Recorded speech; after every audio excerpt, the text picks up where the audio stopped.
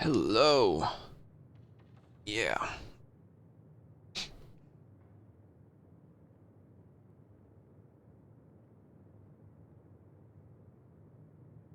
Okay, we're gonna do 2 daily runs, and then I'll try and make some tutorials.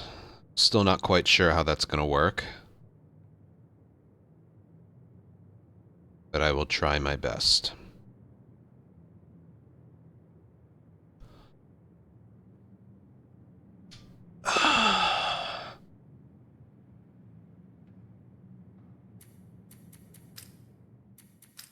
Today's Joel, right? I'll warm up a little. And then we'll go. This is not the daily, we're just doing a standard warm up.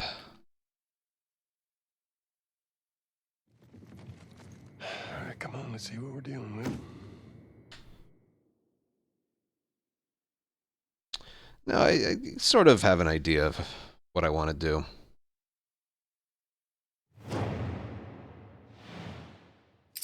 Hold on.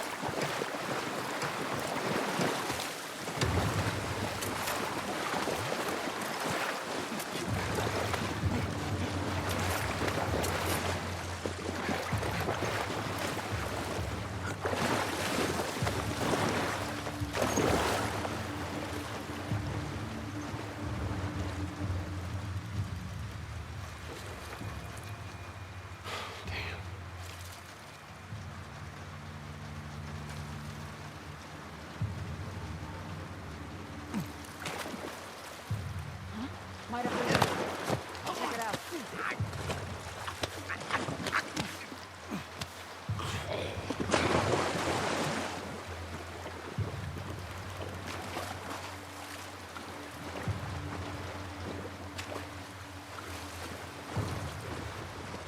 Angie, you got anything? Don't see anything.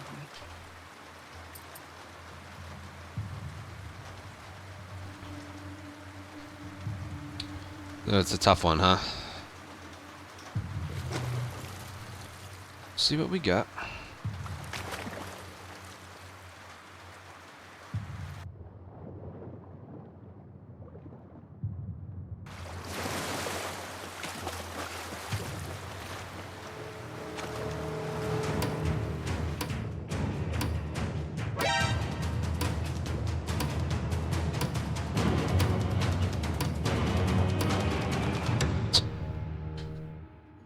Edwards, thank you for 29-month resub at Tier 3. Tier 3, thank you.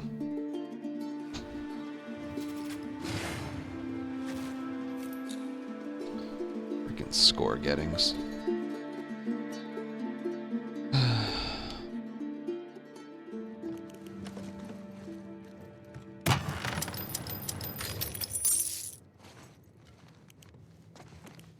Hey, Joshy. No, I just started. I'm warming up, and then we'll do the next one right away.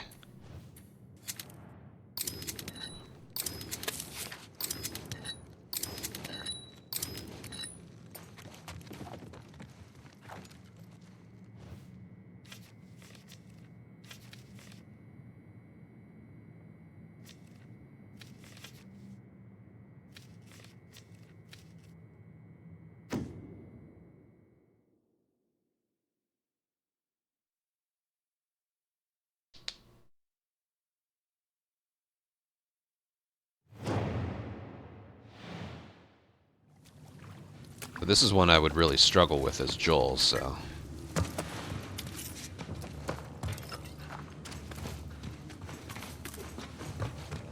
This is a good one to warm up with.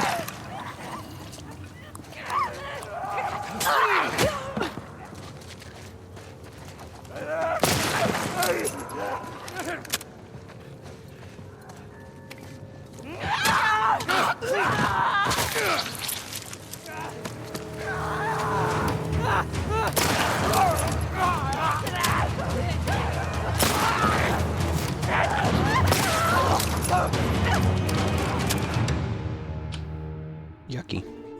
10 points for a gambit.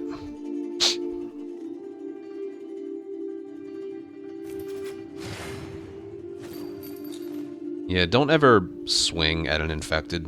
Stun it first. Because I did take damage. Okay. Warmed up. Maybe. I don't know. Thanks, Val. That was quite the board. I would be interested to see with rerolls if you could get 14 out of that. I think it would take some better hunteds than I had. I was more than happy with it, though.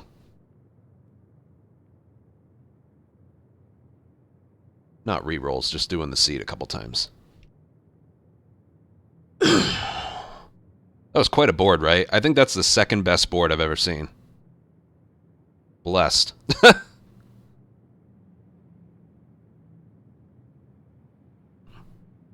Not yet. Not yet. Yes, I would. 1014. Congrats on that, by the way. That's absolutely ridiculous.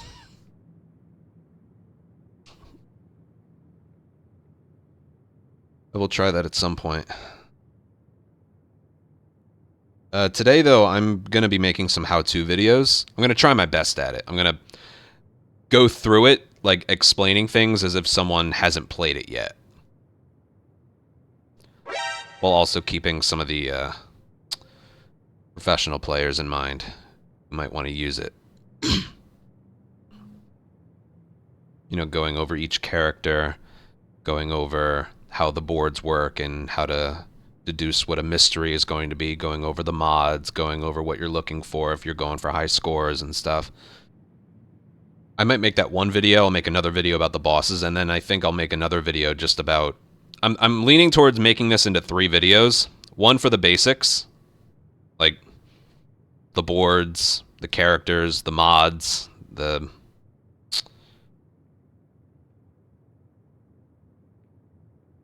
I think that's one video. One about the bosses, just the bosses. And then another just how to go about assault, hunted, holdout, and capture.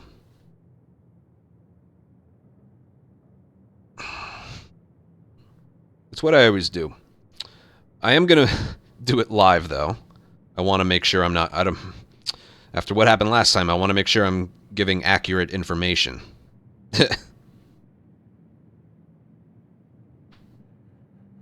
Yeah. All right, daily run. Sam, thank you so much for 82-month resub. Thank you, thank you, thank you.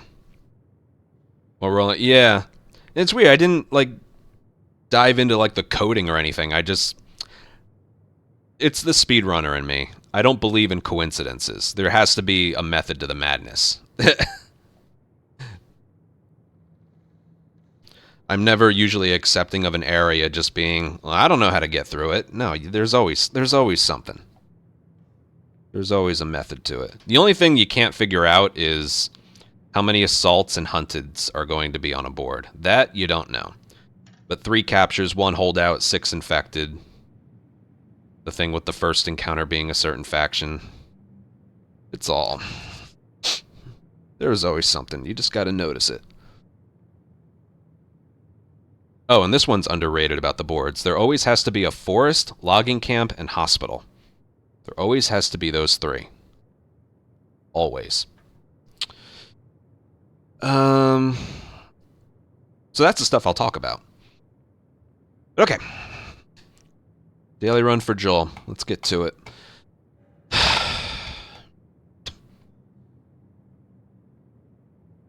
Alright, daily run for March 21st. I'm still angry at this one. The names. Ooh, I don't see anyone I know in the top 10. Oh, Shadow. Would have liked to have finished this one. No. Died in the second one. Still angry about that. Joel. All right.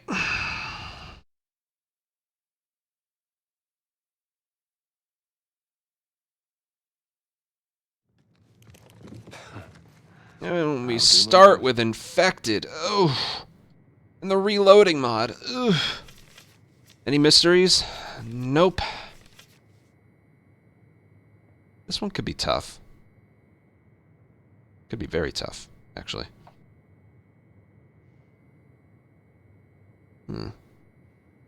This one would be tough to do. Not a lot of I don't know.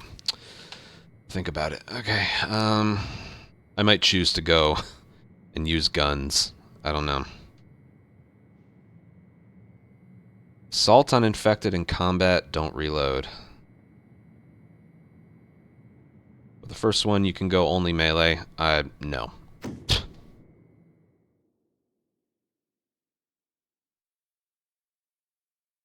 I don't know if that's what others do, but I've tried doing the first one without guns, and it's just a miserable experience. It never goes well for me.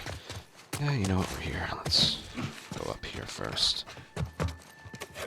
I'm not kidding. It just never works for me.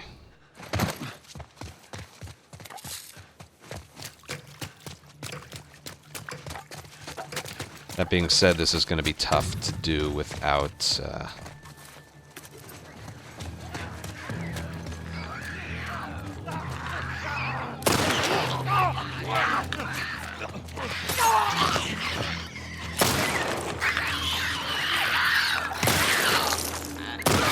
No!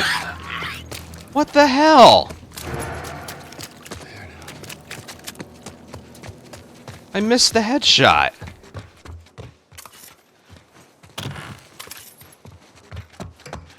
What the hell? Well, now this one's kind of ruined.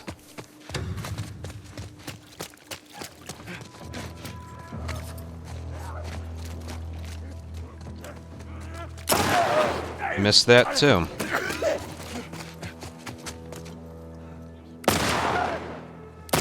Oh my god, this isn't going well.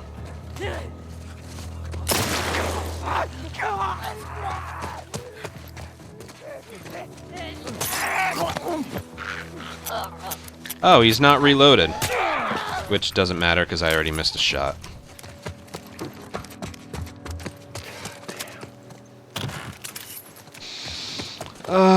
Melee kill 2 enemies. Alright, I'll get the gambit. I'm gonna use this, though. Save the melee weapon for later.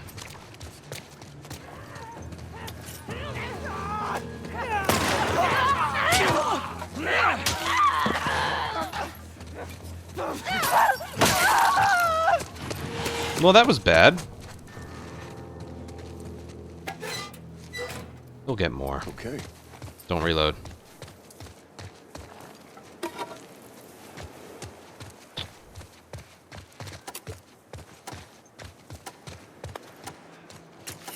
That was a piss poor start.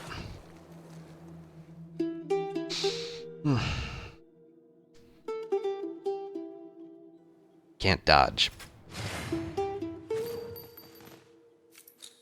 Blah.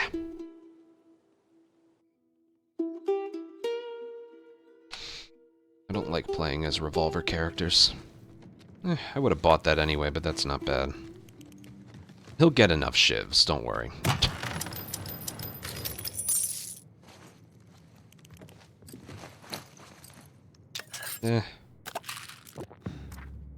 I'll wait for that. Plus, they don't really help against humans. His revolver is fine, honestly. That being said, before I just outright skip the shotgun, I'm gonna check what we have here. Oh, looks like we're going up. Alright, I don't know which one I'm gonna take, but we're definitely going up here.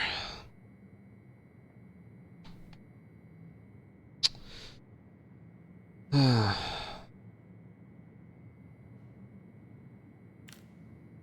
don't well, let me look at the rest. Capture. I don't know if I'm going to need... Stop.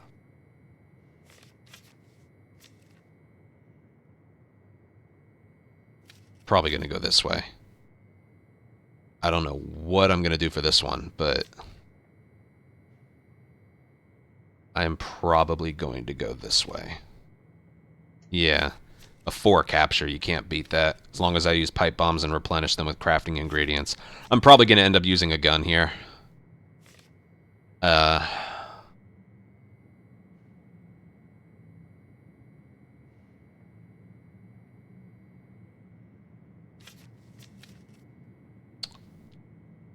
think I'm good. I don't think a shotgun's going to help. Famous last words, but I don't think a shotgun's going to help.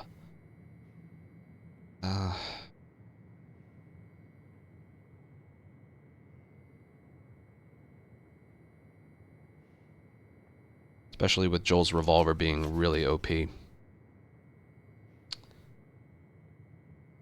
just gonna go.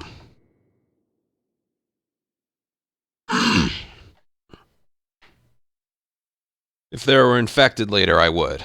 Yes, if there were infected later, I could go for collaterals, but no, with just humans, it's not really needed. God damn it! I forgot it was tripwires. Okay.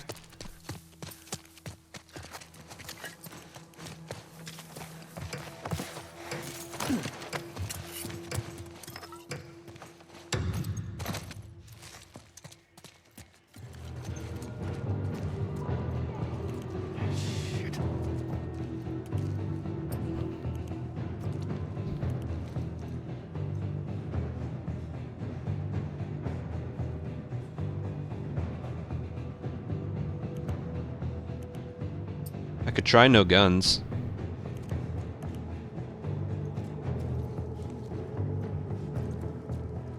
Right, they have to know I'm here.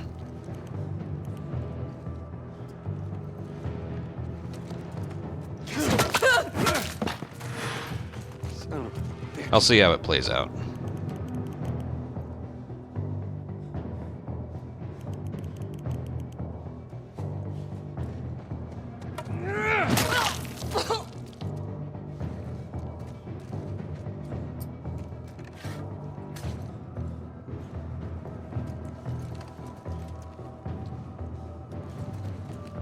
Why don't you come and get me?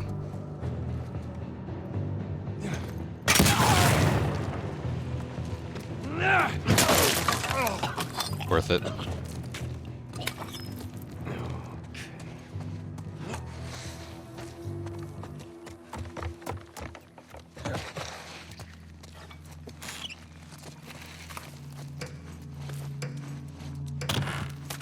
Oh.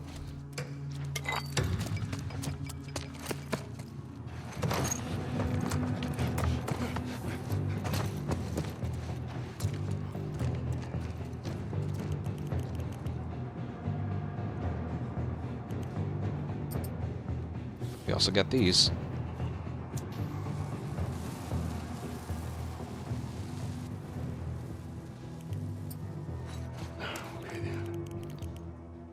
They'll get to me.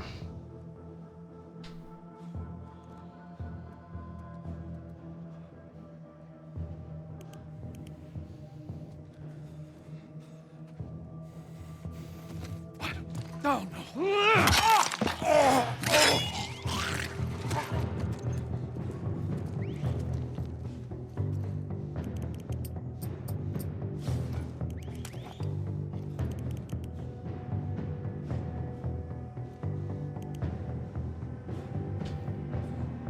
I don't like how they take so long, but I'm not.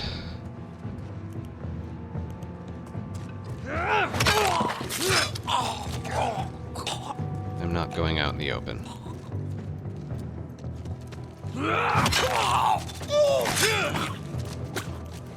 Each of these is getting me 5 points. Not using a gun, 50 points.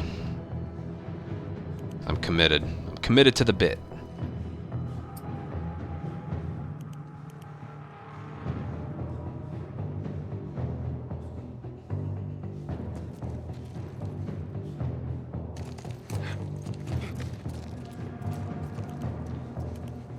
That being said, I don't like waiting here.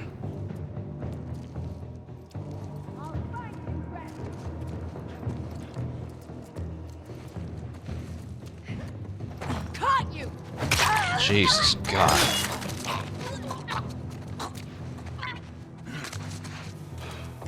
I'm not going up there. Brick or bottle? Damn it, I can't enter through there. Huh. Got what I wanted. Oh, there's another bottle right there.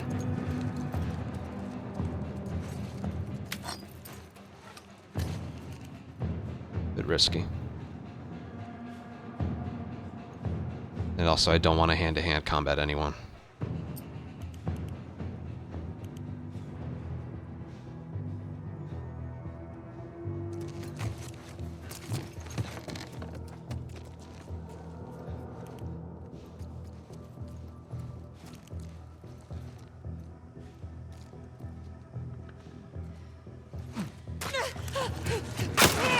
Damn it. That was stupid. That was so freaking stupid.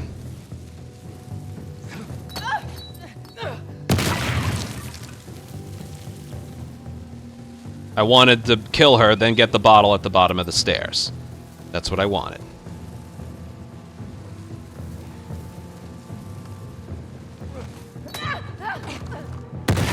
She has a gun.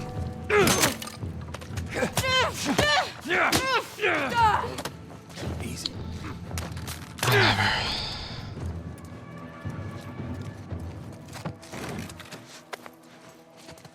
Christ. And that bottle blew up.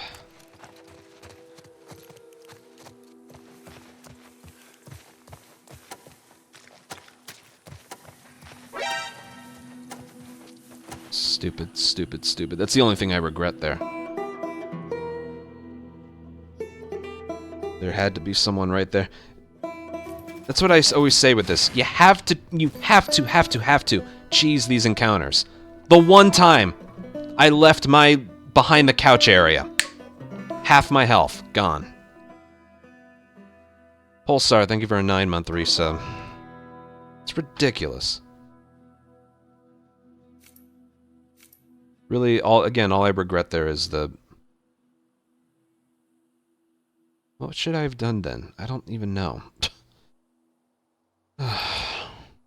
Just not taking that damage. Bless, thank you for 57-month resub.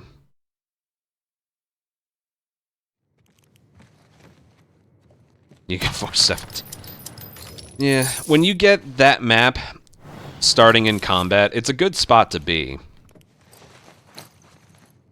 I think that's what I was waiting for the shivs.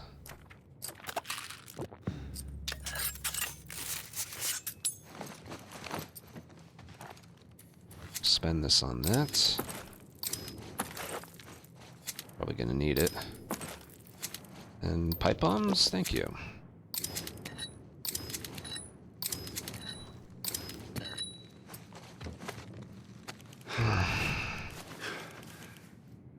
I guess what I should have done is let that person get closer to me and then swing. Alright, what do we got here? Capture? Capture against Rattlers. Mirror mode, thick fog. This should just go swimmingly. Craft if you have to.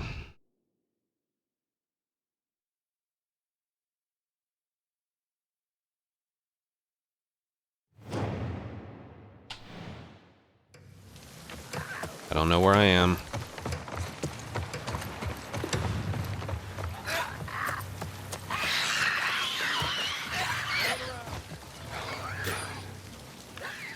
This isn't good.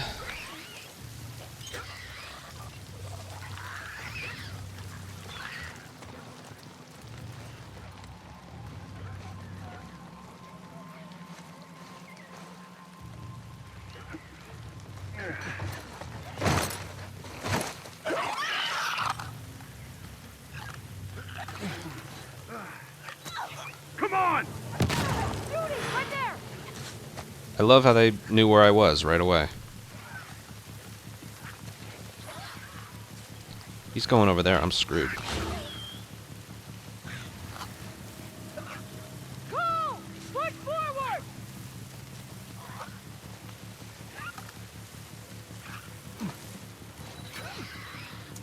Oh, Jesus! The clicker's in the way.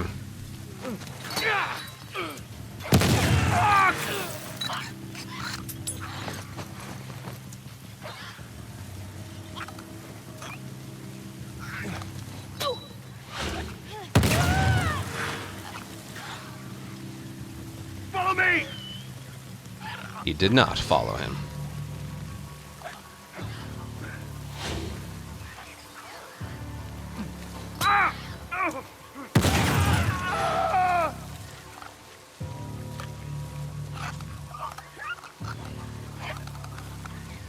How many bricks or bottles back here?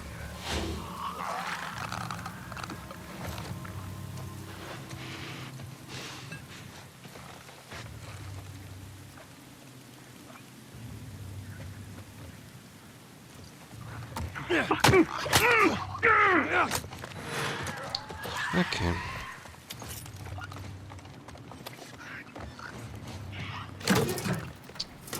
If I had killed one of them a few seconds faster, I would have gotten the gambit. That gambit is kill...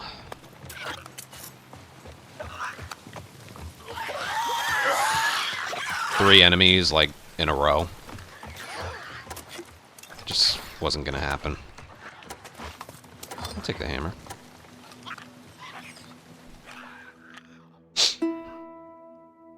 Oh, I should have killed the clicker for the gambit. You're right about that. I didn't think of that. Well, 10 points. It's whatever. Seems low. 530 seems low for a capture. Whatever. Multipliers aren't bad.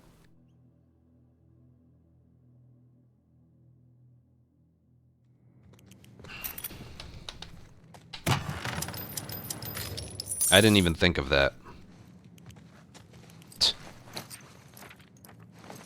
That definitely, I think, would have been the play.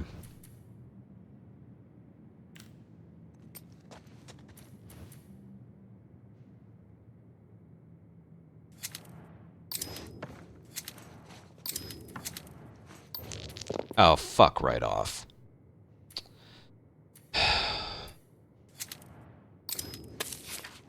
They didn't give me pipe bombs.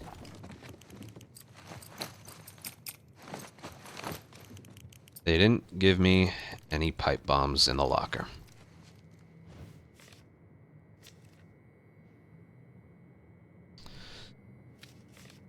Well, I'm not doing those, so this is the only chance we have.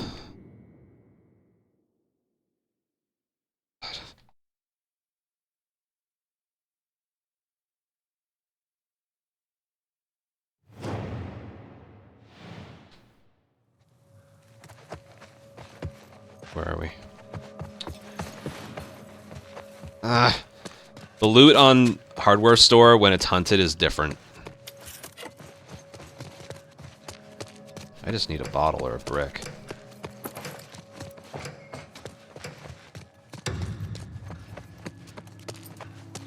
Better start running.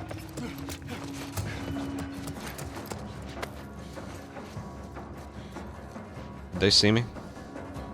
This is horrible. Well, they lost sight of me already. I think. Lady, you better stop. Everyone else seems to have lost interest.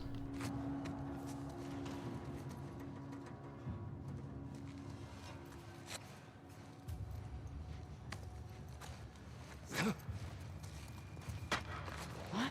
That might have... Thought I saw them. Check. It's them! Right over there! Kill you! Them shithead! No!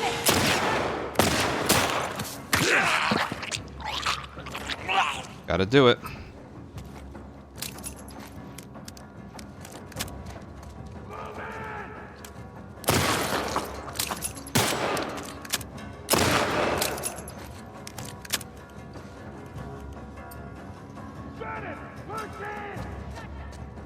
Hey! Up ahead! Heads up! God damn it!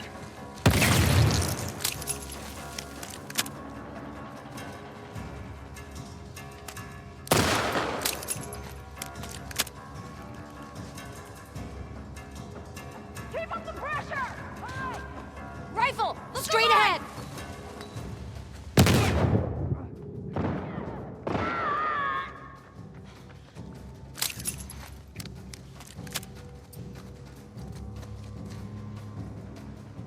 Don't let up!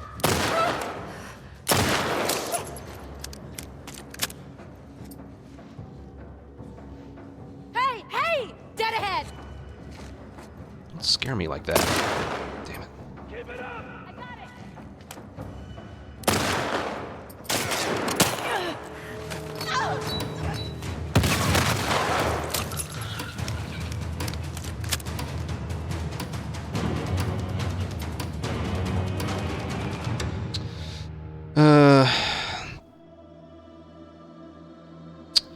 I tried really hard to, like, distract everyone, and then... I tried really, really hard to distract everyone, and then just choke a guy out slowly, but... the guy spotted me, I think, which made the person turn back towards me.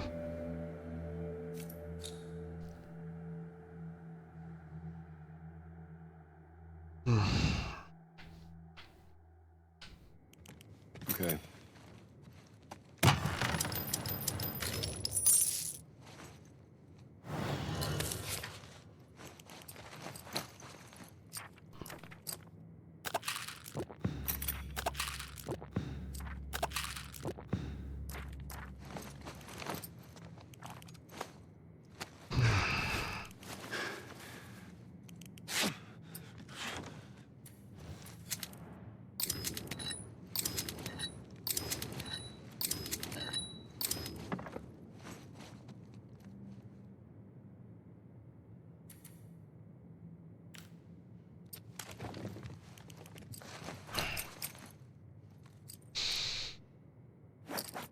I don't even know what melee weapon he has.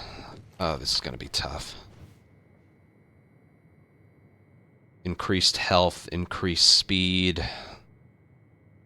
Against rattlers, so the clickers are gonna be in the way. Ay, ay, ay, ay, ay, ay, ay, ay, ay.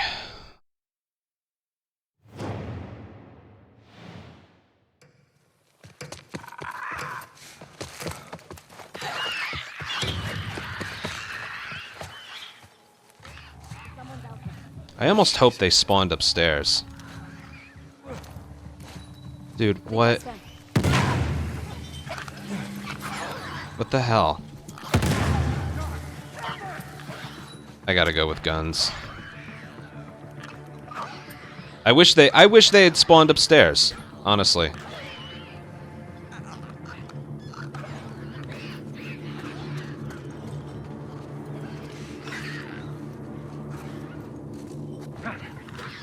There!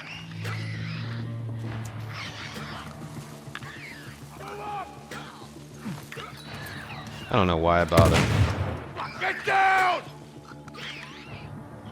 This isn't going well.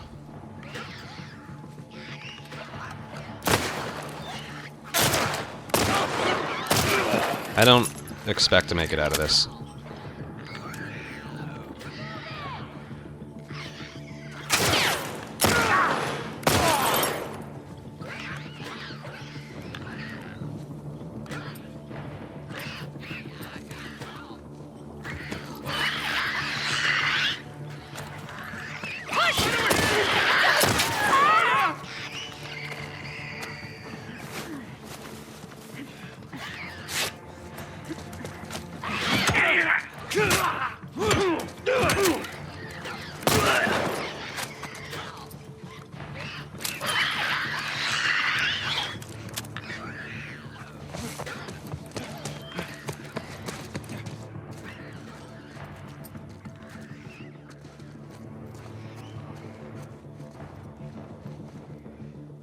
This ain't happening.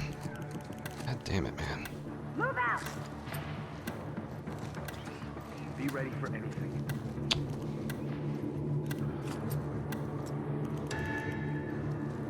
I really, really, really wish it had spawned upstairs.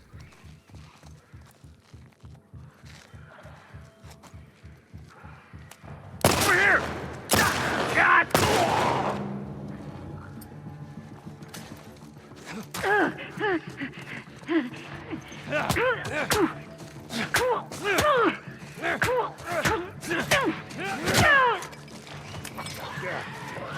I still didn't get the gambit, huh?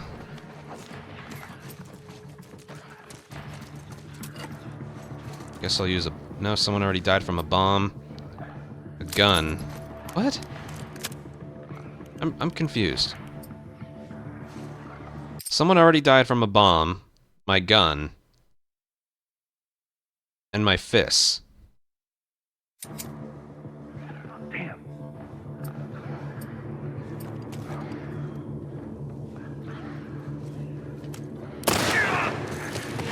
Oh, but I didn't. It was the wrong thing. I thought it was 3 different melee weapons. Okay. Oh my man, that was not good. I don't know how I could have done that. I thought it was the 3 different melee weapon ones. I don't look what the gambit is right away. I just go based off of the picture. It looks very similar.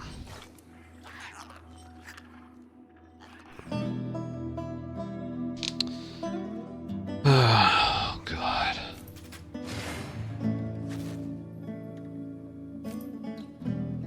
That's the crappy thing about this board. It actually has very high multipliers. If I had played better. I don't even know how I'm going to do this one. I'm probably going to just use guns.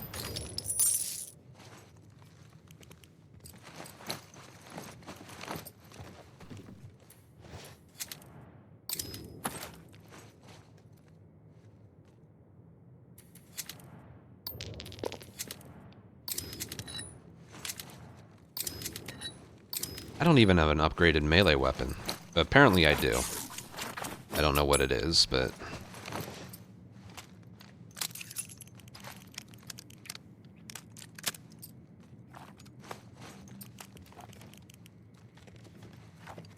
Alright, arcade bloater.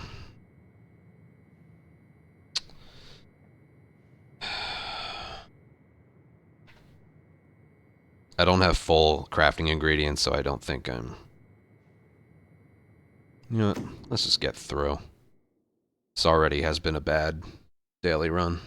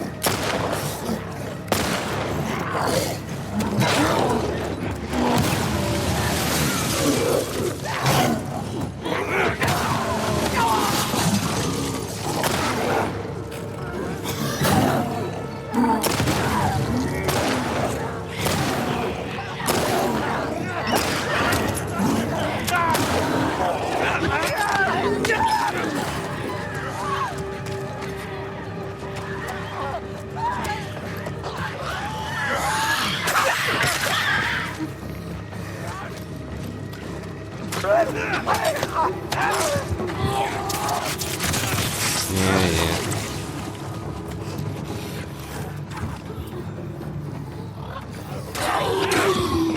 Damn! Whatever.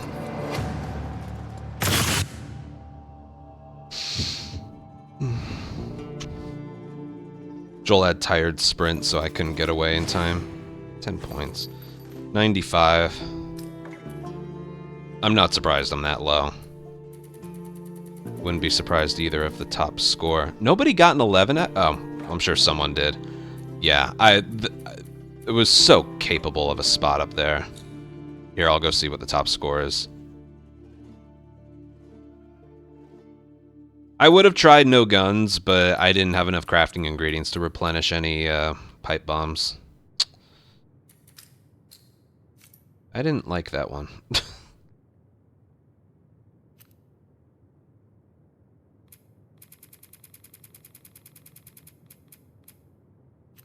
Is the board broken? It's not letting me see first. The board isn't letting me... There we go. Not counting him. Yeah, it's not a surprise at all.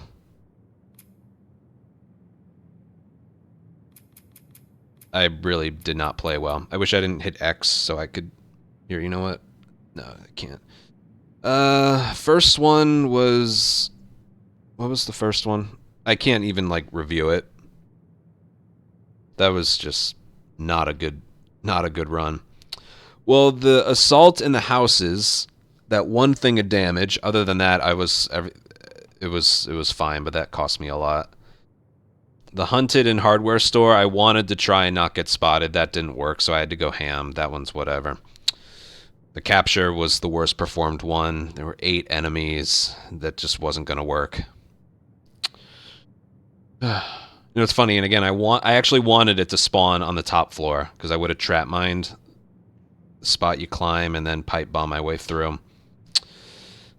Oh yeah, the one capture I did in logging camp was pretty good. That was probably my best performed one. And then the first one was assault on infected. Once I missed a headshot, that was it. It wasn't good. Yeah. Well, that's a forgetful one for me, but the crappy thing about that one is the multipliers were actually very good, which is the whole reason some high scores like this are possible. It's not a surprise at all that happened. Ah, well. It's just tough. It's just tough. I really don't like playing as Joel.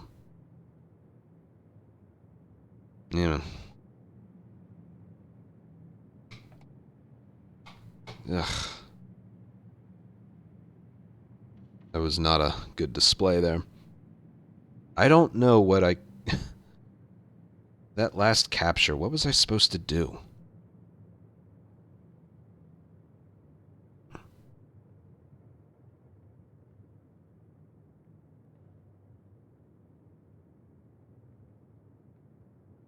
You know, the hunted by rattlers, or the hunted by wolves, that one is whatever. I don't care about that one. But that capture... That damage on the assault, and then the first one not getting headshots, just... So much ugh. Alright, ad break. I'm gonna go pee. Maybe I shouldn't be the one to make the tutorial.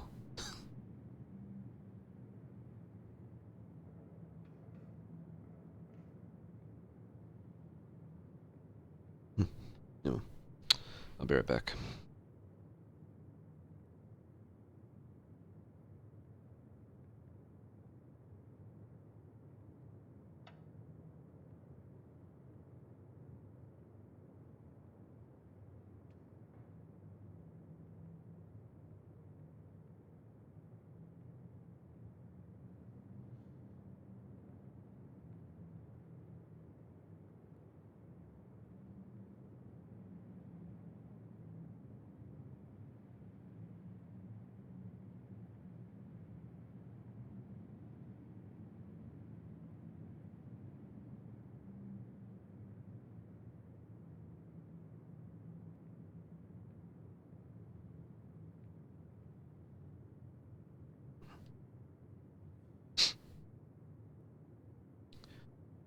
Alright, let's go again.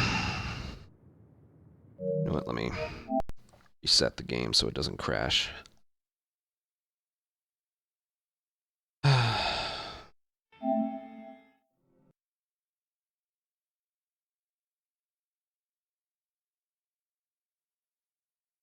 Playing against humans, you can't be aggressive. The capture, I definitely could have been more aggressive.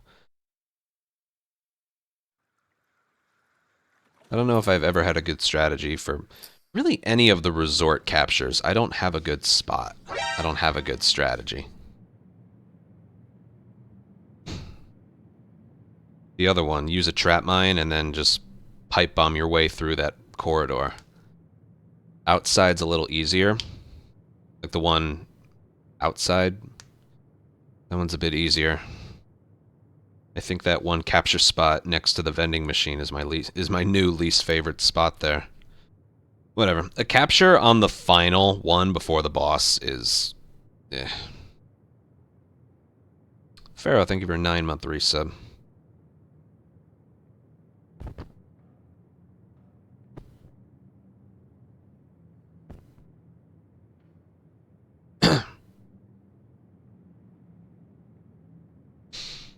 Alright, let's go.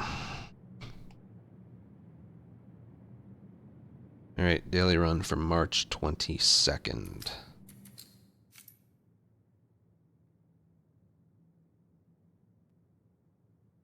bleh. Wasn't well done.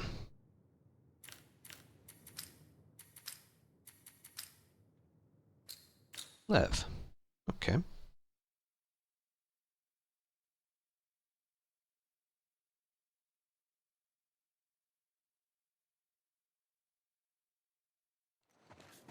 I'm ready. Well, it's a human encounter. Theater Stalker. Let's just see which one's the best.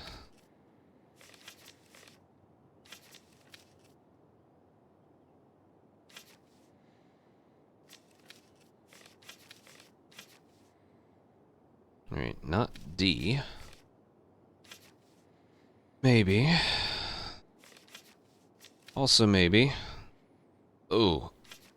That's not going to be doable. We're not going A. So it's either B or C. We're either going B or C.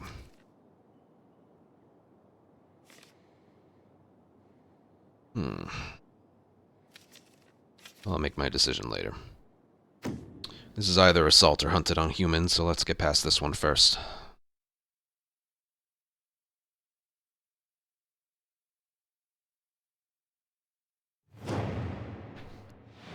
Okay. Alright, not bad so far.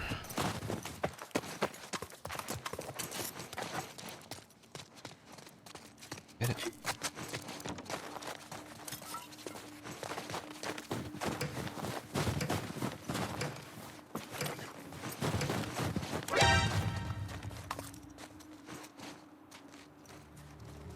We're gonna fuck you up! Oh, I didn't know. Well, there was no way to know that they start in combat. Go around! Yeah, got it!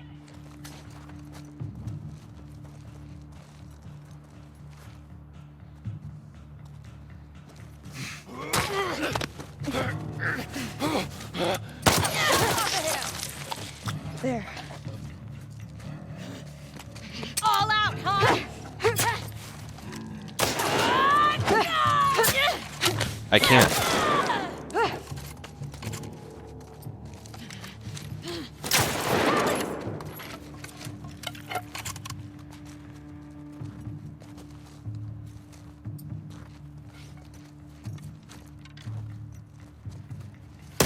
I can't.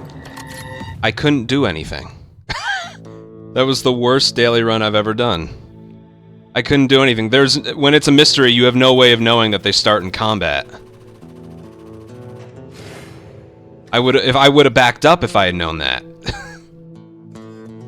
I'm trying to think, how many times has it happened where I've gotten starting in combat there?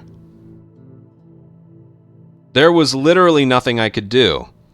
And then it's the thing where Lev starts with 3 pistol bullets instead of Jesse's 6, or Dina's 6. Starting with 3 bullets is a nightmare.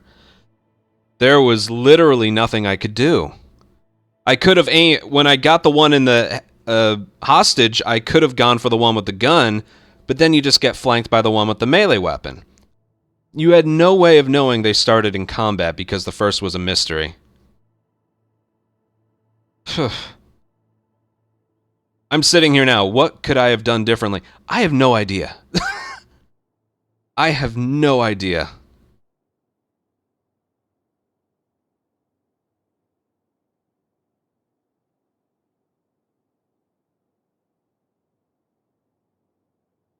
I saw them spawn over there, and I was like, okay, I'm gonna break the glass on the car to get them to come closer to me. And it's like, oh, they already know where I am. I would have backed up somewhere else if I had known. Jeez. Well, that was a waste of everyone's time. Oh my god, it was never even thought in my mind that they would start in combat. I don't know why. I'm trying to think, you know, because we do a lot of rerolls as Jesse, trying for high scores. I don't recall that often getting starting in combat in Jackson. It's all random, but... Man.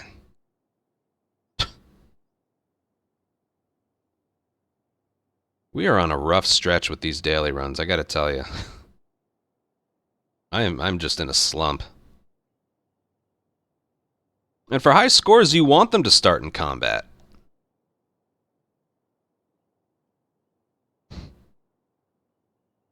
Three pistol bullets didn't help either.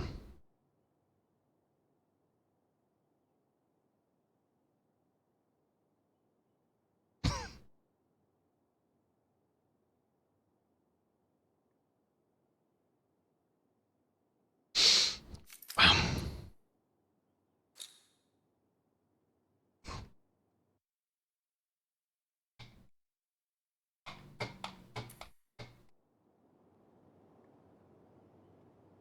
Going forward, maybe I should just do the Jesse daily runs.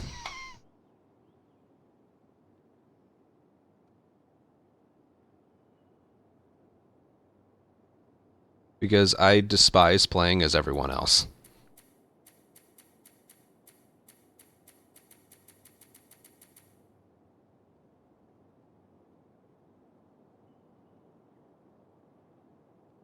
Although, I don't know if that one had anything to do with what character I was playing as. Well, it kinda did. Lev had no pistol ammo.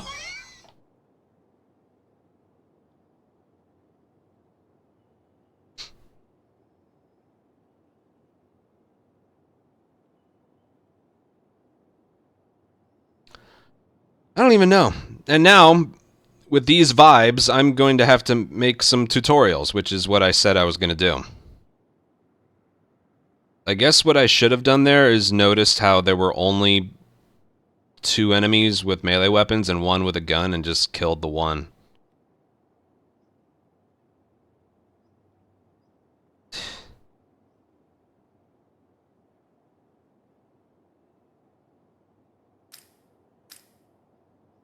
Here, you know what we'll do before we do the tutorial making or whatever?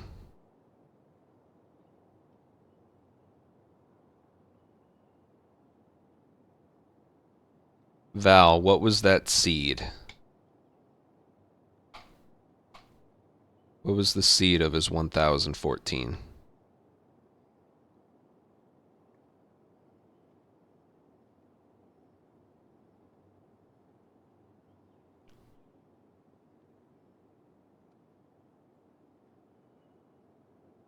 You didn't fire a bullet?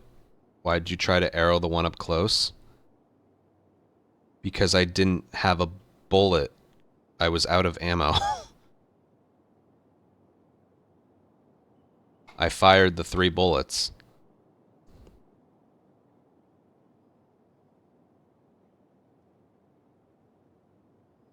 You saw 3 in the inventory? Yes. I used them.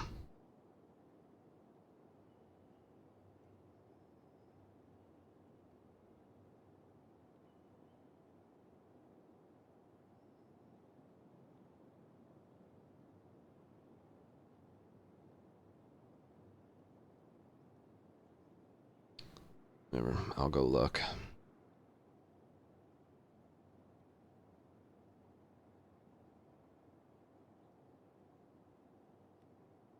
Jesus Christ.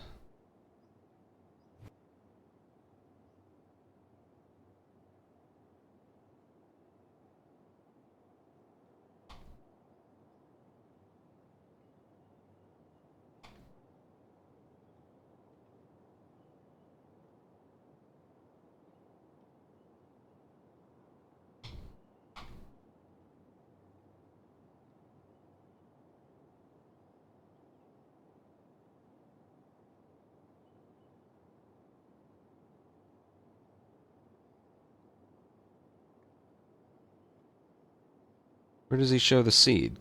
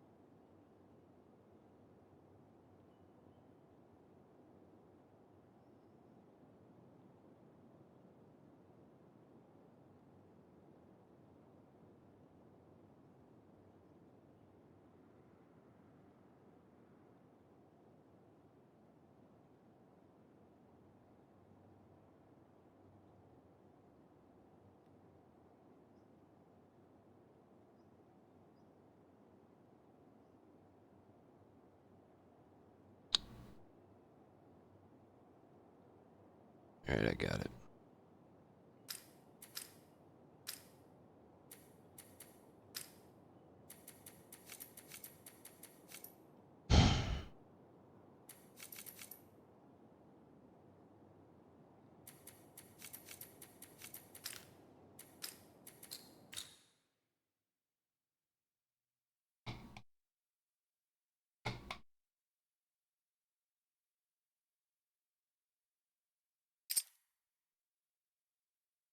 Okay, let me go over it then.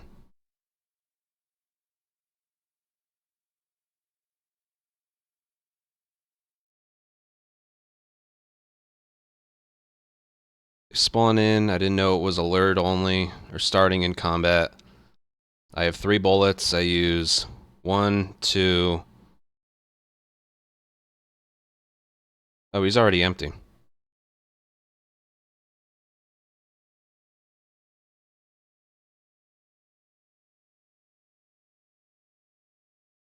I'm empty, I don't know what you're... Oh yeah, I pick one up there, then what the fuck I'm supposed to do? They're perfect aim sharpshooters. There's nothing I could do by that point.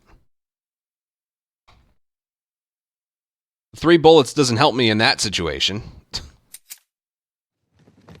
Okay.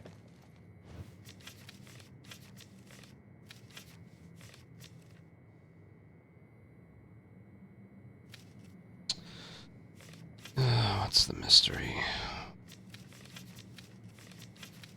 Probably capture.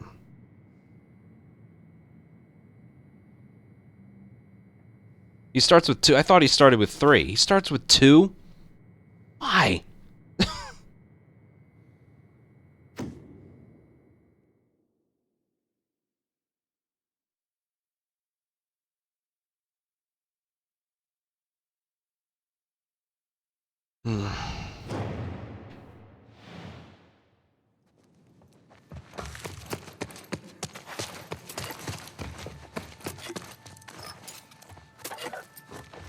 Because bow. Yeah, and that's a great weapon when everyone starts in combat.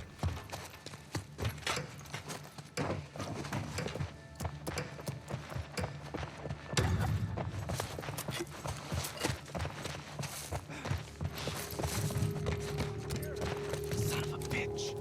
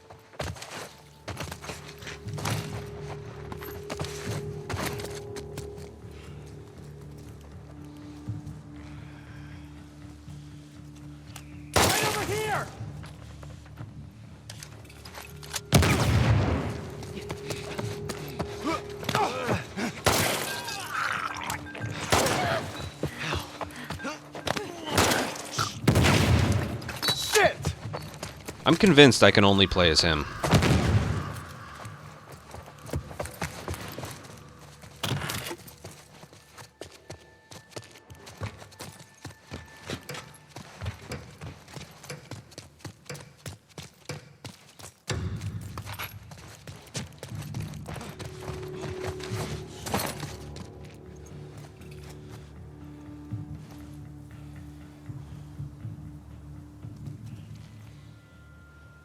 Just walk away.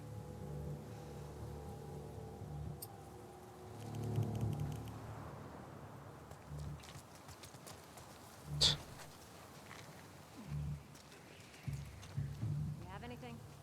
Nothing to report. Well, they only have melee weapons, so... Bad feeling.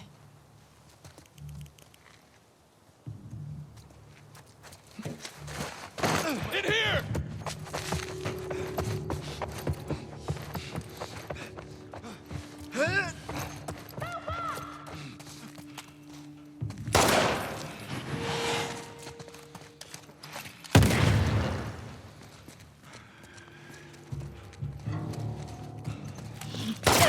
God damn it! Okay.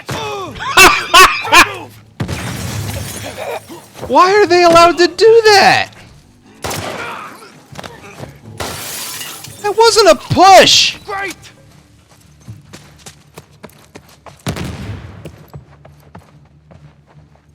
Christ almighty.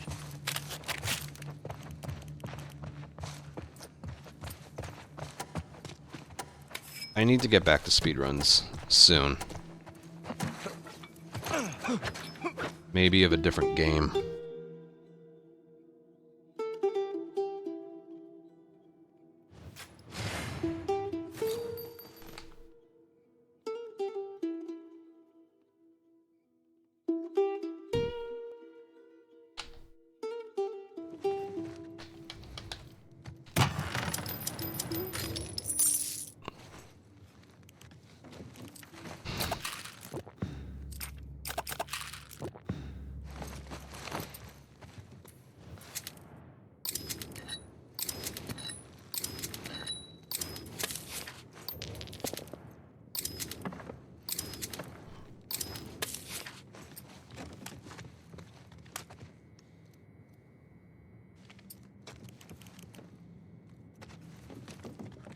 Yeah, what?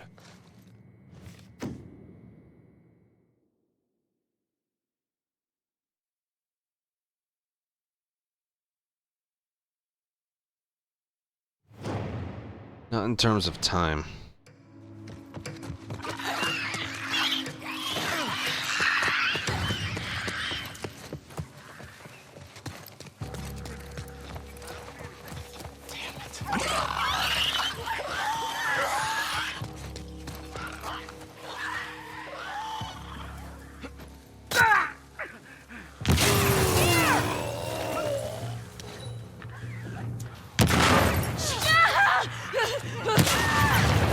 Watch it!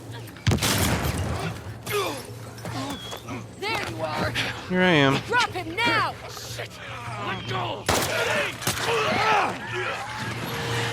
I just wanted the gambit.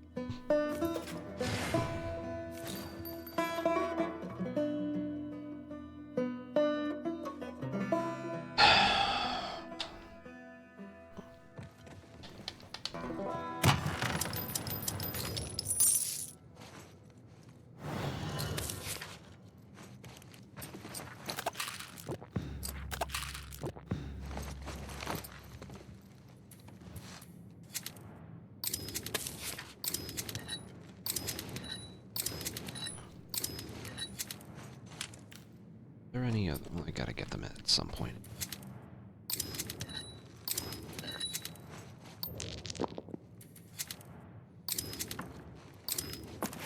This ain't looking so good. Another capture.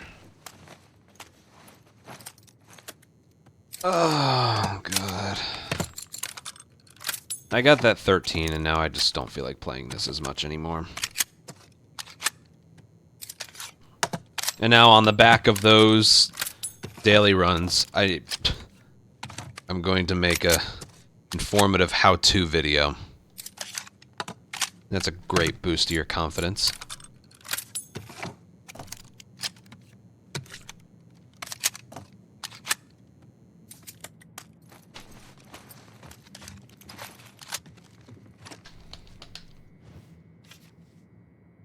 Ooh. And the currency. I'm not prepared for this. I think I want to retry this one.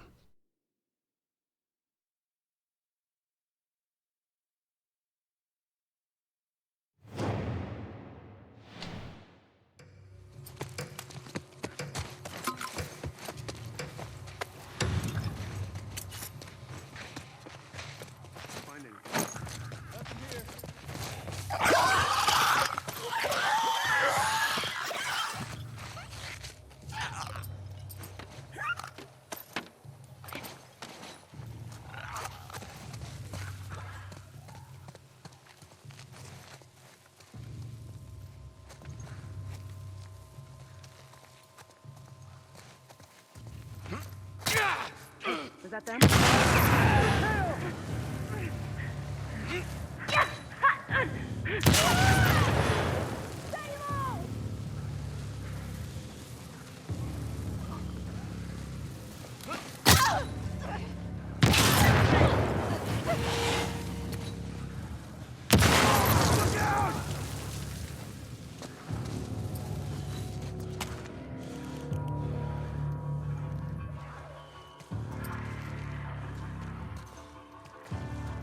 I know you're out there.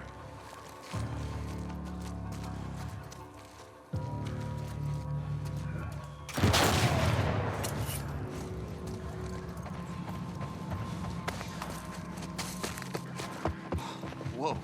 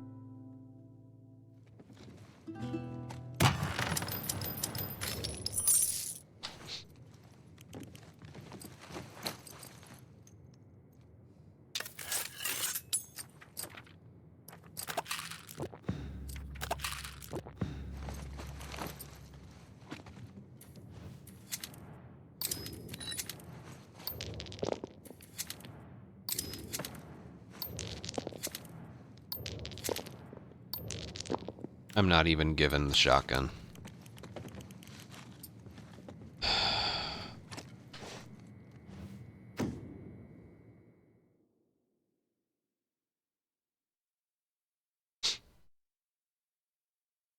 Have all the human enemies been rattlers?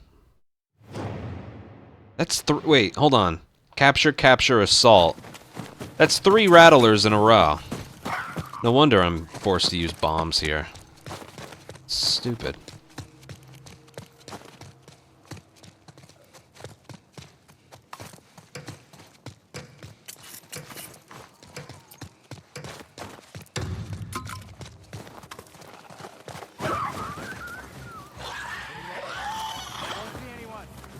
Why do they always spawn over there on this map?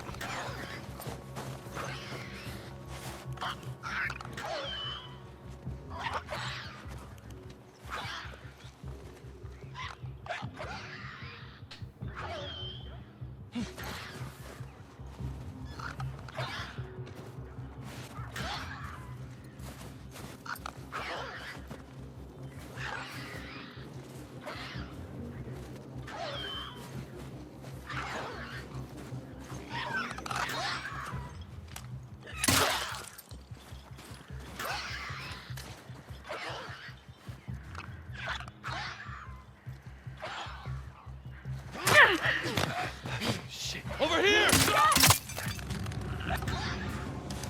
God. Pete! Push forward! I got it!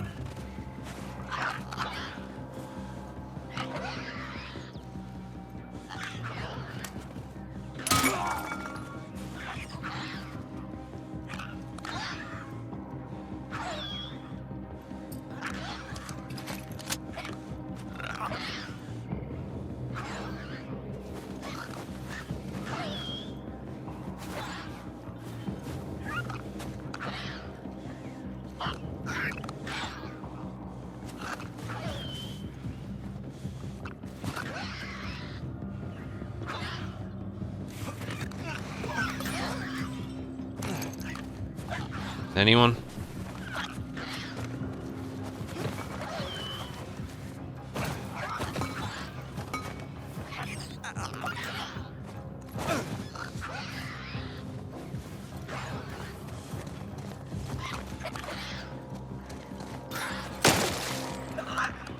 What? Look alive!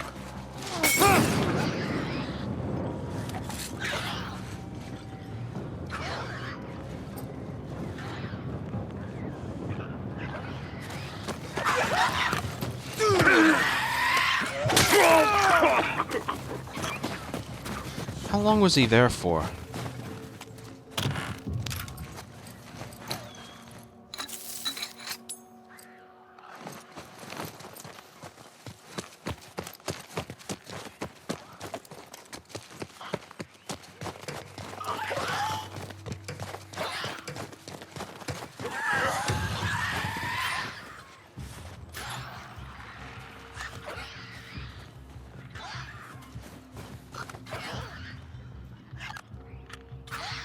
I know. No, that's exactly what it is.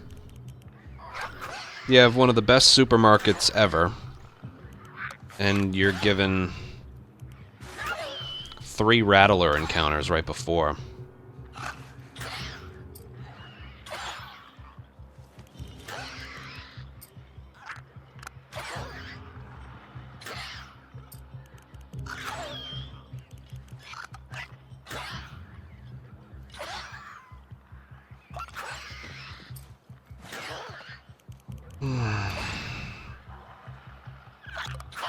I'm not even... I want to, like, redo this one, because I'm not even gonna...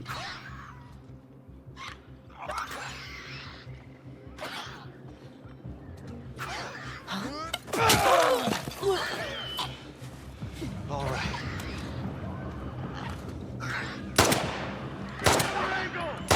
Cool.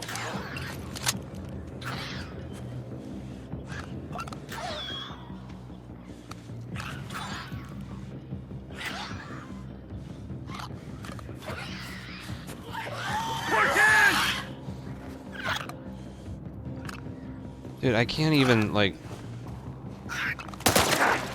Shit!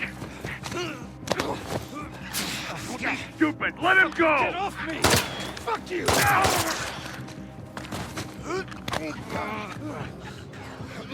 I'll kill you!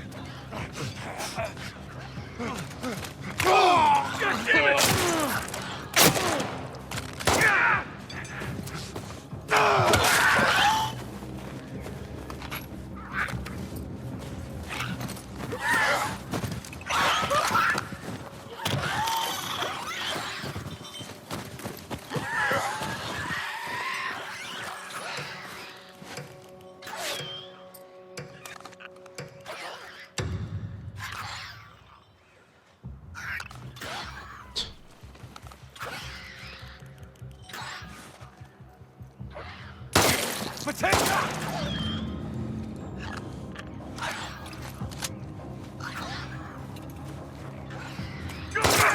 Motherfucker! You let them go! Fucking help me! Hell with it!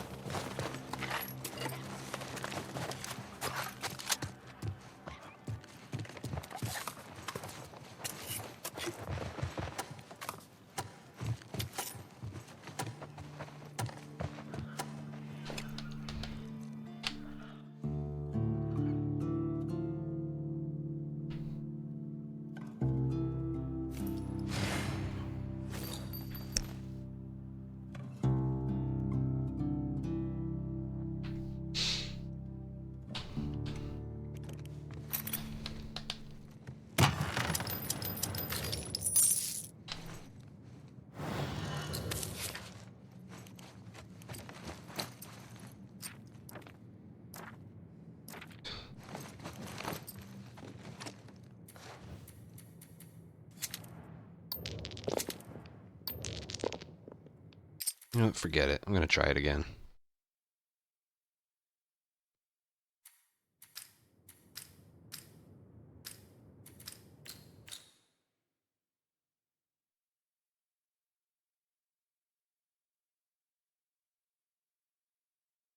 No shotgun. Okay.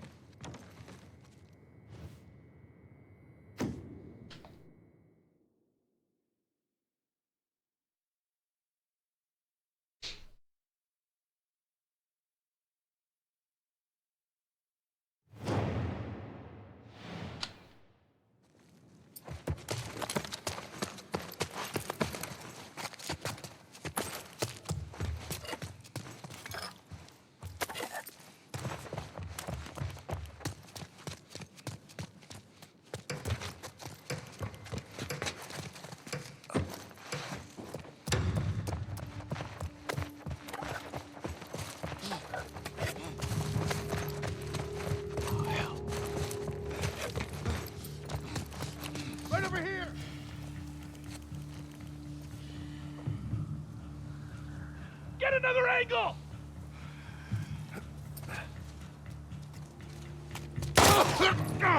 Fuck!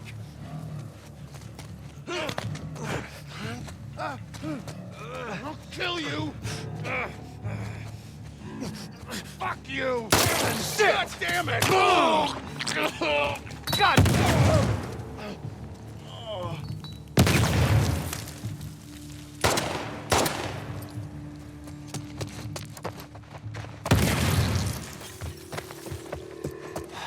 Gotta catch my breath.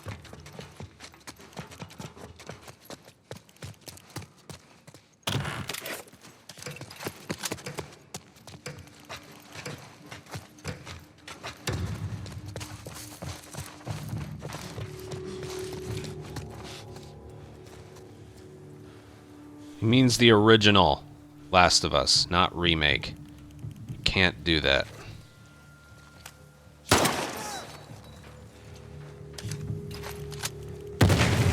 Try another angle!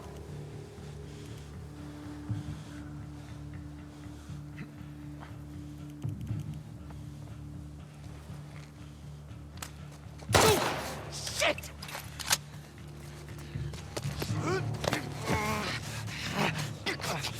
Get off! Okay. I'm gonna find you.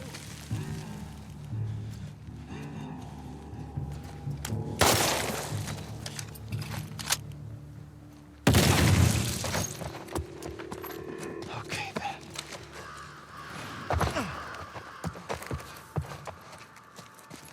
The Gambit's different. Grab and kill 2 enemies from stealth. Yeah. Right. When they start in combat. Sure thing.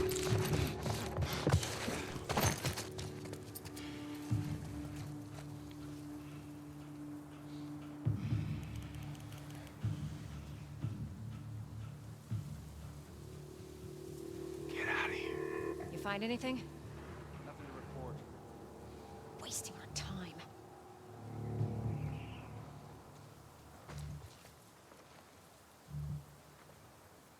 Yeah, I'll just stealth kill one of them.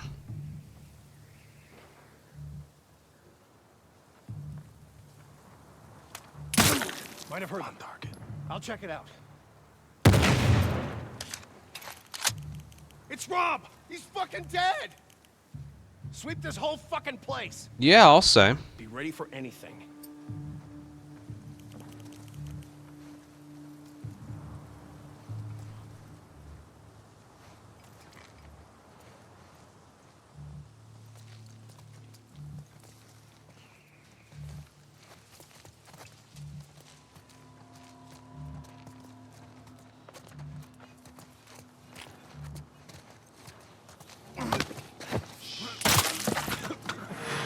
Oh no!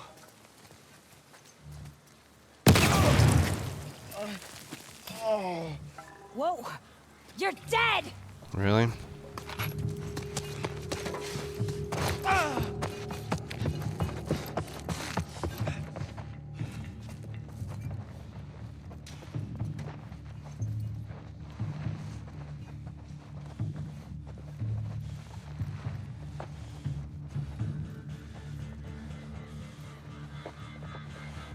I'll find you!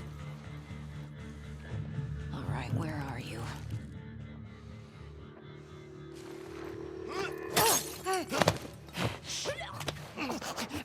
I wanted the Gambit. Great! I basically get another chance at this.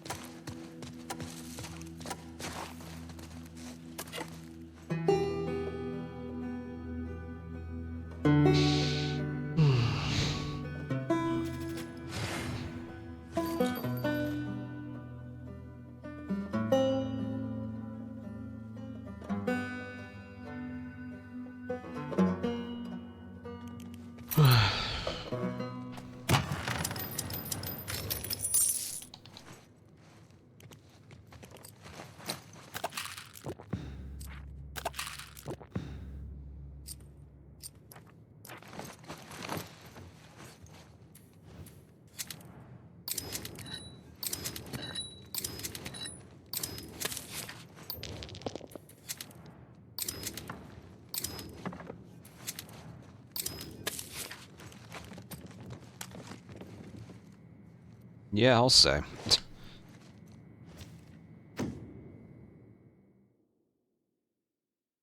I don't even know how I'm going to do this. Because I'm going to try and do this without bombs, but it's literally 3 rattlers in a row.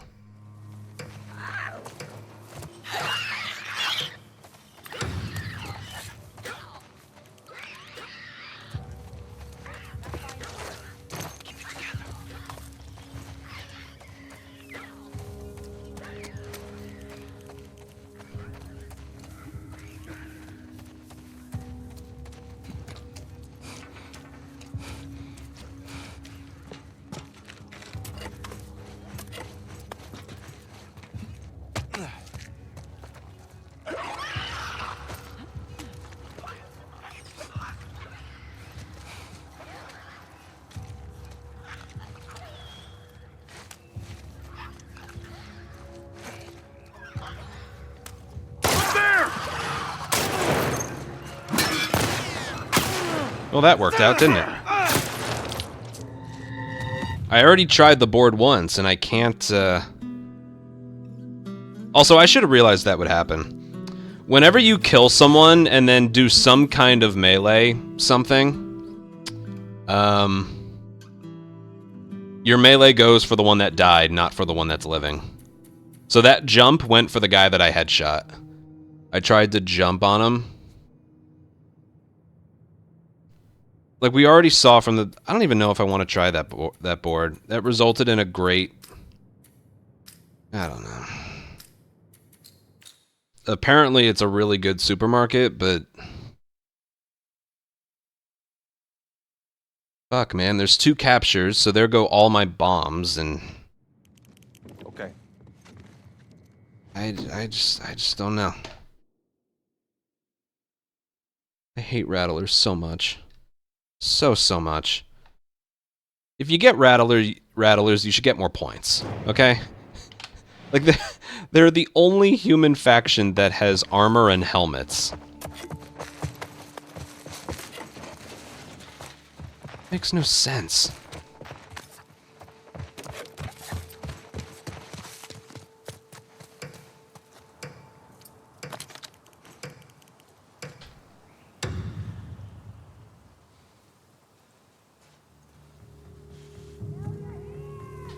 Jesus.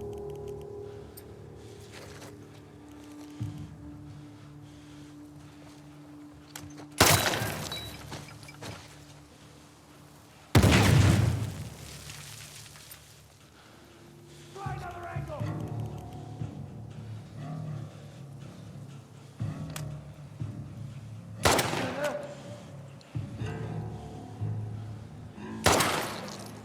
What?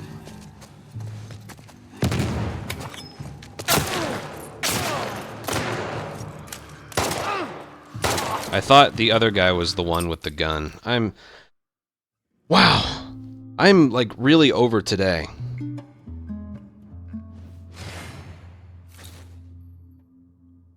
I told you, I would get 13,000 and then every, like, fiber of my being would want nothing to do with this anymore.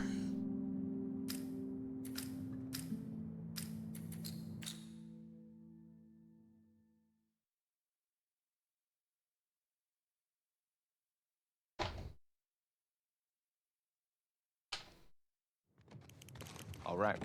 3 rattlers in a row. 1, 2, 3. And the currency. Ugh. This is with 30% more currency. How do I prepare for supermarket if I can't use my guns on them?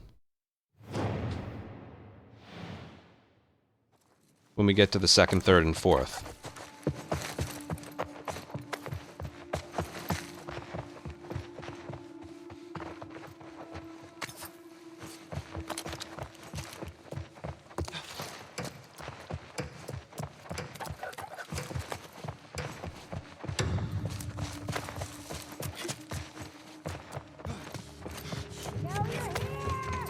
Son of a bitch.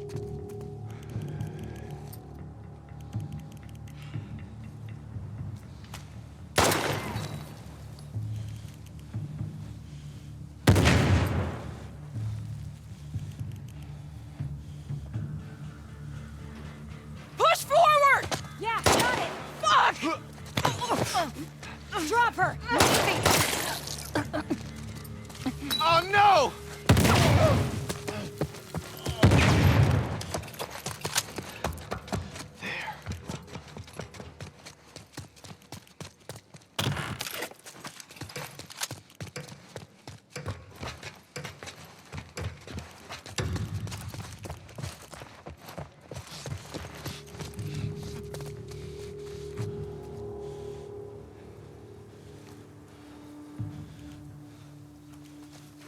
Right!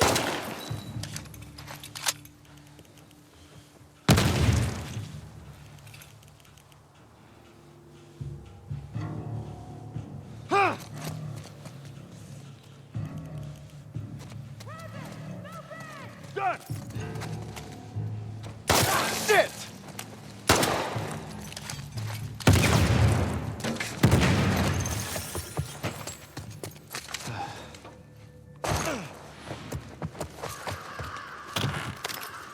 It's going okay. I did the gym today. Feeling pretty good.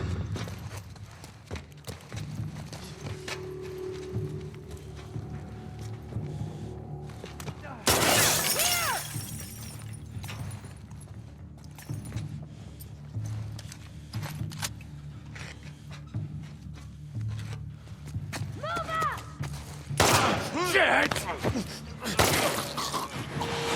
God damn!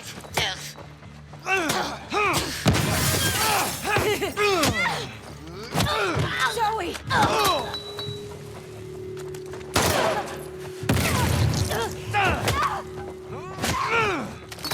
Wouldn't let me dodge, by the way. That was something. Also, ammo.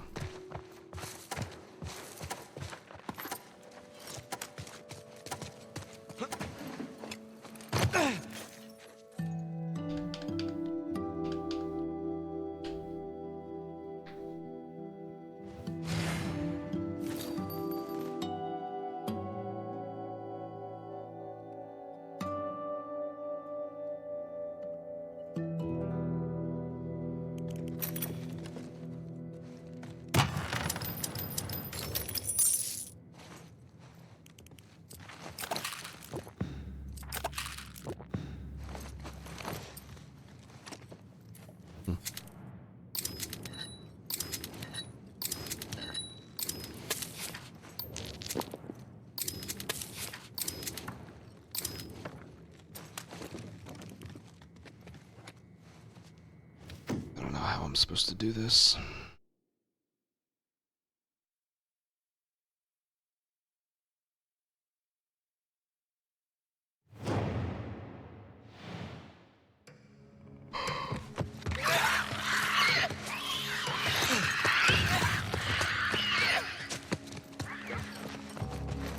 Not finding anything. Keep it together.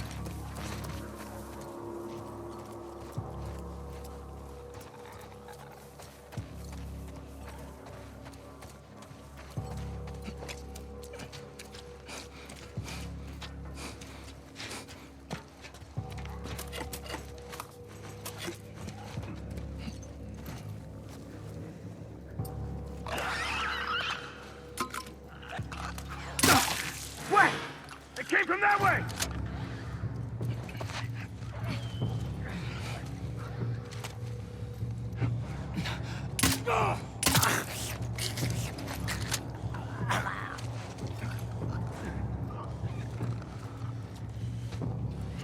Push in! All right!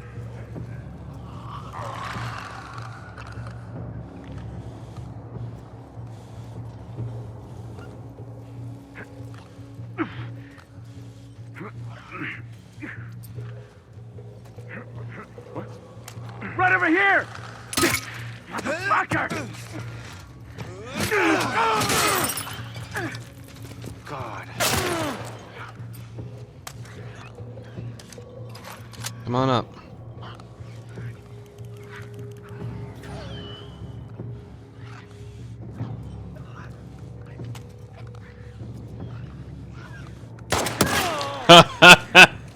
Yeah, they should be counted exactly the same as every other human enemy.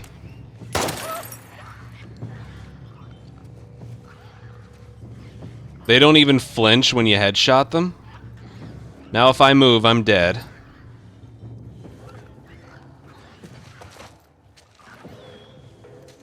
He's not letting me move.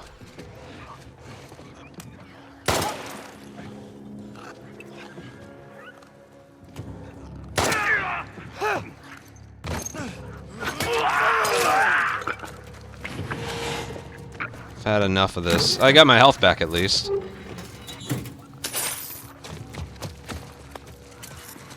My god. God damn. Dude, did you know that if they aim from the side?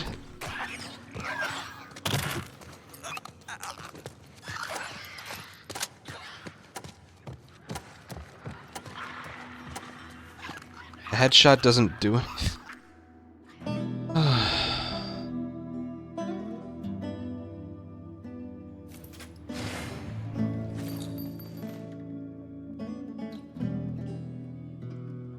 No, it was the helmet. They're supposed to fly.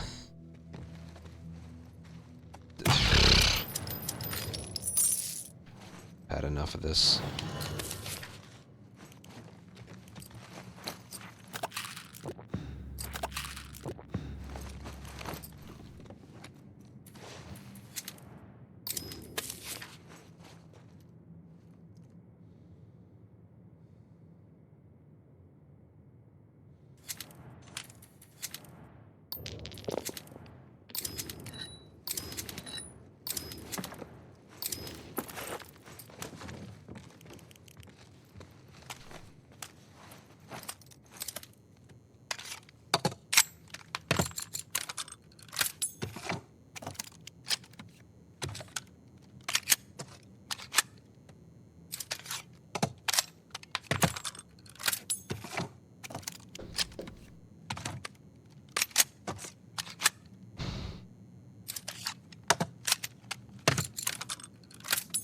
That could be a legitimate tactic for that spawn location.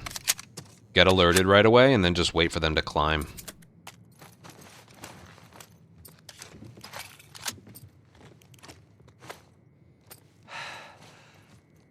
Oh, whatever.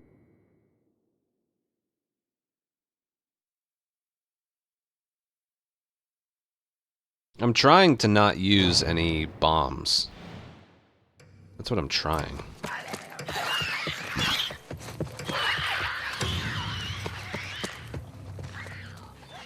You have anything? Nothing to report. Oh boy.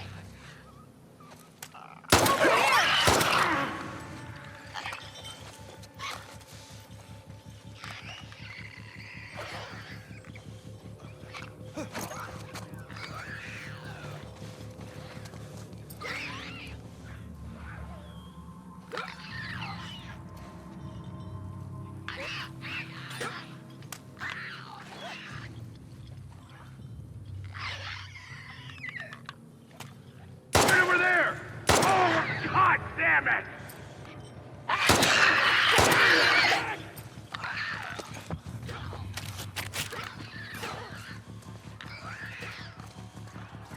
Come on, let's go!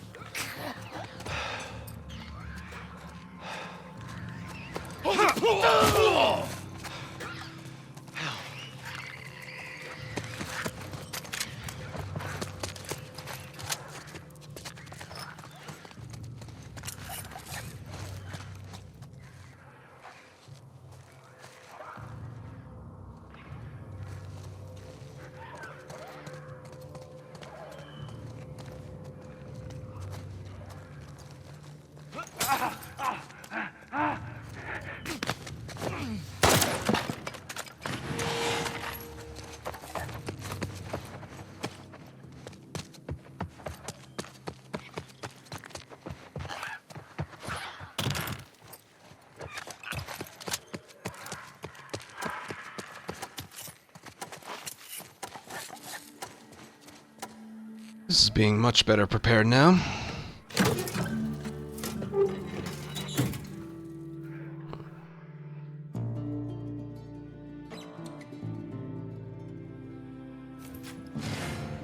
That bottom spot has so many flanking points.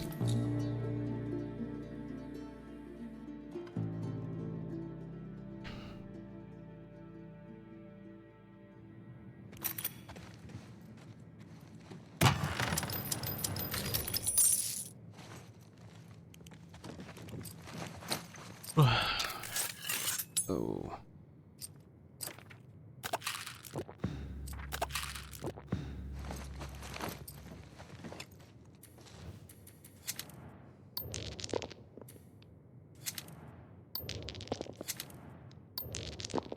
You know what? I'm just gonna save it all for later. This fucking game giving me everything except what I want. I could just keep re-rolling for a shotgun and never get it.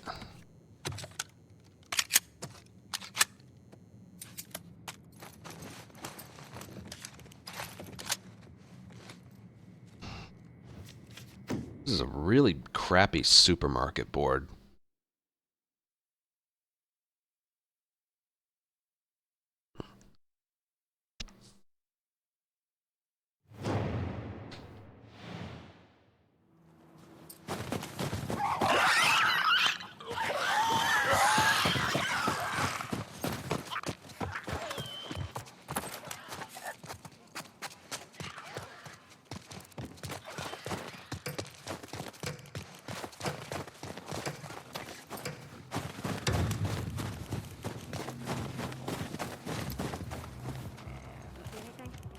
Nothing here. Man.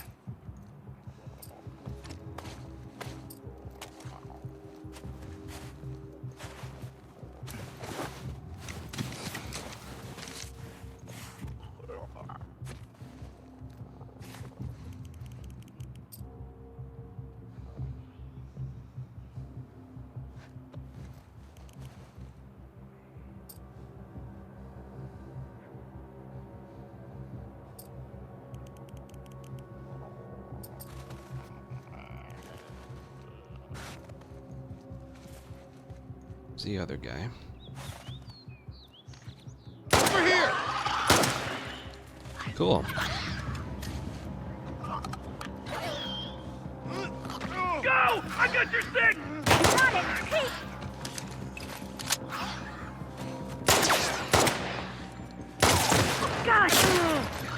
Cool. God damn it! Get the hell off! Ah! Fucking I got it!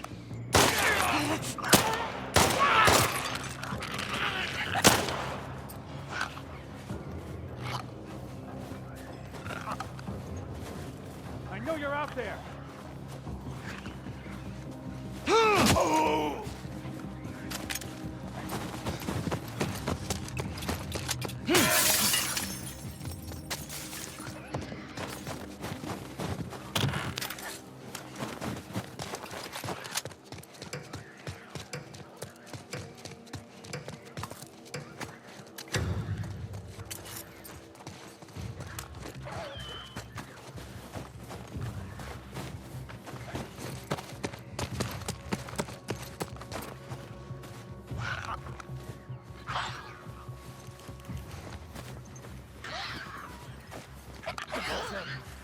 I'll see what's up. I got your back. There! There!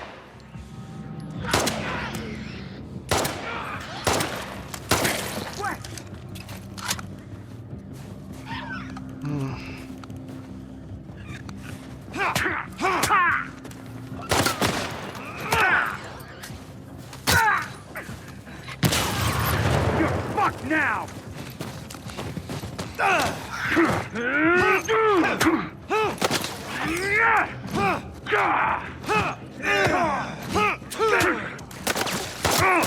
God damn it! Drop some shithead! Get off!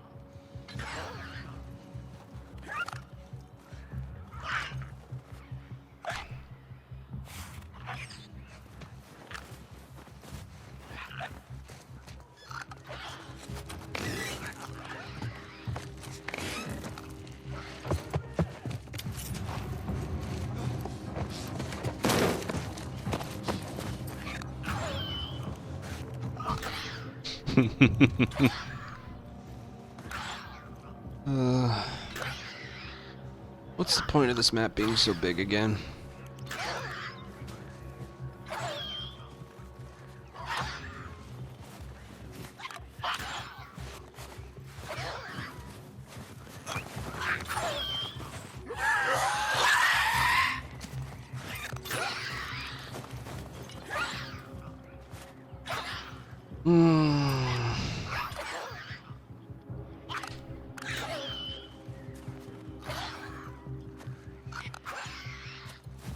They might be.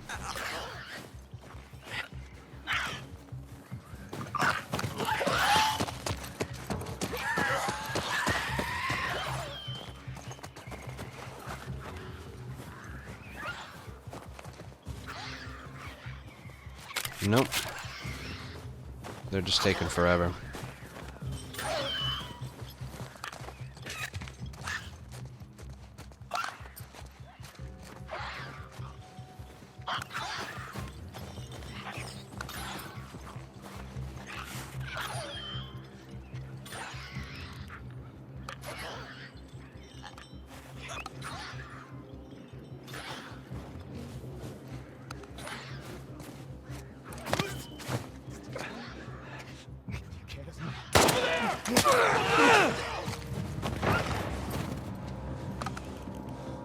Find another angle! I'm on it!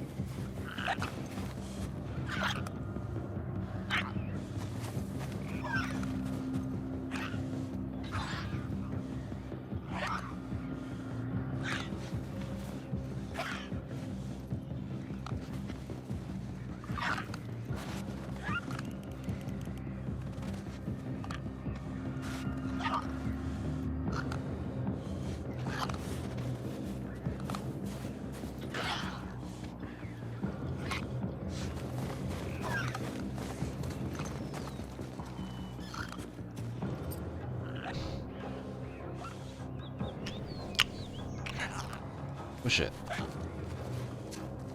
Where were you?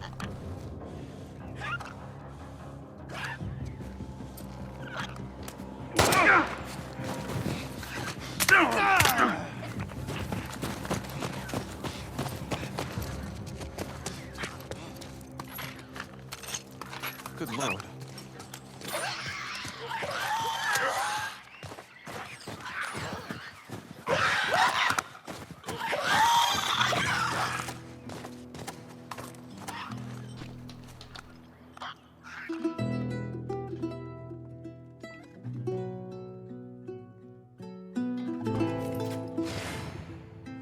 $46 points for time.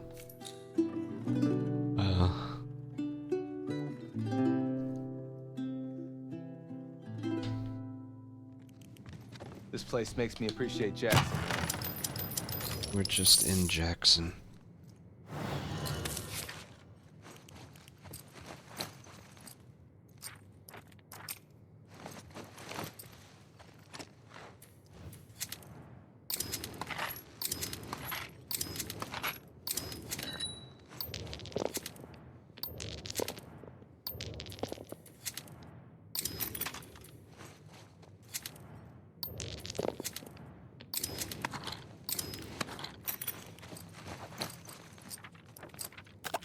Game gave me nothing.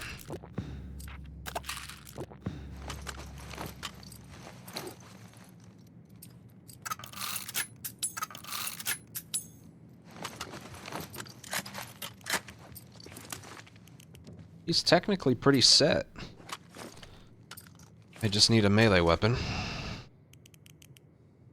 Can upgrade that. 4 trap mines. And he's technically pretty set. Let's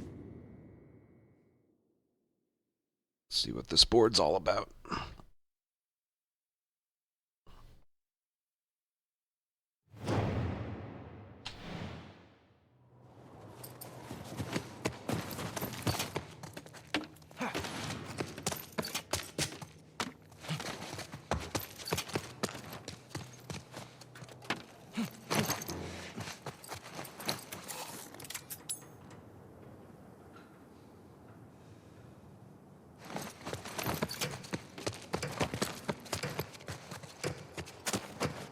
Oh, fuck off.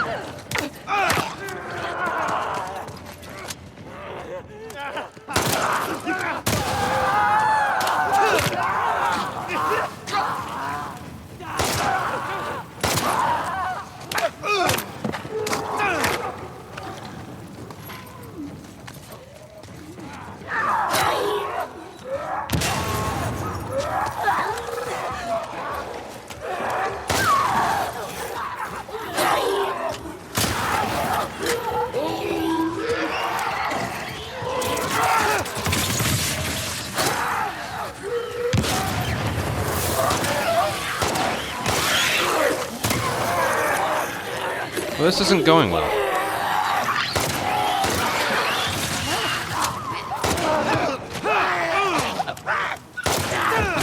This is not going well at all.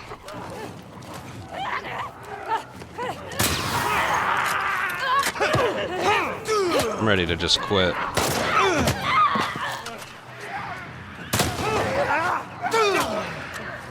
Forget it. I'm not even gonna bother. That was such a mess. That was such a mess. What the hell happened? I basically had 2 shamblers back to back. That's what happened. Today's just not my day. Can we all agree with that?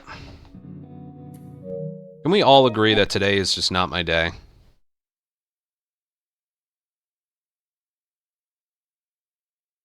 That was actually going pretty well, and then...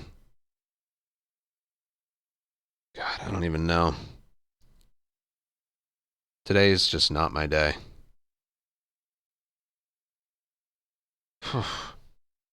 Good lord, what was any of that? That board isn't worth it. I don't even want to make a tutorial.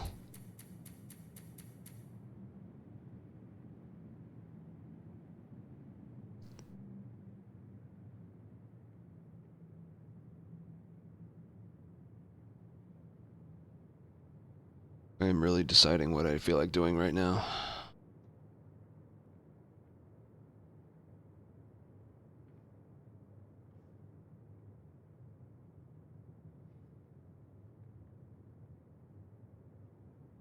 What the hell was that?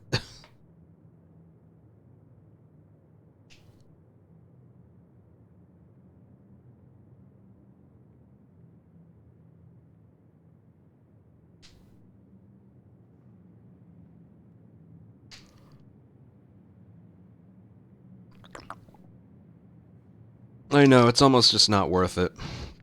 3 rattlers in a row. I don't know if I've ever had to deal with that.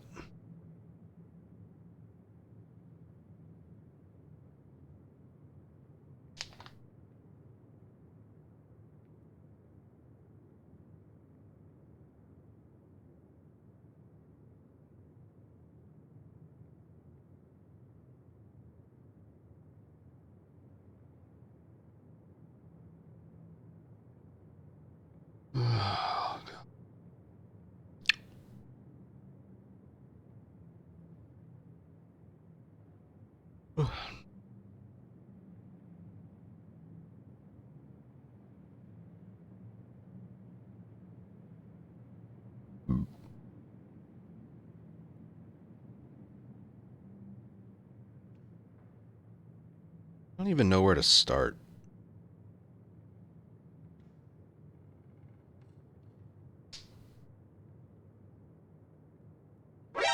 Anonymous, thank you for your gifted sub to TO.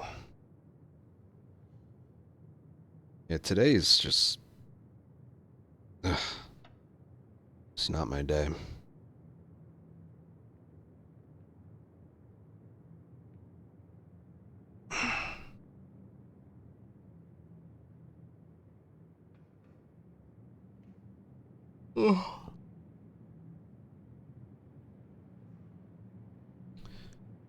If I do make a tutorial, I'm just...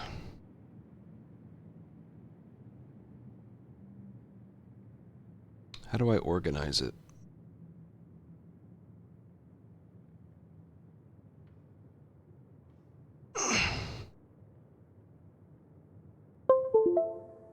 See, whenever I do like tutorial stuff, I don't plan ahead. I just start talking and then I just improvise my conversation with myself. It's pretty much what I do.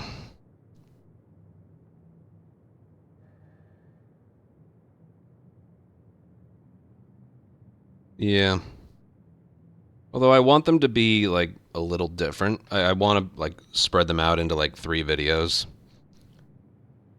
One talking about just the whole concept of it, the characters, the mods, the play styles, and then just the boards.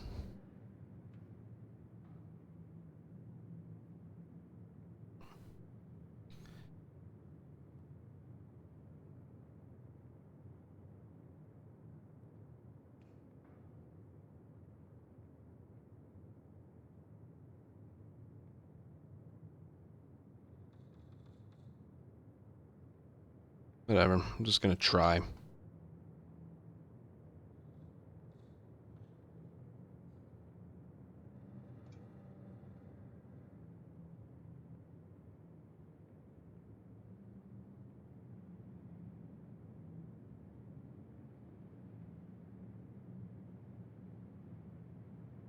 Ugh.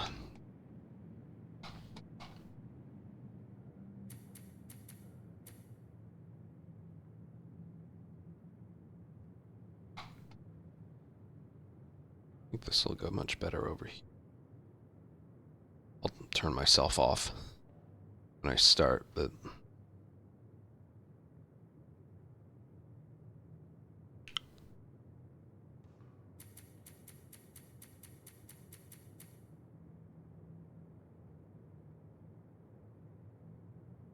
Well, Lean, that can't be taught. That just...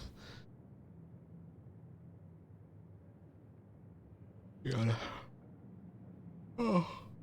What the fuck happened in that supermarket?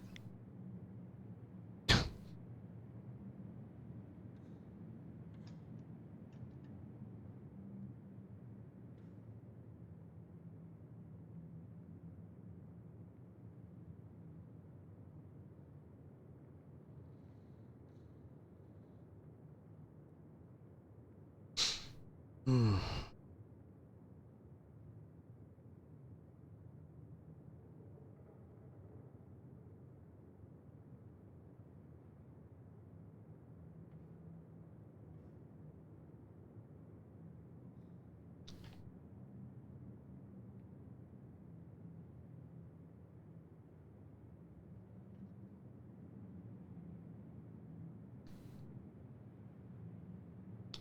Yeah, sorry, I'm just thinking about how I want to do all this.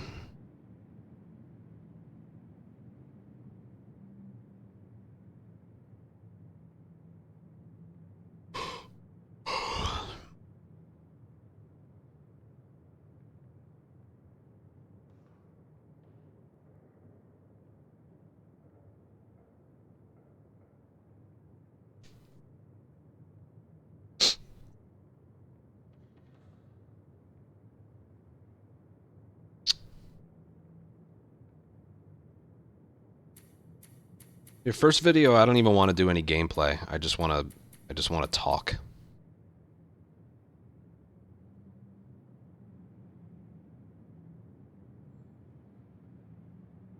You know what? I'm just gonna go with this and just start.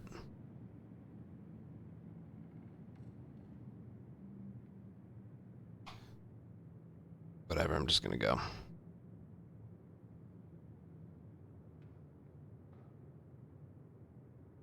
If I have to redo the take, I redo the take. I'm just gonna talk. Hello everyone and welcome to this tutorial on everything No Return related. So No Return is the roguelike mode for Last of Us 2 Remastered. It's only available on PS5. And I'm just going to try and explain every single thing that we know about it 2 months into playing it.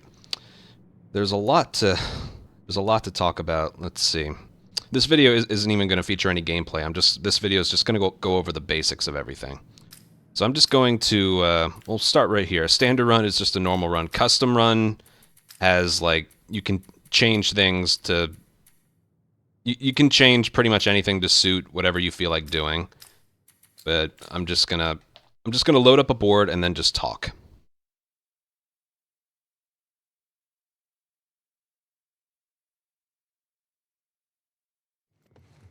Right.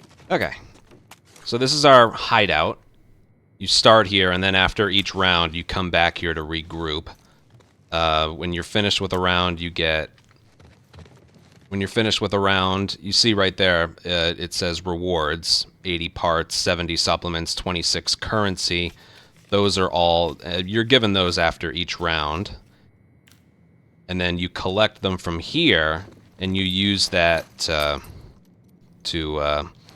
upgrade your weapons, just like in the campaign, and also get things from the locker. That's what you spend currency on. And then the supplements, again, just like the campaign, and every character has different things to upgrade.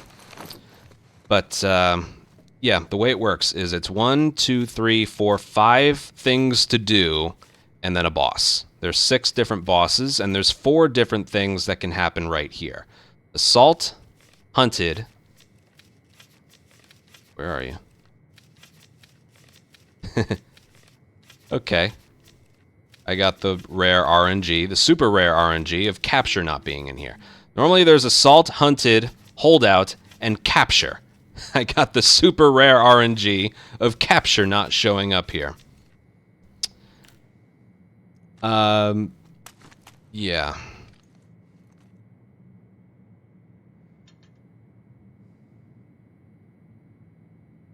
I didn't like that. I didn't like that take. Also, that would happen to me, right? That would happen to me.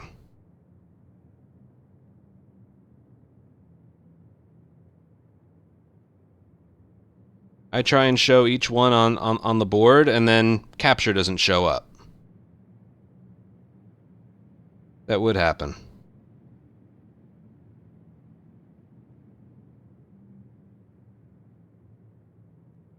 I don't know how to explain No Return. I really don't.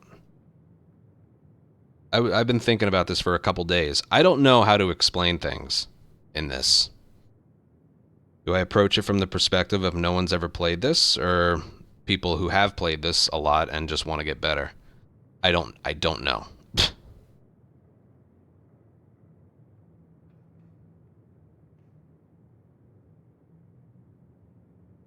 Like, maybe I should start with the characters. Or maybe I should do the boards first. Like, I want to save assault, hunted, holdout, and capture for, like, a different video.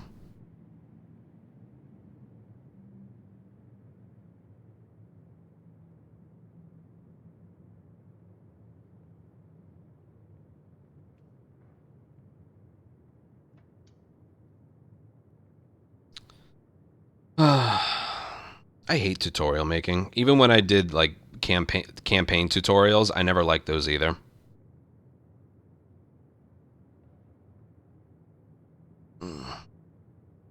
Plus, today was just a miserable day of gameplay. That really didn't help.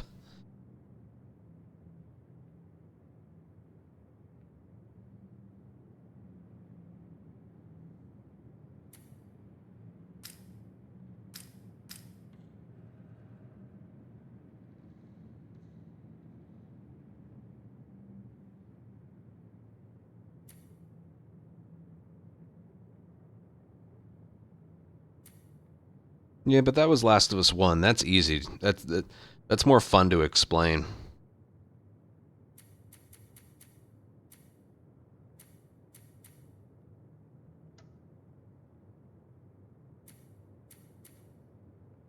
Jesse's got like all these things.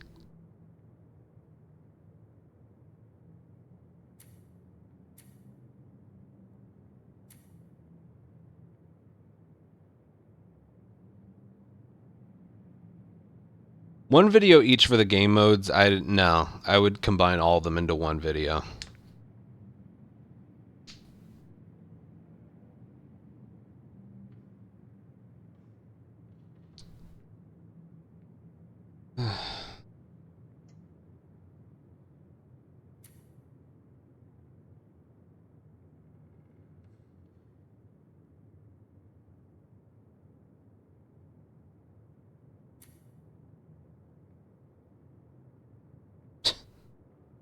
Yara's got like nothing. Yara's whole thing is just Lev. Jesse's whole thing is basically being a tank. I guess that's more Manny style.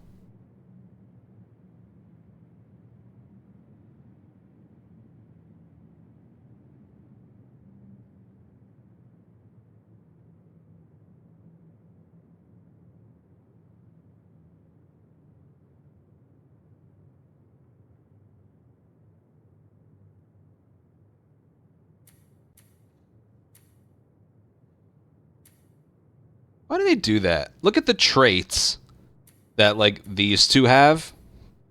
And then look at Manny and Jesse. Why do they do that? Even Joel's got a lot.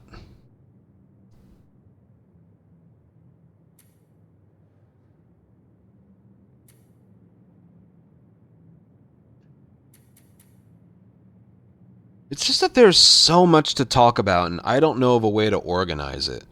See, speedrunning is easy. You have this level. This is what you do. This is what can happen. This is what you do if something goes wrong. Doing a tutorial for a speedrunning... doing a tutorial for a speedrun is much easier than this, because here there's just way too many things to talk about, and I don't know how to organize them. My thoughts, I don't know how long I want it to be.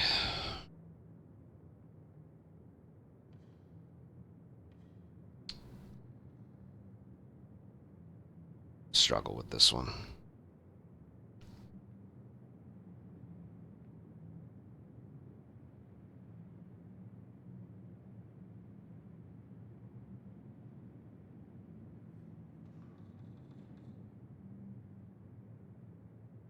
I think that's the other thing. I'm not a big YouTube video maker.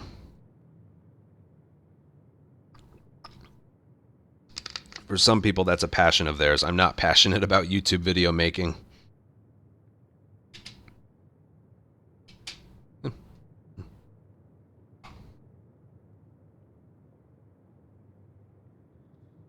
Prefer all my stuff being done live.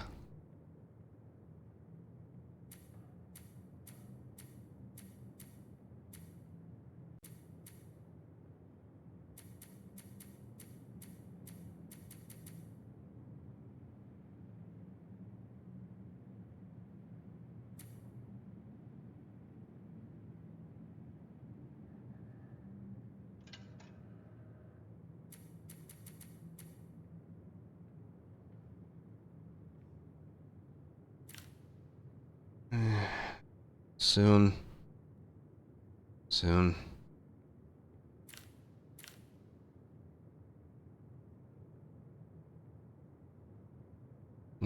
Tutorial on getting high scores. Play ungrounded and get a good board. That's it.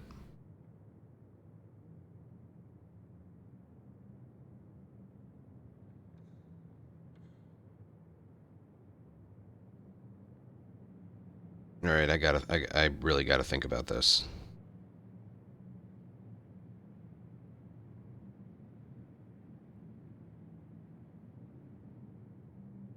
Let me just try again. I want to do like an introduction. I want to show the boards. I want to show the locker, the chest, the crafting table. I don't even want to go assault, hunted, capture, or holdout yet.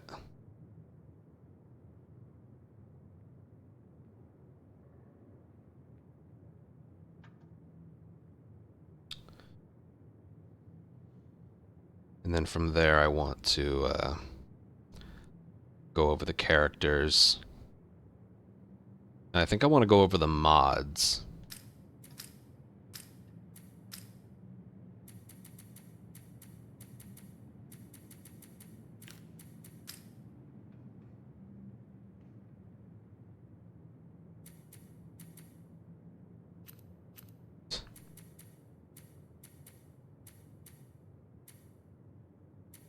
Or should I?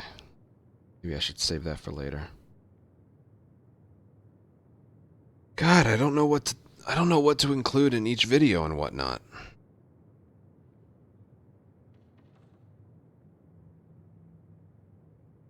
No, I don't want to make this like a 10 video thing. I'm thinking maybe it's better if I just include this all in one.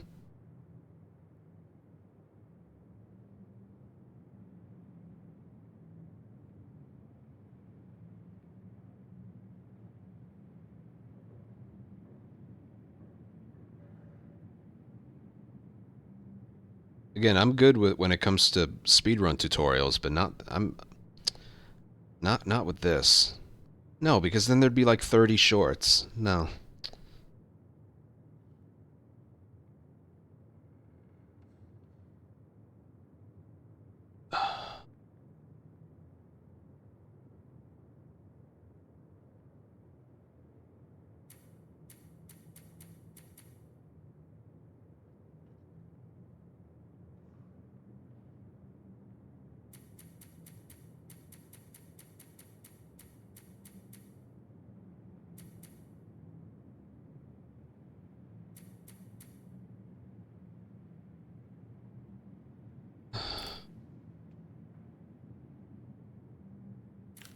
Yeah.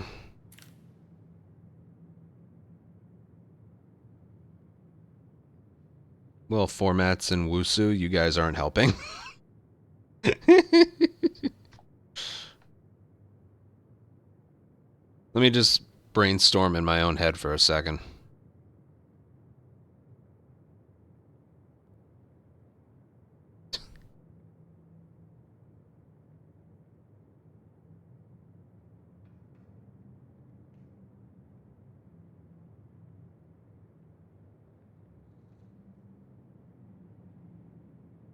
Okay, start the video, explain what no return is. Just show the board.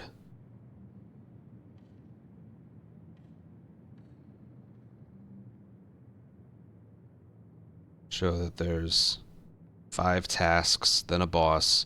Each task gives you rewards, which you upgrade there. Supplements there. You'll notice on the board they have these mods. Let's look at these mods. Or there's multipliers and then okay. Basically, I want to explain everything that isn't. All right. I'm thinking one video on its own for the bosses, another video on its own for assault, hunted, capture, and holdout.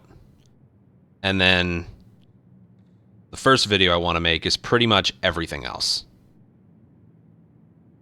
The characters, their perks, just no return basics, multipliers, mods, just the board, and how... yeah. Alright, that's what I want to do.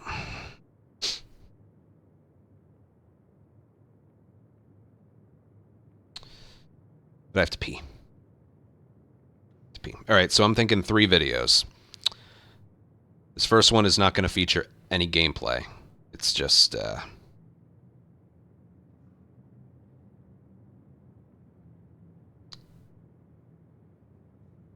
I'm just going to talk. Then we'll make one that has gameplay, then it's the other one. Okay. I have to pee. Really badly. I'll be right back. Oh, God.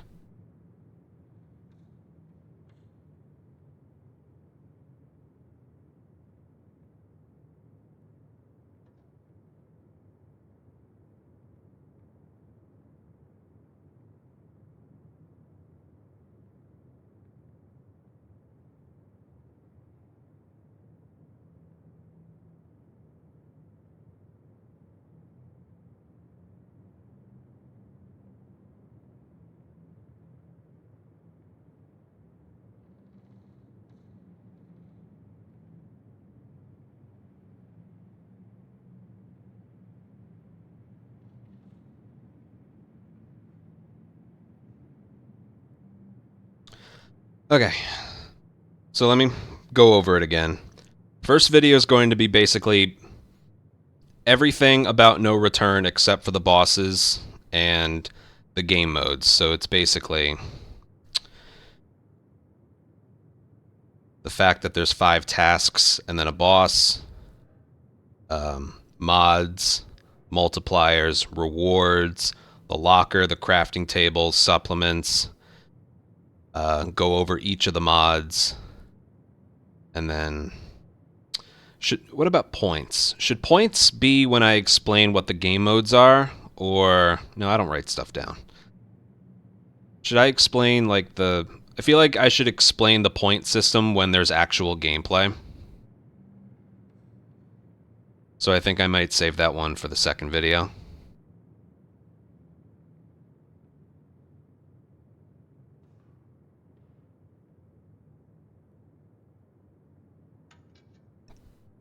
Yeah.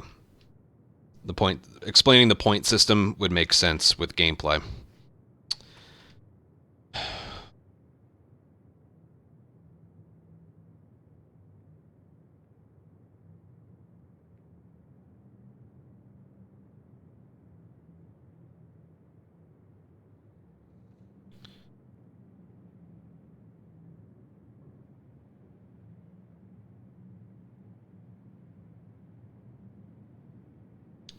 All right, let me try again.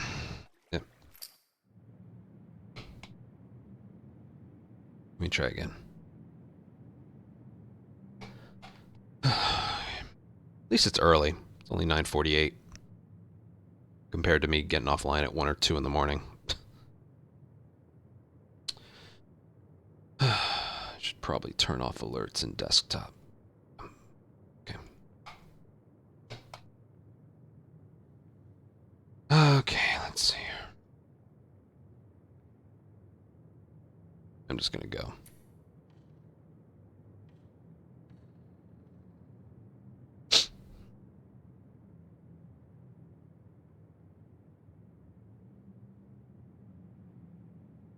Hello and welcome to this tutorial for everything No Return related. So No Return is the roguelike mode that is featured in Last of Us 2 Remastered. It's only on Remastered, not the original Part 2. And it's a lot of fun. Let's start out. Well, this video is going to be talking about pretty much everything non-gameplay related. Just what it is, different characters, different perks, what to look for on the boards and stuff, and just more what it is. So let's just load up a standard run. And let's just look at the board. So this is the basics of No Return. You start in your own little hideout. All right. And right here we have a crafting table. Just like in the campaign, we have supplement upgrades, and they're unique to each character. Not every character is the same, but we'll get to that a little bit later. And then there's a locker to buy things like, well, basically to buy training manuals and that you can upgrade with your supplements. And you can buy other guns, ammo, bombs, stuff like that. And this right here is when you're finished with one of the encounters, you go over here and collect the rewards for it. Now, a board consists of 5 tasks and then a boss. Now, the tasks here, they branch off right away, and whichever one you choose is really a preference. If you look, you can look ahead. You have to go one at a time, but you can look ahead and see if there's something that's more preferable, or like, oh, this one's really tough, so I'm going to go this way. So you can sort of plan ahead. But you can see right there we have rewards. So this one specifically, 75 parts, 65 supplements, and 25 currency. When you're finished, it sends you back right here. You collect the stuff from the chest here, and then you have that stuff. You can do the 75 parts upgrading your weapons, the 20-something currency to buy weapons and bombs and stuff, and then once again supplements to upgrade stuff right here. And again, each character has something different based on their play style. Now, what you'll also see here are We'll get to like assault and faction types in the next video. But right here you'll see multipliers and mods. Now these are the two most important things if you're going for high scores. So the higher the multiplier, the more points you're going to get. So say you get, I don't know, 500 points here, and then you basically multiply that times 2.8, and that's what that's going to be your encounter total at the end. So logically, you want to pick the paths with the highest multipliers. Now, what makes the multipliers higher? Well, first of all, difficulty. I don't remember where to go. I think it's at the end of an encounter. Actually, hold on. I think there's a way to see. Right here. Nope. Damn it. Hold on.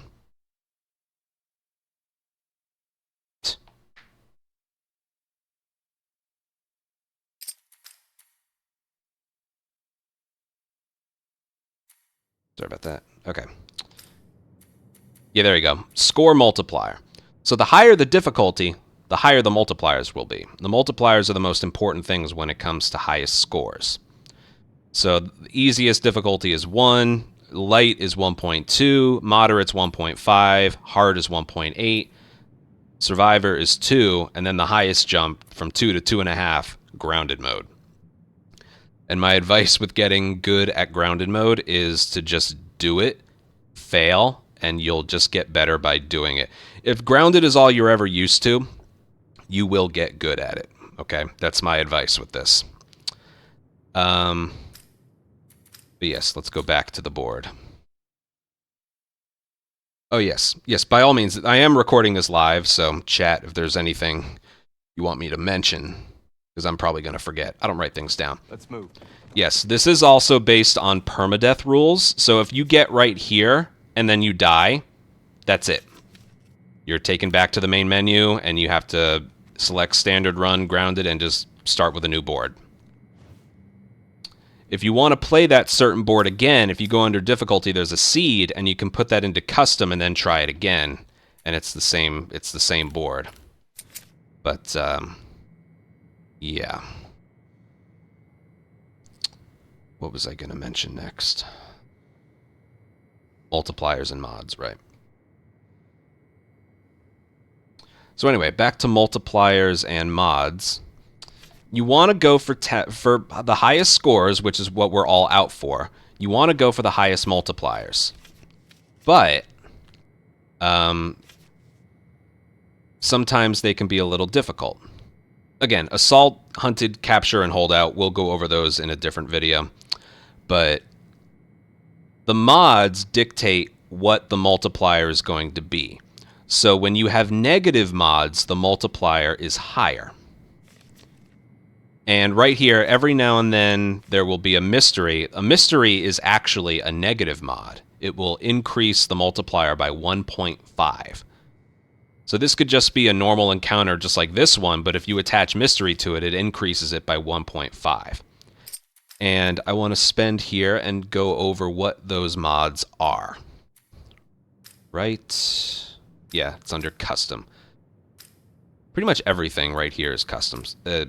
You need to know about is in custom. Okay, so these are the mods. A positive one keeps the multiplier where it is, or actually decreases it by 0.05. And a negative one will increase it by a certain amount. I don't know how much specifically each one does. All I know is enemies drop bombs on death, and invisible enemies are the two highest multipliers, because they are technically, the game assumes they are the two hardest ones. I believe it is, they increase it by 1.2, and those are the highest. But we'll go over these. Photo mode filters is a negative mod. It basically, just like that, it puts one of these photo mode filters on the screen, and they can be very hard to deal with. Some are more difficult than others. Like this one's difficult to deal with. That one's difficult to deal with. Some of these are somewhat pleasant to look at, but there's a couple that are not very pleasant to look at. No matter what photo mode filter you get, the multiplier is still the same. Okay. Enemies drop bombs on death is basically what it sounds like. When you kill an enemy, they drop a bomb, and it can kill another enemy, and they can also hurt you, but they don't deal the same amount of damage as like a pipe bomb that you throw. It does, I think, maybe 30% damage compared to that, but I think it does like 100% damage to enemies, because runners can get cut in half by it or killed. So can humans. I notice humans don't die as frequently to them as infected. I think they're more deadly to infected.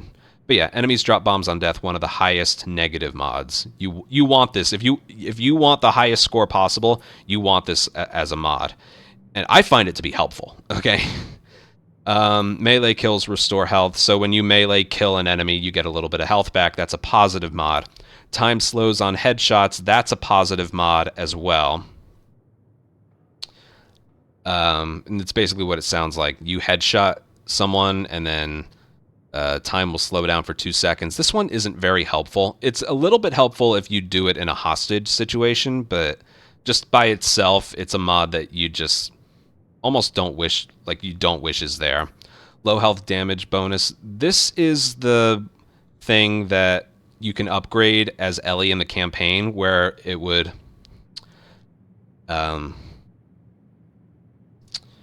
where an attack would otherwise kill you, you get like one more chance to make it out of there.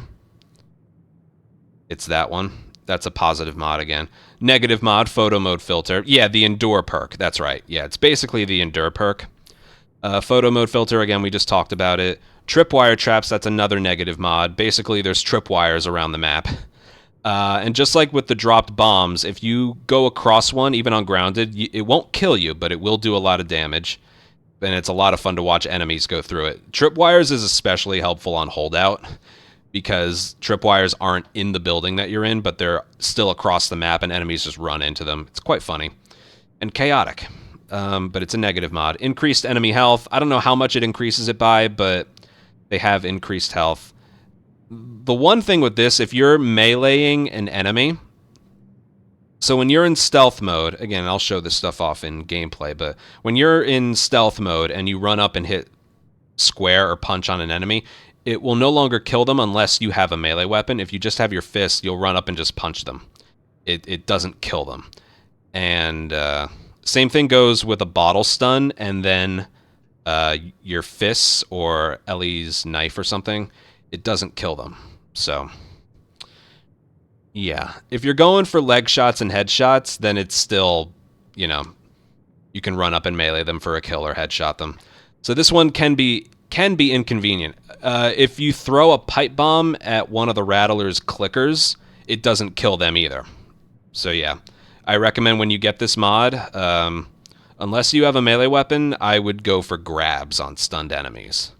Decreased enemy health, the exact opposite. They die a lot faster. You could be in an alert, run up to an enemy, and hit square with a melee weapon, and I think it kills them. 2 pistol shots instead of 3, stuff like that. Increased enemy speed, they basically just run faster. It's a negative mod. Crafting gives bonus parts. That's basically what it sounds like. You get extra parts at the end of a round. It's a positive mod. This thick fog is a negative mod. This one is kind of hard to deal with. There's basically mist everywhere, the thick fog. But it really does hurt your vision. Even if you have a really good monitor, it really does hurt your vision. So assault or capture, it's very, very difficult to deal with. So it's a negative mod. Vaulting boosts movement speed. This one's kind of funny. It's a positive mod. You vault over something, and you basically move at 2 times the speed or something. You look like your character's in fast forward motion. It's very funny. Temporarily unlock all recipes. So the recipes are things like shivs, upgraded melee weapons, crafting pipe bombs, crafting trap mines. You basically have one round where you get all this stuff. You don't keep it when the round's over, but you temporarily. Again, that's a positive mod. This one's kind of fun. You basically become a firebender. Melee attacks set enemies on fire.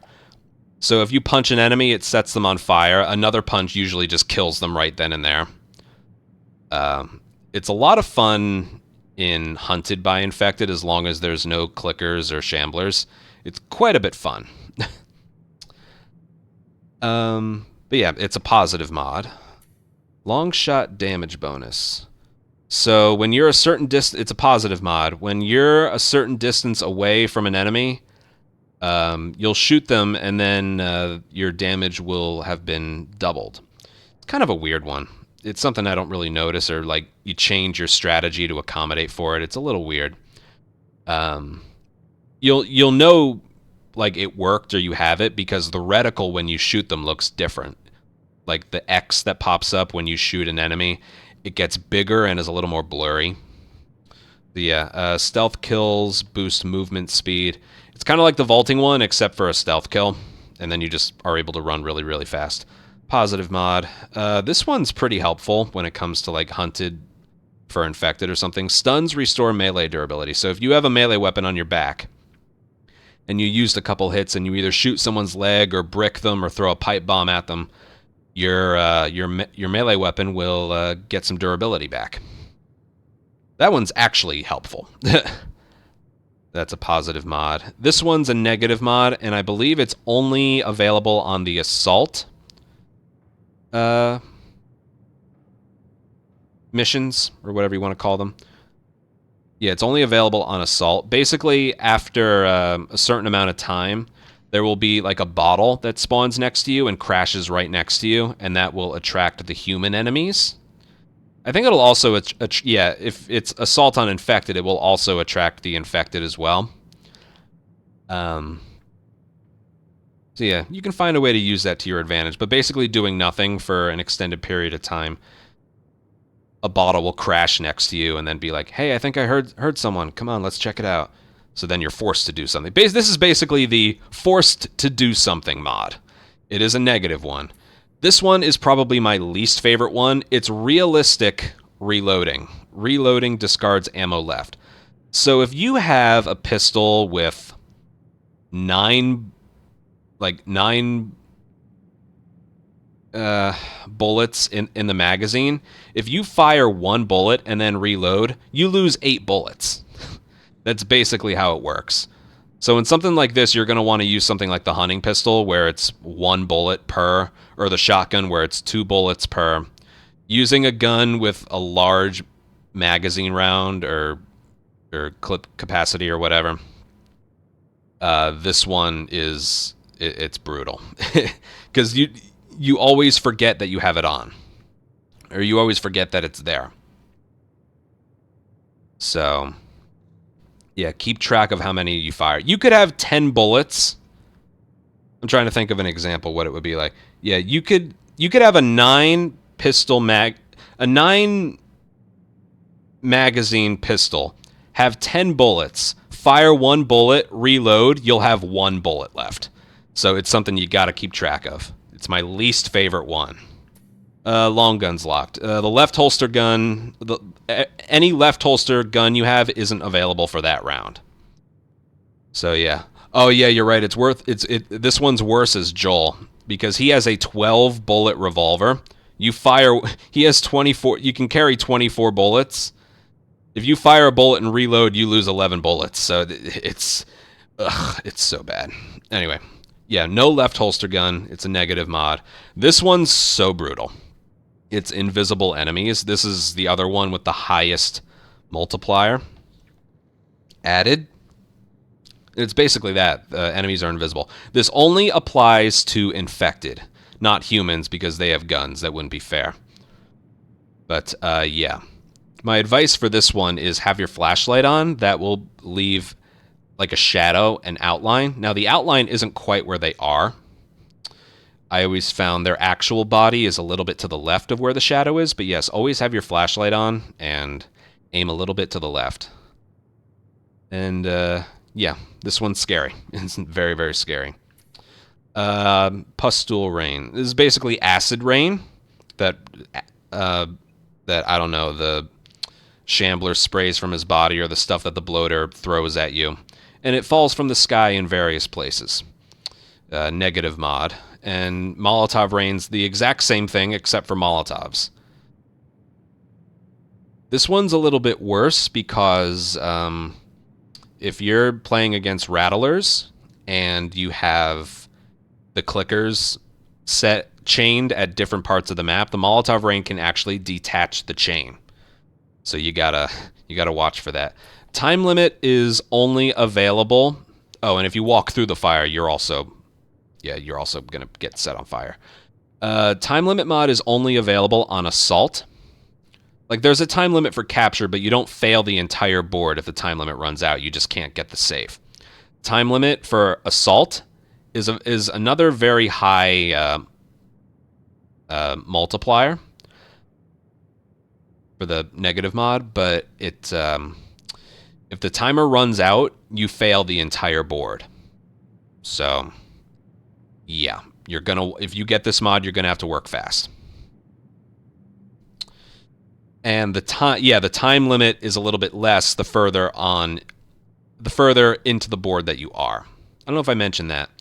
The 5 rounds. The first round is easy. The 5th round is difficult. Not with negative mods, but just with encounters. Like, humans at the start will have melee weapons and pistols. By the end, humans will only have shotguns and rifles.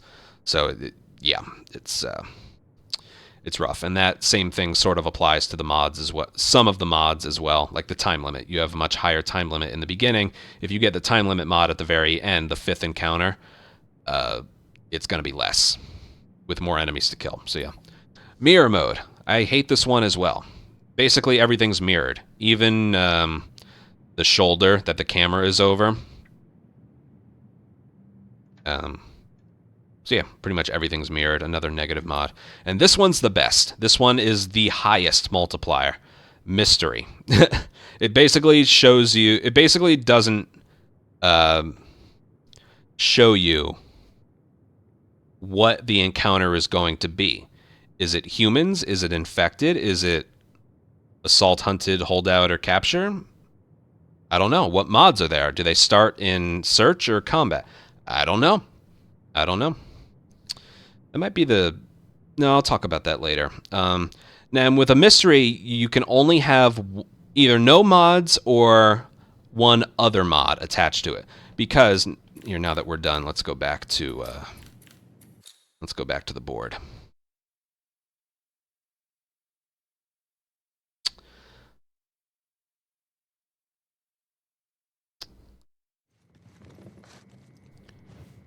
So, on a board for a standard run, you can only have 2 mods. Whether they're both negative, both... You actually can't have 2 positive ones. You can only have 1 positive, a positive and a negative, or 2 negative, or nothing at all. It's right here. There's 1 positive. There's 2 negative. There's 1 positive, so like I said. So 1 positive, and 1 negative, or 2 negative. Those are what you can have. If you have a mystery, the mystery itself counts as a negative mod. It's 1.5. So that means only 1 more mod can be added onto that. And it can either be positive or negative. So what you really want if you're trying for the highest scores is to get a negative mod on a mystery. That can give you a multiplier of like close to 5. If you get the bombs dropped one, that's 5.4. It's the highest you can possibly get in this. And also, I should mention, I don't think there's a basic assault. So like we mentioned with the difficulty, the default multiplier for this is 2.5. If it's not 2.5, that either means there is a mod attached to it, or, right here, this is the default. Here's an assault with the multiplier of 2.5. And it's either higher than that or lower than that if based on the mods. Now for Hunted, the mod is higher because Hunted is technically more difficult. Again, we'll talk about the encounter type in the next video, but we're still talking about multipliers. The multiplier is 0.2 higher on Hunted and Holdout. Yes, 2.7, but because this one has a positive mod, it's deducted by 0.05. Yeah, and that's pretty much everything. let's talk about the characters now. Okay, so there's 10 characters. When you start No Return, you have to unlock these characters and stuff. But this is with pretty much the only things left to unlock are the skins. Now, there are basically two different playstyles. Ellie playstyle and Abby playstyle. And what I mean by that is every character is based off of these because in the campaign, you only play as these two characters. So, playing as, I don't know, Lev is basically playing as Ellie. Same animations and everything, just with the Lev skin. If you're playing as Jesse, you know, you're basically playing as Abby, but with the Jesse skin. You know, that's basically it. So with Ellie, you know, you have in the campaign, what is it? You have pistols, revolvers, a bow, and someone help me out here. What else does she have? She has Molotovs and stun bombs. Both characters have trap mines. The SMG, yes. Ellie characters have the SMG. And the rifle. Yes, the rifle, thank you. So when it comes to starting weapons and lockers, those are what the Ellie characters, and the pump shotgun, yes. Those are what the Ellie characters are going to have. Now, when it comes to the Abby characters, you know, they have their bare knuckles, they have a military pistol, they have the crossbow, they have the variable rifle, they have the pump shotgun, and the hunting pistol. And in place of Molotovs and stun bombs, they also have trap mines, but they also have pipe bombs, which in my opinion are the most, I think, the best weapons. I think for the main reason of when you craft pipe bombs, you craft them in groups of 2, and you can carry 4, whereas Molotovs, you craft 1 at a time, and you can only hold 3. Oh, yes, the Abby characters also have the double barrel shotgun, not the pump. Yes, the double barrel shotgun. Yeah, so with that in mind, again, melee-wise, Ellie characters use the knife, Abby characters use their bare knuckles, and all the animations are the same. I don't think it's lazy, I think it's just, you know, the amount of effort to change so much wouldn't be worth it. Anyway, so the Ellie characters are Ellie, obviously, Dina, Lev, Yara, and Mel. The Abby characters are Jesse, Tommy, Joel, Abby, and Manny.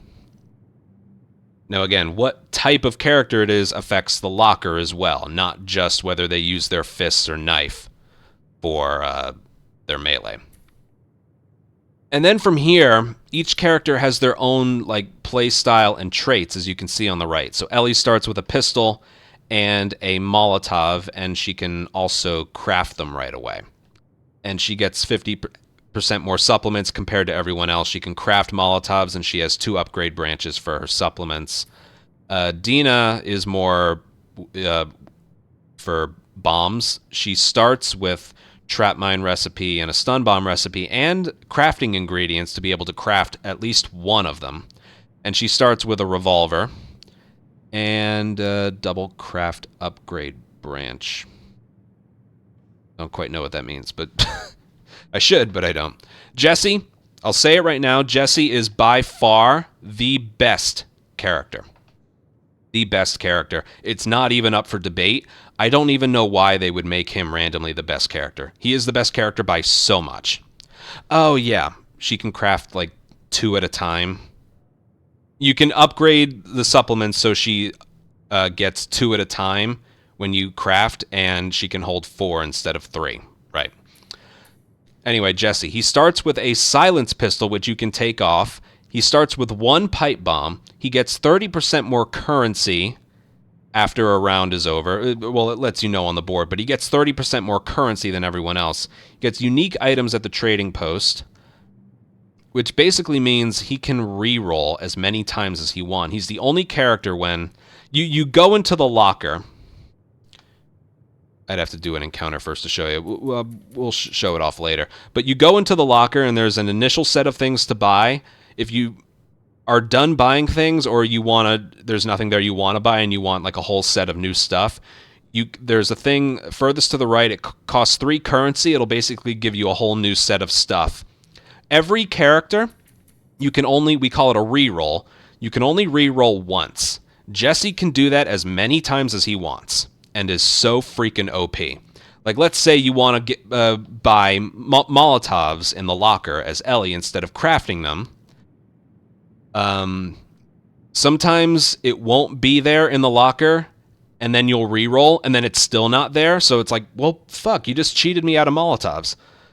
So with Jesse, let's say I want to buy pipe bombs, which is what we do a lot. Let's say it's not there on the first one when you enter the locker. Okay, reroll. It's still not there. You can reroll again, and then it's there. He's the only character that can do that. You can craft your own silencer, which is good for... It can be good for capture. It can be good for early rounds of assault.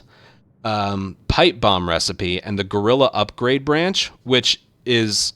It's so crazy. It's the best one, and I don't think anyone else can even get it. Basically... that upgrade branch makes it so his pipe bombs, the radius is wider, and he can craft pipe bombs 3 at a time instead of 2, and can carry 6 instead of 4. It's crazy. It's just absolutely crazy. Again, Ellie characters can only, except for Dina, I think. Ellie characters can only have 3 Molotovs. I think pipe bombs are better, and Jesse can carry 6. He's absolutely insane. That's why he's the best. More so for the locker and the pipe bombs. But he is an Abby character.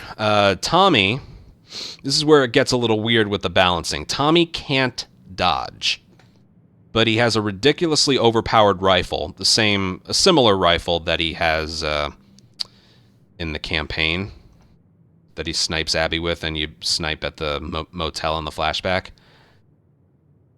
It only has 2 bullets in a magazine, but yeah, it's a one-hit kill pretty much on anything and everything except clickers and shamblers. If you headshot, it's a one-hit kill. He can upgrade, holding your breath and stuff, and aiming stability. It says he's sturdier against melee, but I gotta tell you something. Don't ever do... If an enemy is swinging at you first, or you're going up against stalkers, don't ever go hand-to-hand against an enemy. Only do that if you have a melee weapon. The not dodging is just sturdier melee my ass. Exactly. Exactly, Chewie. Yeah. There's so many times where you're, like, fighting a human with a melee weapon who already started swinging at you. They don't react to your punches, and then they'll just swing again and get you. It's happened to me many times. And also, when a runner when a runner or a stalker connects a hit on you, you react to the punches. So then you're mashing square, trying to throw a punch yourself to get in a rhythm of throwing punches. You don't have time. You basically get stun locked. So it's unfortunate that Tommy and Joel are both like this. But they made them stronger in other ways. Again, I would not recommend going hand-to-hand combat with anybody unless you have a melee weapon or an upgraded melee weapon. But, yeah, his sniper is very good. He's got a pistol. That's about all I can say. Joel is a little bit better than Tommy, I would say. Tommy's good against humans with the rifle. The rifle is good, I can't lie. But Joel starts with a lot more stuff that actually makes him legitimately good. Joel's big thing is with shivs. He starts with a custom-made revolver that has 24 bullets and can one-hit kill a runner to the body. He starts with an upgraded melee weapon that has 3 hits in it. He starts with a shiv. He has an extra holster on the right. I believe he's the only character that has that, I think. Yeah, so he's got an empty left holster, a right holster with a revolver, and then another empty right holster gun that you can purchase from the locker, or just keep the revolver. That's usually what I do. But yeah, His revolver is, again, it has 12 bullets, and it's just more powerful. He cannot dodge. If you use your supplement upgrades, you can make it so he can get 2 shivs at a time when you craft them instead of 1, and he starts with a shiv. So, yeah, Joel's playstyle is pretty good. I prefer him over Tommy, but yeah, he can't dodge, and that you can carry 6 shivs. I don't know what you can use them for. I guess if you get grabbed by a runner or stalker, you can shiv them right away, or you can silently take down a human if you're able to flank them. But yeah, the not dodging is rough. And then there's Abby, who's a little bit like Jesse, where it's an Abby character, obviously. But you start with a pistol. You have a 4 or 5, I think it's a 4-hit hammer to start. Every time you melee kill someone, you get some health back. Upgrading her starting supplement branch, it'll make it so every punch she lands, she gets health back. And then she also has the brawler upgrade branch, where it's the momentum perk, where you stun and melee kill an enemy, and then if you run up and hit square, you'll immediately kill another enemy, which is a good one. So she's not that bad of a character, and again, she gets pipe bombs as well, so it's pretty good. That's the other thing I didn't mention. With Jesse, you can craft pipe bombs. With the other Abby characters, you have to purchase the ability to craft pipe bombs in the locker. So that's what you would have to do with Abby, and I highly recommend it. Lev's an interesting one. He starts with a bow and a pistol. And he starts with the draw speed being upgraded already. Improved listen mode. I didn't even know that was a part of his skill set, which is great for grounded. Sarcasm. And the archery upgrade branch, which basically is you can craft your own arrows and explosive arrows. The explosive arrows are pretty good for bosses and human encounters. But, yeah, that's about it. The one thing I will say about having an playing as a character who has 2 weapons, No Return really, even on grounded, likes to give you a lot of ammo, but it has a way of giving you ammo for the gun that you don't need. So many times when we're playing as Jesse, I'll have a shotgun that I purchased from the locker and pistol. I'll use a bunch of pistol ammo and then just completely run out while they continue to drop shotgun ammo. It's kind of weird. So Lev only starts with 2 pistol bullets, which is the one I want to use the most. But the game's like, no, stealth is the only option. So he starts with 4 arrows and 2 pistol. And, yeah, the bow is nice, I'll be honest. Against rattlers with helmets, it is a one-hit kill if you headshot them. Lev's bow is basically just stronger than another one you would purchase from the locker as another LE character. So Lev is pretty good in that regard. But yeah, that's about it. Yara basically is nothing. Her only thing is having Lev as a buddy. I'm being totally honest. She starts with a pistol, and her traits are having Lev, and then her default supplement upgrade is having Lev help more often. That's it. Nothing to, I think she can craft medkits at the start. Yeah, I think everyone can craft medkits at the start. That's the only thing she can do at the start. So yeah, that's that. Oh, there's another thing I forgot to mention about the boards. If you don't have a partner, you're given 20 points at the end of a match. Now you have no control over whether or not you have a buddy for whatever route you choose. Sometimes it just gives it to you by default and there's nothing you can do. Yara is forced to have Lev as a buddy every single time, no matter what. So if you're going for high scores, you're out 20 points every single encounter. Lev is helpful, though.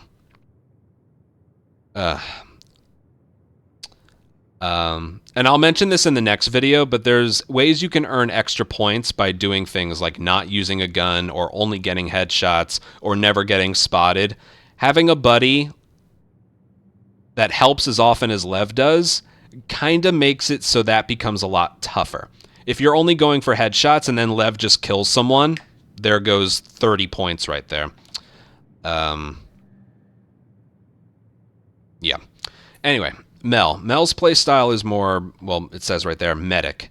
She starts with a revolver and a med kit, and I believe right off the bat, if you,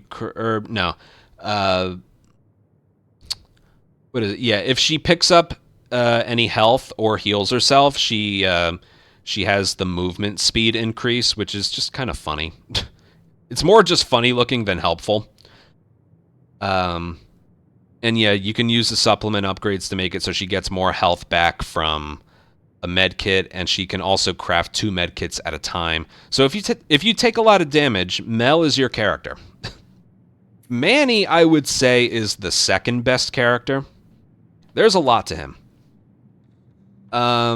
He starts with 150% health compared to everybody else. So basically, everyone has, what, 4 bars of health?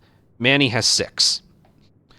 And he starts with a hunting pistol and the variable rifle, which are just 2 really good guns. Again, the hunting pistol being the right holster gun makes it a little bit difficult to get like all headshots or something, or if you put an enemy in a hostage situation, then you can't headshot someone and then headshot your hostage. So that's basically it, though. The variable rifle, it works very, very well. The hunting pistol is overpowered. The big thing with him, though, is he cannot craft medkits. You can't even get that ability in the locker. You can purchase medkits in the locker. That's the one saving grace, just like everybody else. And he also gets 50% more parts at the end of an encounter compared to everyone else. He can craft variable rifle ammo right off the bat. And then I believe his other supplement upgrade is being able to craft the ability to or purchase the ability to craft hunting pistol ammo. Yeah. And fire shells as well. Oh, is that it? The fire shells? No, that's with the shotgun. I thought it was... Well, maybe I can look. Hold on. Sorry. That one I'm kind of pulling a blank on. Manny.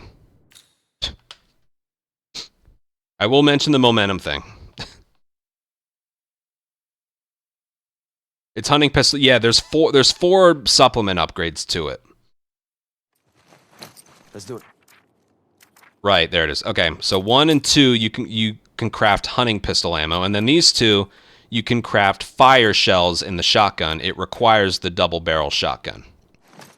There is one thing about Manny, though. There is one thing about Manny. This has to do with the momentum perk. The momentum perk is when you like melee kill an enemy, and then you're given the ability to just walk up to someone, hit square, and kill them immediately. It doesn't work with Manny. And the reason for that is a side effect. If Naughty Dog knows about this, it's probably something they can fix, but I wouldn't get my hopes up. Because he starts with 150% max health, momentum perk doesn't work for him. So you will not take damage. Just have momentum go off for him, and then the points at the end, you'll have like 0 points because the game said he took like 200 damage. But then you'll get back to the hideout, try and heal, and he's full on health. So basically, if you ever get the opportunity to supplement upgrade the momentum perk for Manny, don't do it. In its current state right now, as I'm recording this on March 21st, it's broken. Okay?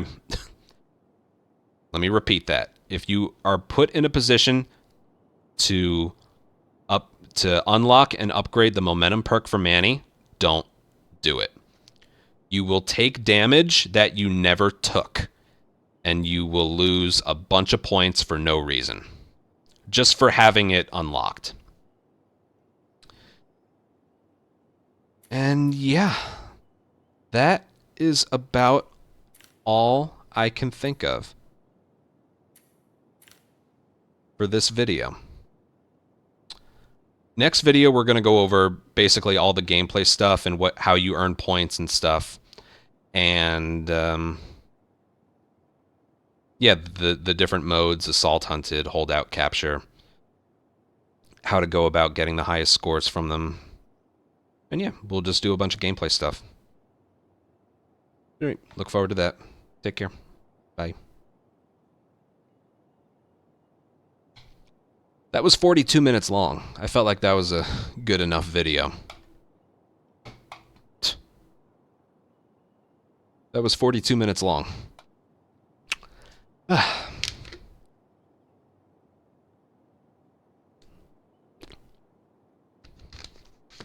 I don't think I left anything out.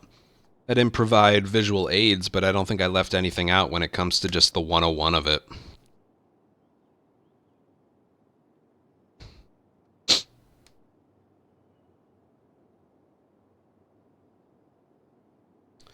So what's the next video?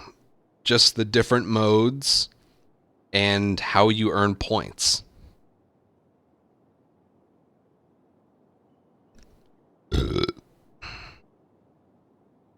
I don't know. I could save some of them for tomorrow.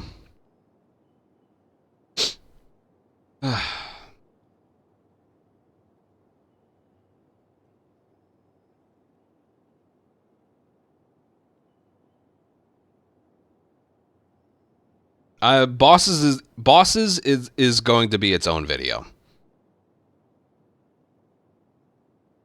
Bosses is going to be its own video. Yeah, I can talk about it in custom.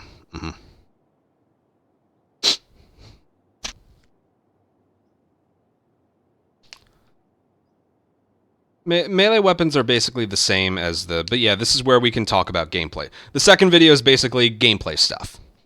I wanted that to just be the basics of No Return, which I think I did the job. But the next one is going to be all gameplay. Points, the different modes, we can talk about melee weapons. Yeah. If you kill with the bomb, all headshots. Yeah, because you killed someone with a bomb. Basically, every death had to be a headshot. I think even if a companion kills with a headshot, it might still count. I don't know. Yeah, I don't know what I'm going to do here.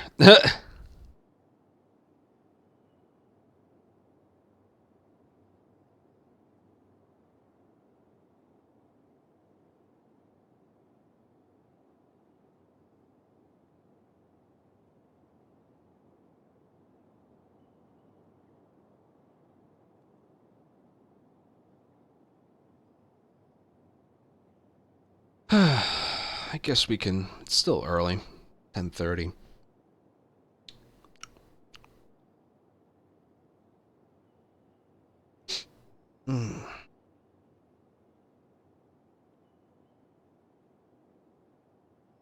I know. Yeah.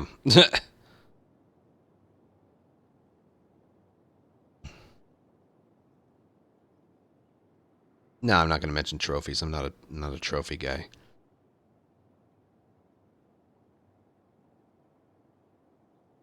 Alright, so how should I organize this one? This video is going to be about the modes, and we'll do a bunch of gameplay stuff.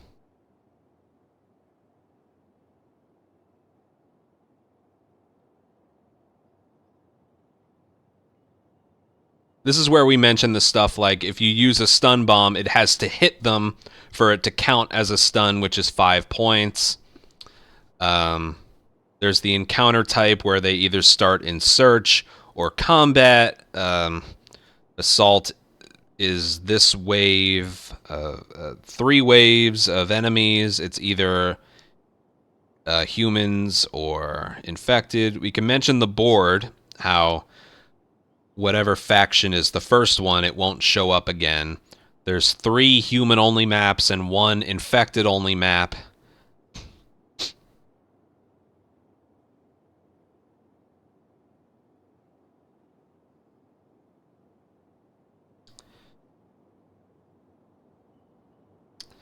This is where we mention, like, if you have 2 guns, the game typically likes to drop ammo for the gun that you didn't want it dropped for, which is why for the first 3 or 4 encounters, it's best to go with only 1 weapon.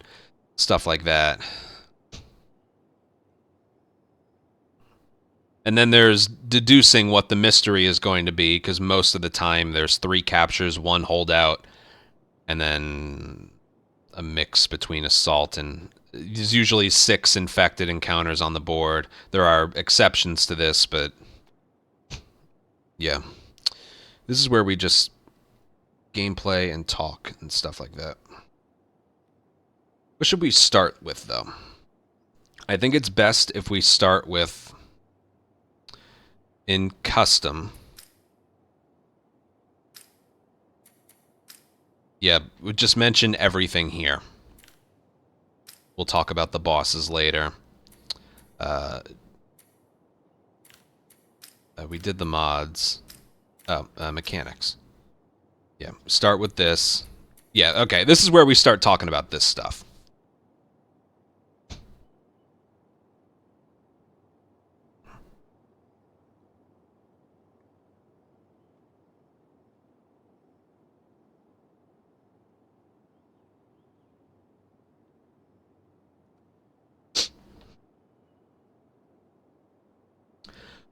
What's every single way to get points on at the end of a round?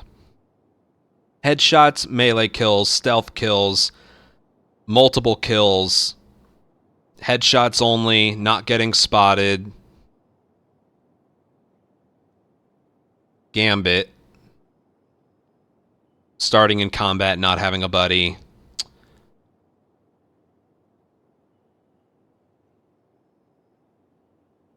Not using a gun.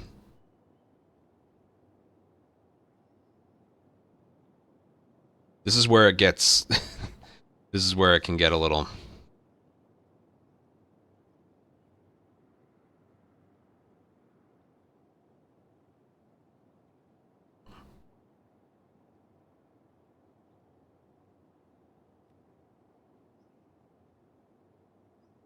Well, ally health is just for holdout.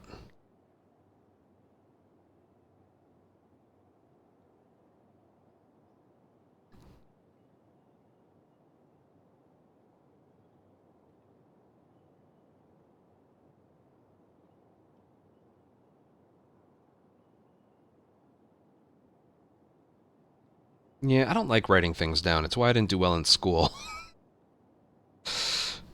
Oh, God.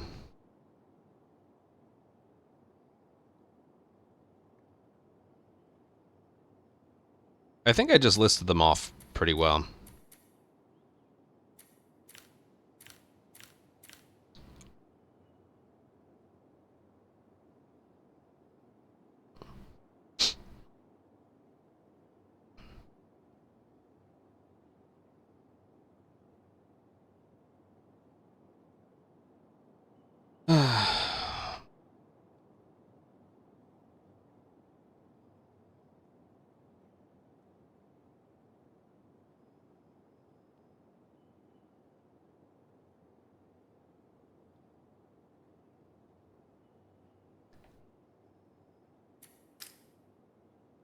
I think that'll be for people to learn themselves. Basically do what the game tells you to do to unlock this stuff.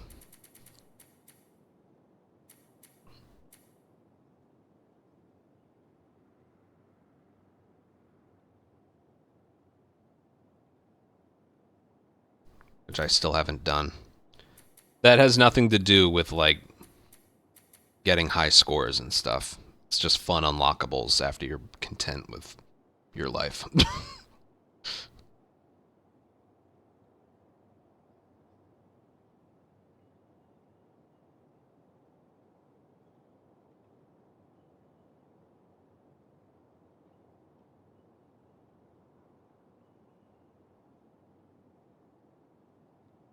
Hostage kills, yes.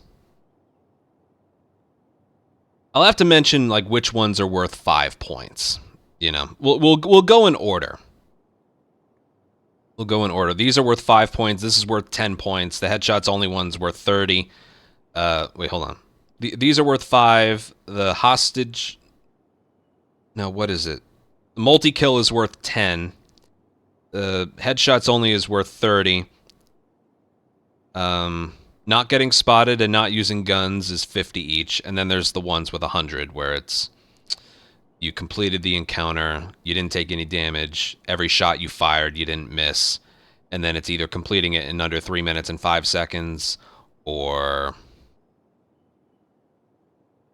then that one's replaced by ally health in holdout, and then hunted that one's replaced by how many you killed, 10 points per kill, plus the way you killed them. Yeah, so we'll go one at a time here.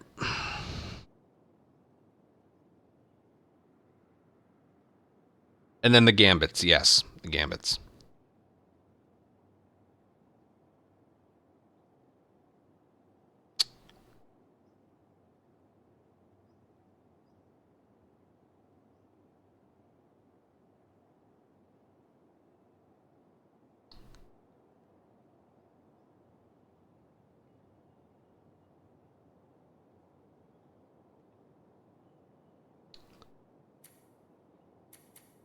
All right, you know what? Let's just go.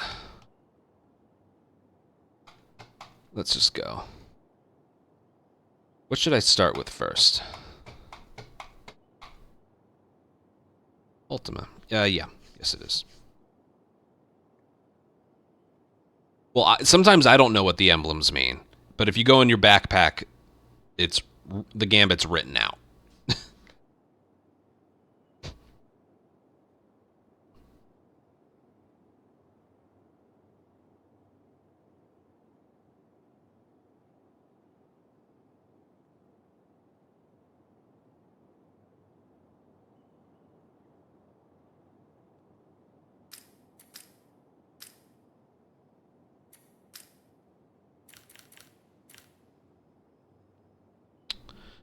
All right, why don't we just get started?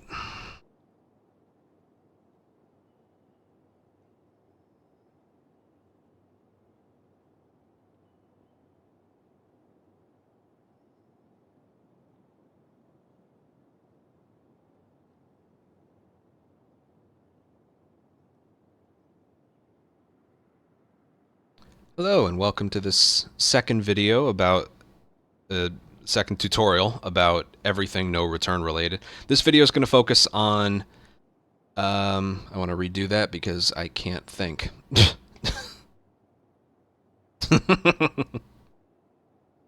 Ay.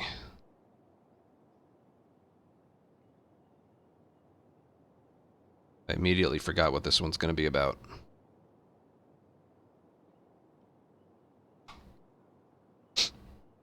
The different modes, the different enemy types, and how you earn points. Bosses will be its own video. I think that's a good idea.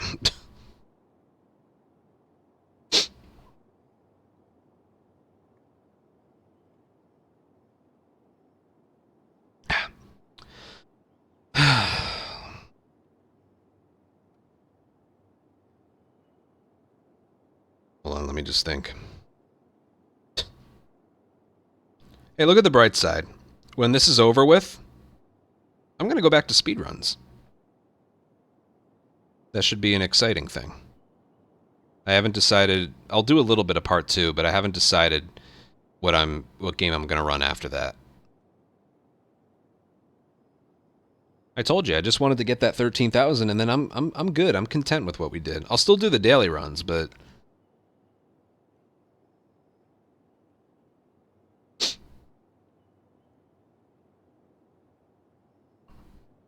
yeah, the Rattler one is good.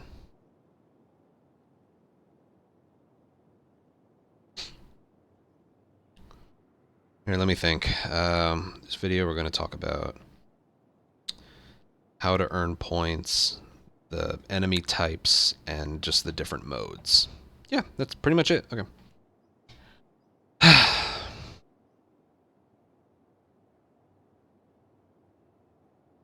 Hello, and welcome to the second video of this no return tutorial. This video is going to be about how you earn points in the encounters, the different enemy types, and the different modes. Now, before we get into some gameplay, let's just go over what those modes and types and enemy types are. So right here in mechanics, there's 4 different modes. there's Assault. Assault is basically 3 waves of enemies. Now, I mentioned before on the board, if you're starting with the first, if you get Assault on the first encounter, there's only 3 enemies to deal with, whether they're infected or people. I do need to mention some of these are infected only, some of these are human only. Assault and Hunted are both. Capture is only humans, Holdout is only infected. But we're starting with Assault. It can be both humans and infected. If I'm calling them rounds, if the first round on the board is Assault, you'll have 3 waves of 3 enemies each. If you're in the 5th round, like the one right before the boss, and you get Assault, there's going to be like 6 or 7 enemies per wave. It's a lot harder. Human enemies will also, like, some of them have melee weapons and pistols. By the end, they pretty much all have rifles and shotguns. It's rough. But yeah, that's Assault. And next is Hunted, which again is both a human and infected. Hunted by infected will get you the most points because they pretty much come to you and they can't injure you from long range. But Hunted is basically there's a countdown. There's not a time limit, but there's a timer counting down. That's how long you have to survive. And then they'll just keep throwing enemies at you. There's also a meter filling up, and that will let you know like when it's spawning in more enemies. And yeah, you just try and survive, and you get points for killing them, but we'll go over that a little bit later. It's basically just a non-stop onslaught. Capture is a human-only encounter where you need to kill every enemy and open the safe. You can technically get like 50 points for not killing anyone and then opening the safe, but no matter what, you do have to kill enemies. Basically, this is the way I've always worded it. It's basically 1 round of Assault, and then you open a safe. That's pretty much it. Except the enemies are, instead of looking for you, they are guarding the safe. And yeah, there's parts, supplements, and currency in there when it's all said and done. And I should mention this now because I get asked the most. There, just like with Hunted, there is a countdown timer. Now, that countdown doesn't mean you failed the round. It just means the safe locks. It's perfectly fine to not open the safe in time. It's just going to cost you 50 points at the end, and you won't get the stuff that's inside. If you are able to kill every enemy and open the safe with 30 seconds or more, you get the safe automatically, and you can use that time to loot. If you kill every enemy with less than 30 seconds, you need to manually open the safe. Holdout is just batshit crazy. There's 4 different maps Holdout can happen, and just like with Assault with the difficulty. Oh, I forgot to mention that. If you get Hunted on the first one, the time limit, or like the amount of time, is a lot less. When you're on like the one right before the boss, it's like the timer is much higher. So yeah, Capture, the difference between the first and the last one before the boss is basically the number of enemies. Like the first... I forgot to mention this. When it comes to the first encounter on the board, it can only be Assault or Hunted. The other 4 can be any one of these. But the first one can only be Assault or Hunted. Capture, starting on the second one versus being the 5th one, is basically how many enemies. So the second one would have 5 enemies. The 5th one, right before the boss, would be 8 enemies, something like that. Holdout, same concept. If you get Holdout on the second round, you have 20 enemies to kill. The third round will be 25. The fourth round will be 30. The final round, right before the boss, will be 35 enemies. This is basically protect a companion, and it just throws infected at you. Sometimes there's a bloater as well. I'm actually not sure about this, but sometimes Yeah, sometimes they spawn in a bloater. Does he only spawn in... I'm making a tutorial, but I'm asking a question. I am recording this live with a chat. Can the bloater spawn in the second or third encounter? Or can he only spawn in on the fourth or fifth?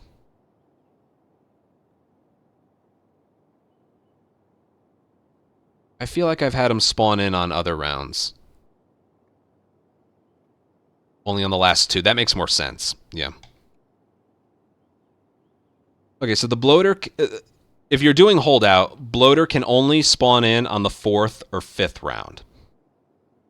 Which is bullshit because he's treated as a boss. But, yeah. If you're going to do holdout, I'd recommend doing it on like the second or third round versus the fourth or fifth, because it is just legitimately tough. I would say sometimes tougher than any boss. And also, there are only 4 holdout maps. What are they? The Overpass, Hospital, State Street, and the gas station. And each of them have different blockades that are pre-assigned so that they can either come from the left, right, and middle, or just from the left side, or just funnel them through the middle. And how difficult this is based on the RNG of the blockades. I would say, though, Hospital is probably the easiest one. Okay, we also have gambits. As you can see by the little example they give, somewhere throughout a round, and it can be, they appear on any of the modes, you'll get a gambit. A gambit is basically a task you can do in the middle of the round. And you get 10 points at the end of a round, but in the example of that, you also get something, whether it's 5 currency, or it refills your health, or it gives you some ammo. If you have to change your play style to get it, I wouldn't go for it. But the best gambits are the ones that happen via your natural play style. But yeah, there's quite a few different ones, and eventually it stops like explicitly saying what the gambit is on the top left, and there's just a little icon. If you go in your backpack, it will say what it is in text. So yeah, sometimes they're worth going for, sometimes they're not. There's also a dead drop, which is basically this mailbox will ask you to put something inside of it, like something you already have, like a med kit or a bomb or a shiv or something. Not a gun, just like a throwable or a med kit. And it's, what was I saying? When the round is complete, you'll get something back at your hideout. It could be a gun, it could be a crafting recipe. Those are pretty much the only 2 things. Yeah, it's some kind of recipe or a gun. It's random what it is. I don't think you're more likely to get something freakishly amazing the later you do a dead drop. I would recommend only doing it within the first 2 rounds or so, because later on it starts asking for, just like we were talking about, when it's really early on, they ask for one thing, but when it's much later on, they ask for like 3 different things. So yeah, I don't use this too much. If you do the dead drop, there are no points involved. All it does is you get something back at the end. Oh yeah, that's true. Should have mentioned this in the other video. If you forget what mod is available in whatever round you're on, if you go in your backpack and slide to the right, it'll tell you. All right, there's the workbench. There is technically a workbench in almost every map. I don't know if it's almost every map, but some maps have a workbench. Don't ever use them in the middle. Do not ever use a workbench in the middle of a round. Just wait until you get back to the hideout. I don't know why they have that. Find me one person who has been like, oh yeah, let me upgrade my weapons in the middle of a fucking round. I don't know. Anyway, trading post. That's the locker I talked about. All right, let's talk about the next one, which are the enemy factions. All right, you have wolves. The human faction wolves. They have pistols, revolvers, shotguns, rifles, and a unique enemy exclusive to wolves is they have dogs.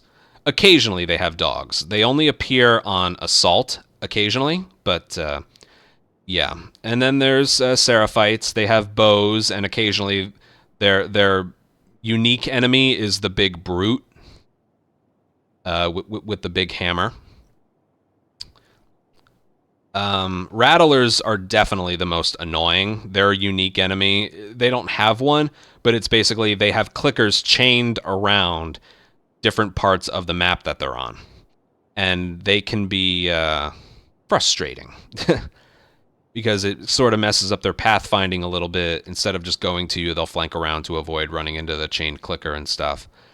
But that's not the most annoying thing. The most annoying thing about Rattlers that Wolves and Seraphites don't have. Rattlers have helmets and body armor, which are so freaking annoying. You don't get any like extra points for dealing with Rattlers either. You would have to, if you just have a pistol, you'd have to headshot them 3 times just to headshot them. Revolver, I think, is 2.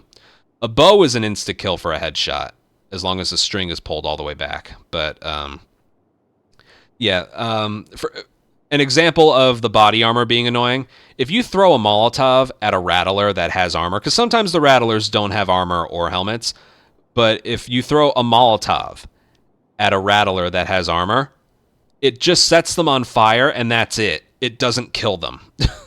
Whereas if you throw a Molotov at any of these guys, it kills them right away. But here, they just pat themselves out, and that's it. So frustrating. They are the biggest inconvenience of the human factions.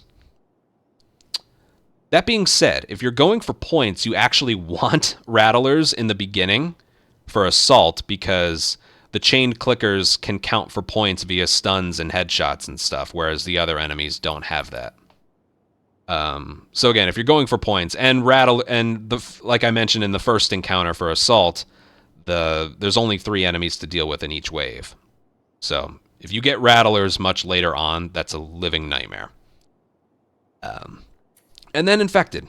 Infected are the easiest faction to deal with. You're not penalized for having Infected versus any of these 3. They're all worth the same amount of points, but Infected are just a lot easier to deal with. Because it's simple. They see you, they run at you. The way I sort of word it is, especially on Grounded, when you're doing Assault or Hunted with people, you gotta let them bring the fight to you, but when it comes to Infected, you bring the fight to them. That's the best way I can word it. Yeah, and it starts out with, runners and stalkers, but as you get a little bit further on, there will be clickers, and then towards the end, like the 4th or 5th encounters, there will be shamblers as well. And yeah, that's the other thing. Wolves and Rattlers have one-hit kill weapons. Wolves and Rattlers have a rifle that, on Grounded, even if you have full health, they can one-hit kill you. So, very brutal. Yes. And yeah, I think I mentioned the chain clickers do count as enemies with regards to kills or unique kills and stuff like that. We'll get to bosses a little bit later. And these are the unique enemy types, like I mentioned. Dogs and chained infected. I think that's it. So, why don't we go over each... No, you know what? Before I do that, let me just open a random board, and I will talk to you about just the mystery a little bit more. Because on a normal board... I'm ready. Let's go. Oh, good. There's a mystery here. Okay. So this is a perfect way to point this out. I suppose I'll mention this here. I don't know if it's a bug or if it's intended or not. Whatever faction is first right here, they don't appear anywhere else. So the first faction is Seraphites. There are no Seraphites anywhere else. It's just Wolves, Rattlers, and Infected. So if you get an Infected right here, the rest are going to be humans. The 2 exceptions to that are Gondola, because that is the only Infected-only map. What the game does is it picks the map first, and then it picks what you're going to do later. Like right here, there's Gondola. It's the only infected-only map. It's also only hunted, because it's small. Makes sense. And there's almost always, one holdout. So if you get infected first, the only way you're going to get infected later is if Gondola shows up and if there's holdout. And again, every map should have one holdout. That's something else I should mention. Well, mystery. So what is this mystery? I was able to sort of narrow down what it's going to be, because every board works in a similar way, as long as it starts with people. So, every board should have one holdout. There it is. Okay. Now, every board should also have 3 captures. There's 1, there's 2, and there's 3. Every board should have 3 captures. There are exceptions to this. I had one where there wasn't a holdout. I had one where there were no captures. I've had one where there's 2 captures. Sometimes there's variations, but the most likely, if you're going to take anything from what I'm saying here, the most likely scenario is 1 holdout and 3 captures on a board. Now for infected, there should be 6 infected. Again, there are variations to this. I've seen 5, I've seen 7, but there's supposed to be 6 infected. So 1, 2, 3, 4, 5. This one's going to be infected, and that's how I know. If, say, this one had been infected, I would know this one would either be assault or hunted on people. That's how I know. So write that down if you have to. Most of the time, there's 1 holdout, 3 captures, and 6 infected encounters.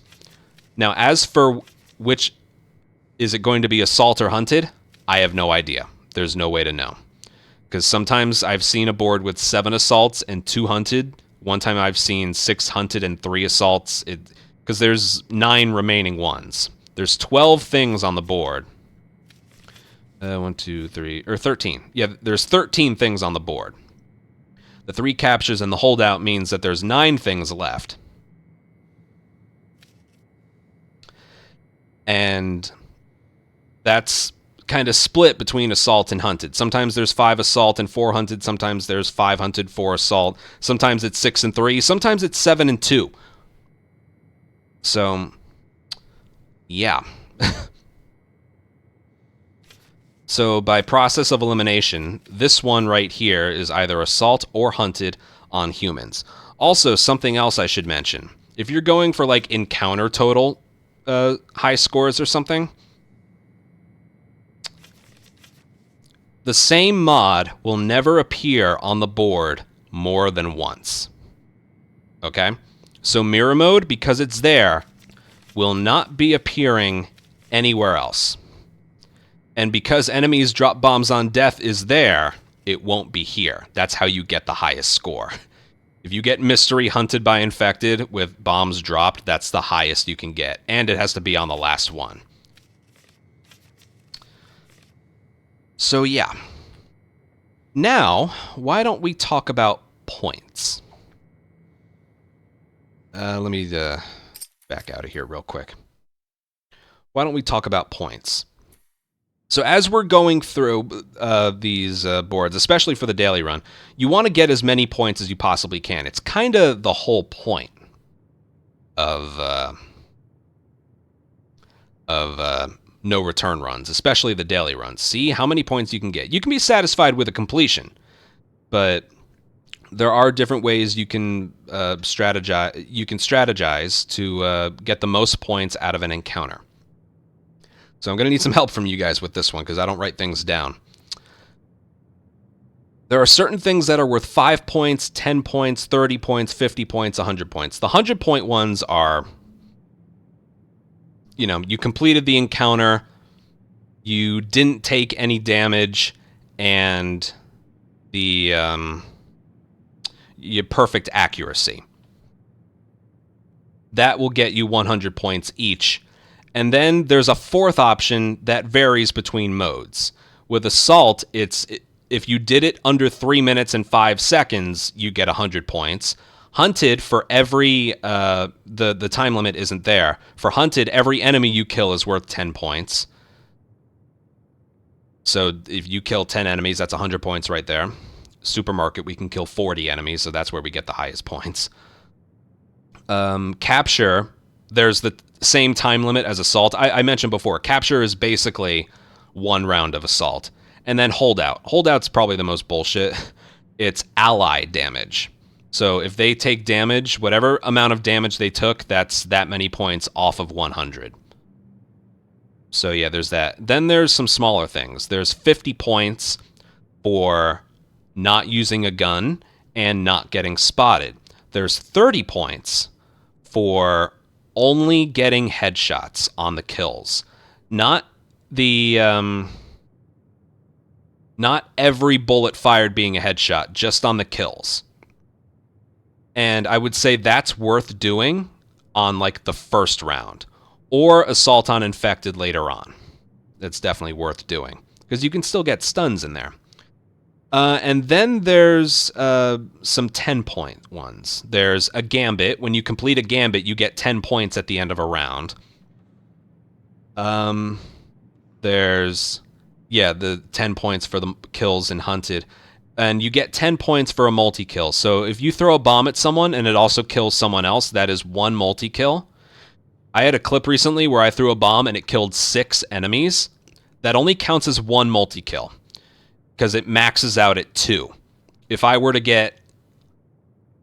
kill 6 with 3 different bombs, then that's 30 points. You know what I mean? So, yeah. 10 points for multi-kills. Then there's a bunch where you get 5 points. That's with a stun, a melee kill, a headshot, and a kill with a hostage. Now, a stun is either you shoot their leg and they go down. That counts as a stun. Brick or bottling an enemy also counts as a stun. Hitting someone with a stun bomb also counts. Unfortunately, with stun bombs, the stun bomb has to hit a person. Basically, with regards to getting points, stun bomb is basically a bottle.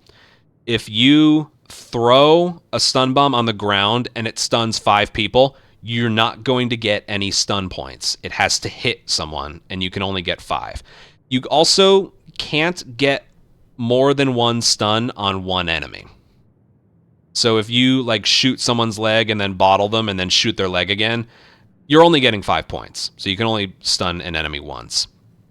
And a stun is also, yes, a clicker headshot. Now, in the stuns restore melee durability perk, if you like throw a pipe bomb at someone, they'll react stunned and you'll even get the durability parts for it, but it doesn't count as a stun when it comes to score. It's kind of dumb. So, headshotting a clicker with a pistol or revolver, leg shotting an enemy, and brick or bottling someone, or hitting someone with a stun bomb. Those are the only ways to get stuns. I think those. I think that's. I think that's kind of it with regards to the point gettings, and it's the knowledge of those that can really help you rack up a high score. Also, if you have a revolver, if you leg shot an infected, all it does is sever their leg. So if the character you're playing as has a revolver as their starting weapon, you can't go for leg shots on infected. You can for people. But, yeah, because what I like to do early on is go for all headshots, but also try and stun and hostage kill as many as I can.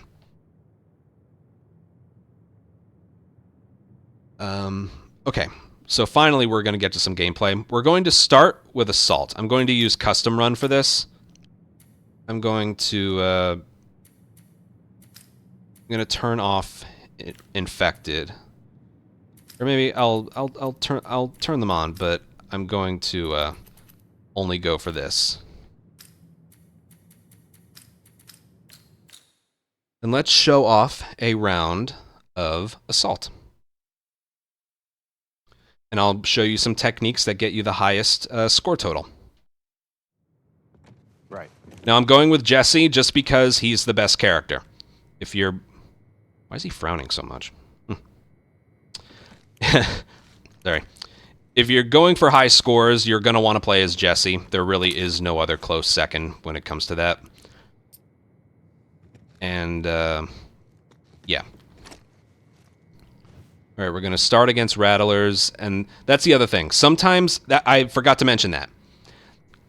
When it comes to Assault, there will be enemies start in, and then it's either Search or Combat. Now, if they start in Combat, they know where you are. They have an idea of where you are right away. They still have to get alerted to you, but they will run to your position. In Search, they start with, like, you got anything? No, search the whole area, you know. And what that means is, at the end of a round, if you start in Combat, you get 20 points versus starting in Search. So sometimes I actually prefer this one. One thing with humans, though, is they're very good at flanking, so that's what can make this difficult.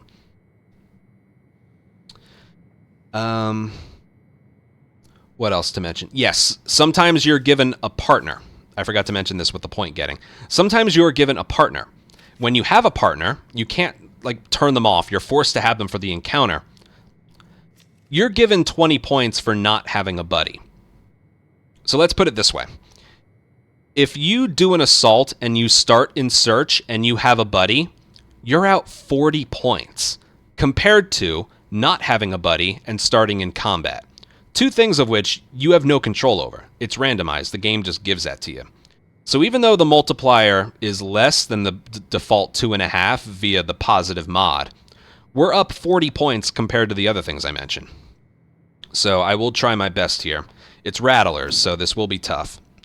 But I want to show you how Rattlers being the first enemy faction is actually beneficial for you, because you can get stun headshots on the clickers as well. So you use this time to loot. The more you play, the more you'll know where stuff is. And because we only start with 6 bullets, I save the clicker kills for later. Loot a little bit, and then try and get to a... But because they're starting in Combat, you want to play it a little bit safe. Again, when you're dealing with aggressive humans, don't bring the fight to them. Let them bring the fight to you. It's the best piece of advice I can give for people. Also, I forgot to mention, there are different variations of maps. We're in the shipping yard right now. There's a variation of shipping yard where it's dark, raining, and like the direction I'm looking, that whole half of the map is open. Right now it's closed because there aren't as many enemies. This variation always happens with this one, but later on there are different variations of certain maps. All right, so let me just try my best.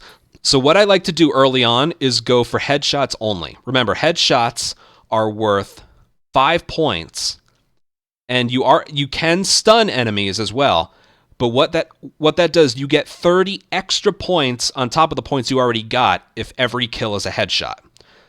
So that's something I always try for. So let's see if I can do that. We're gonna find you. All right, they're right in that doorway. They're gonna come in through here. So I can either right here go for a bottle throw or a pistol. I'm gonna let him come towards me, and then he's gone. I'm gonna... That's 5 points. I got him. Boom. Okay, that was supposed to be... That was supposed to be a headshot, and that would have counted as a hostage kill and a headshot. Basically, you want to get 10 points per thing. So right there. I stunned the guy, got him in a headlock. That was bullshit that it wasn't a headshot. But that would have been a headshot and a hostage kill, so that's 10 points. And then I headshot the guy I had. So basically, 2 enemies, 10 points each. Again, stun headshot, hostage headshot. So that's hostage kill headshot. So that's 20 points each for them. This guy has a gun, so I'm going to let him get close to me. And I'm going to use a bottle. The music... If the music dies down... Alright, here he comes. There we go. Okay, so if I had done that the way I wanted to, that would have been 30 points for 3 kills. And this guy's annoying me, so I'm going to... Damn it. Damn it. Damn it. Okay, that was not worth it, and that did a number on my accuracy. But if I had hit that the first time, that's 10 points right there. Stun, headshot. And remember, we're going for only headshots. I'm not showing this off very well, but you get the idea, okay? You get the idea. And again, you don't want to do that on the first encounter because, yeah.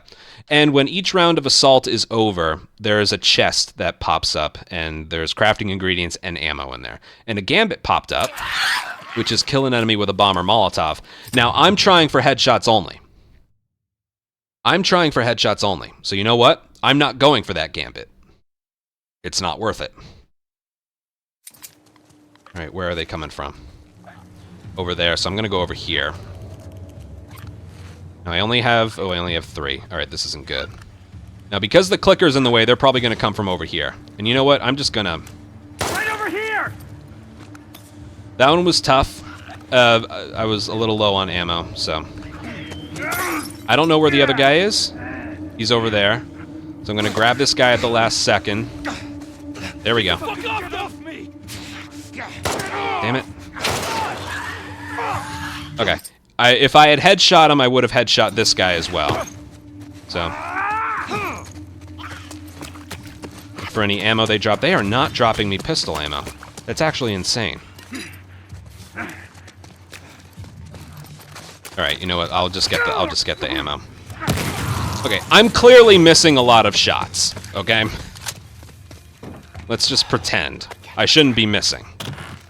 I'm just saying, this is what I try and go for on each one. Let's pretend my accuracy is perfect, okay? This is the stuff I try and go for. Okay, I don't have a bottle, so I'm just gonna have to react to what I see. Now, sometimes it's if I see 2 enemies with a gun, I get one, and then there we go. Let go! Boom. That was well done right there. And then before a round is over, I like to get a bottle for the next round. And use this time for one more kill.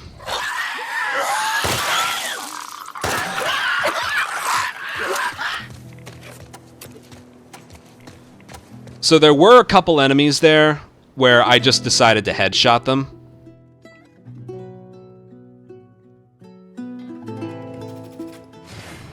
You know, it's funny, 529 is actually not that bad. Okay, so this is what I was talking about. 100 points for a completion, 100 points for no damage. Accuracy is one. I missed how many shots, so yeah, that's pretty fair. No ally and start in combat, 40 points each. If I had started in search with a buddy, these points would be bye-bye. Gambit was 10 points. I missed out on the 30 because I had to kill one enemy with a bomb. So this could have been... think about it. That could have been 30 points better. If I didn't miss a bunch of shots and I had headshot that one guy if I had ammo... yeah, that's probably 40 points better or so. Just telling you what could have been. So what else? 6 stuns, 2 hostage kills. Should have been 11 headshots, and this is why rattlers are important in the beginning. The clicker kills count. It's basically 2 or 3, depending on the map, 2 or 3 extra enemies that you can get some points on. Just don't miss. And 2 of them were stealth kills. I don't know why or how. Sometimes that can just pop up there. Yeah.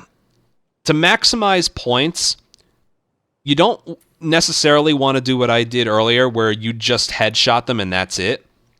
You want to go for like stun, hostage, headshot, and then headshot your hostage, and then bottle and headshot the last guy. That way, you basically want to try and get 10 points out of each kill as you can. Whereas when I just headshot the guy that was just standing there, that was just 5 points.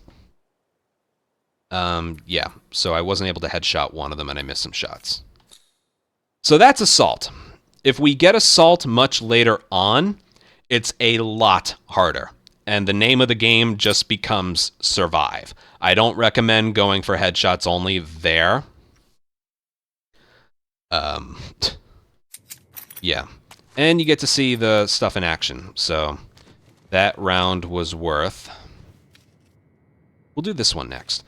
That round was worth 70 parts, 60 supplements, and 22 currency.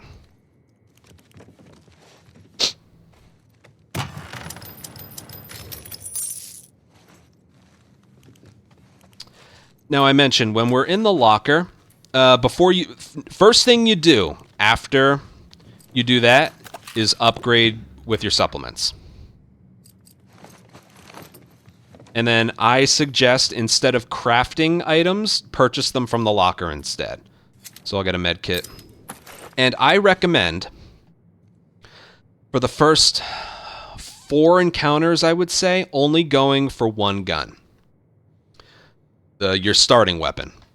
The reason for that, if I were to buy another right holster gun, I suppose it's not the worst thing in the world if you buy a left holster gun, but if you buy another right holster gun, and Jesse or whoever you're playing as only has one right holster, you're going to end up getting ammo dropped for the gun that you can't equip in a moment's time. Basically, you're way more likely to get ammo dropped for the gun that you have if it's the only gun that you have. So it's one of those things, you find a way to make it work. I've had some horror stories in the past with that. So what do we spend stuff on? I recommend spending stuff on bombs. Specifically, the throwable bombs. Again, every single character has trap mines, and I do recommend getting them. But go for these first. And then it's pretty early. I'll upgrade accuracy. Honestly, I recommend only upgrading your gun when you, what is it? When you, have enough parts to upgrade everything, because the animations are slow and we get tired of them pretty quickly. Okay, now for the opposite that I mentioned. This is the complete opposite of this. It's against infected. It's in search, and we have a buddy. Now, when it comes to infected, even though this isn't the first one, I try and go for headshots only.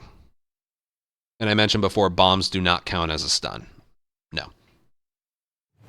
At least with regards to points. Now, having a buddy can make the headshot only thing kind of difficult. And even though the mod right now is increased enemy health, if you're going for headshots, it doesn't matter. Again, use this time to loot. The more you play, the more you'll find out where all the good stuff is. And any weapon that a human enemy drops, they only have one hit in there. Alright, I'm gonna ignore the gambit because there's probably some infected, like, right in my way here. I'll try. Look out! I got him. Alright, now I'm gonna back up. Tommy, I suggest you back up. There we go. Alright, so now I'm gonna find the last one and stun, kill him. He's coming from this way. So there, we got 3 stuns on the clickers, on the headshots. And we got, that one was very good.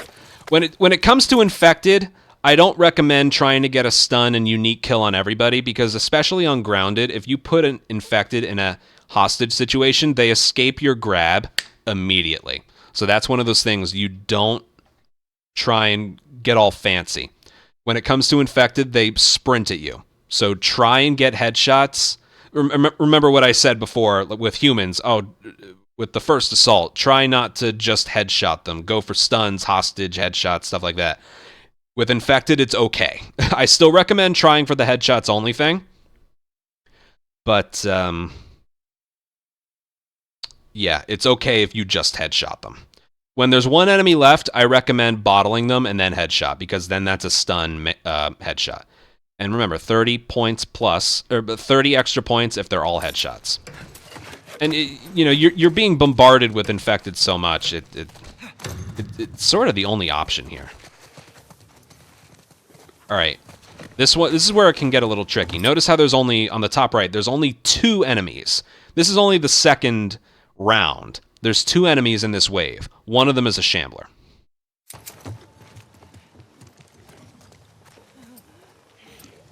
I don't think I can... If I had a bottle, I would... Here, hold on, watch this. Get ready! Stun, headshot. Now watch what I do here. Oh, God. When there's a buddy, sometimes they can ruin it. Okay, what I tried to do there... A pipe bomb and a melee kill, and a punch is a kill, but a pipe bomb and 2 headshots is a kill. When there's a buddy, I think he went after the buddy instead of me. Buddies don't help. You can see, he's going after him. So I'm going to just try and get headshots on him.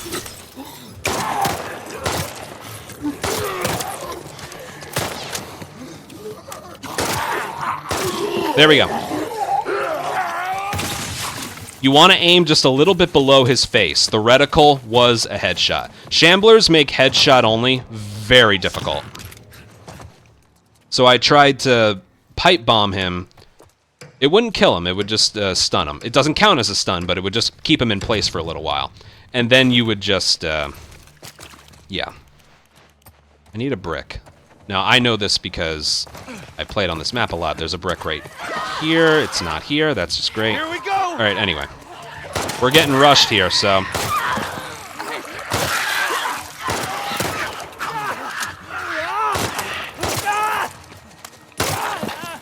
I tried to leg shot him. Didn't happen. There's supposed to be a brick right there. Anyway. There's supposed to be a brick right here.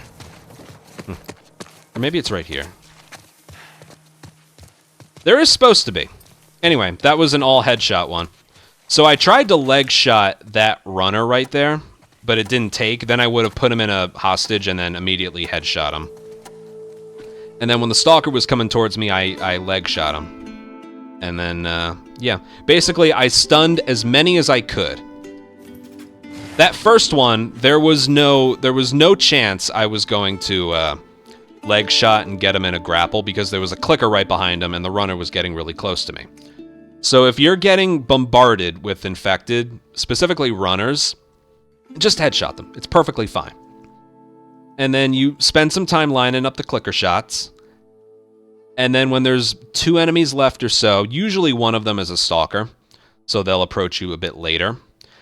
Try for the stun headshots. If you don't get the stun, just go for the headshot. Because see, right here, look. Every kill was a headshot. Extra 30 points. And 6 of them were stuns. I think 2 bottles used and a couple leg shots and 3 clicker kills. There's probably just 1 bottle used. Yeah, 1 bottle used, 3 clicker kills, and 2 leg shots, if I remember correctly. Something like that. My math isn't adding up, but yeah. Now notice how we got a lower total score than we did the previous round. You know why? Starting in combat and the buddy system. This one I mentioned was the exact opposite. This one was performed a bit better. We had all of these, and we had this too. We didn't start in combat and we had a buddy. That's the stuff right there that makes a big difference. So basically, when it comes to infected, it's okay to just get headshots and stuff. But when you get down to a couple enemies left, start going for the stuns and headshots and stuff like that, because it's not really possible to get a. It's not really possible to get. It's not possible to stun every enemy in an infected because they're very close together. They're well coordinated. And you can't hostage kill anyone because they escape it right away. Okay. I think that's enough showing off assault. I highly recommend staying away from assault or hunted on humans later on in the encounters. Assault on infected is probably the easiest thing you can do. Hunted by infected is probably the next easiest. And then assault and hunted by humans are just hell. Let's go to the next thing, which is hunted.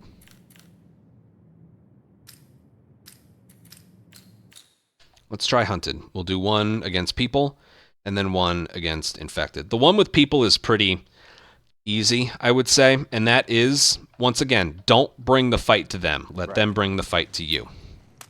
And this is the perfect map to show this off on. So, hunted by people, it is very difficult because they know where you are at all times. This is basically like starting in combat no matter what.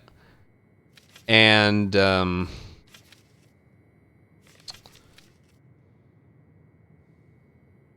what else? Whether it's here or whether it's here, the name of the game, the goal, is to just kind of stay away from the people. Okay? So what we try and do for almost every single hunted by humans is either not get alerted and kill 0 or 1, or we kill as many as we can without using a gun. That's what we try and do. So for this map specifically, what we're going to do, there's a big axe. I'm going to loot a little bit. There is a big axe. It's always there. There's a brick. Right here. Now, you can either camp right here or go in the other room. Basically, find a spot on whatever map you're given that you can't get flanked and you can hold your own.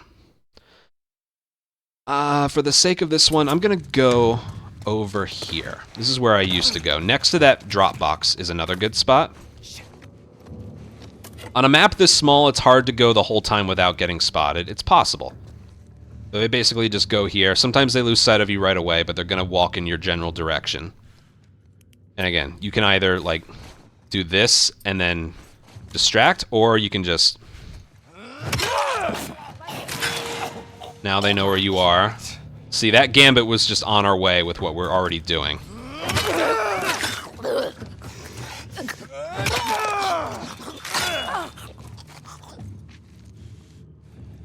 So yeah, don't use a gun.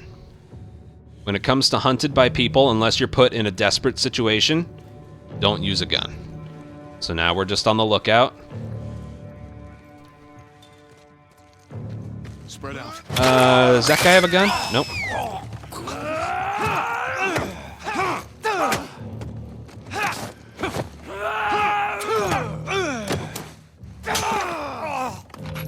Now, I saved, because I only took him out with my fists because he was the only enemy there. You want to watch out for enemies that spawn in who have guns. That's where it gets tricky. If they all had melee weapons, this would be the easiest thing in the world. But some of these guys are going to have guns, and that's where it gets tricky. So now I'm going to save my brick for later. There's that. You have a gun. So I'm going to get him. No, he doesn't. Okay. But we're running out of time. So, oh god, that one has a gun. One thing I will notice, though. People, when it's hunted by infected, that was actually a very good round. When it's hunted by people, the enemies with melee weapons will push your position. Enemies with guns will hang back. 485 in an initial hunted round by humans was actually very good. For emergencies only. For emergencies only, I did not fire a weapon. Now, not using a gun didn't take away from how many I killed. It's the first round, there's not much time on the clock, and enemies spawn in quite slowly. I could have used a gun and maybe gotten one more kill. But it was much more worth it to not use a gun, and that's basically 5 enemies killed worth of points on hunted. So when it comes to hunted by humans, that's the route you kind of want to take. If you have a lot of bombs, use them. It depends. If you think you can get a similar score with a gun, or you want to go for headshots only, that's up to you. But that kind of play style is highly recommended on hunted by humans, no matter which round you end up doing this on.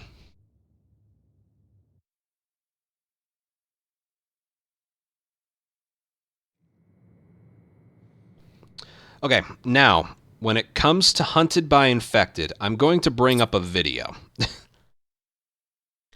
Hunted by infected, you don't go for, only one style of kill, don't use guns, that all goes out the window.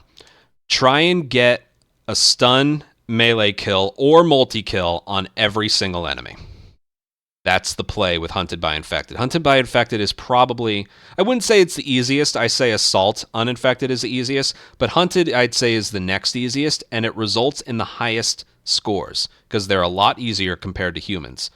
Val, he's in the chat. If it's okay with you, can I bring up your 1014? Just give me 1 second here.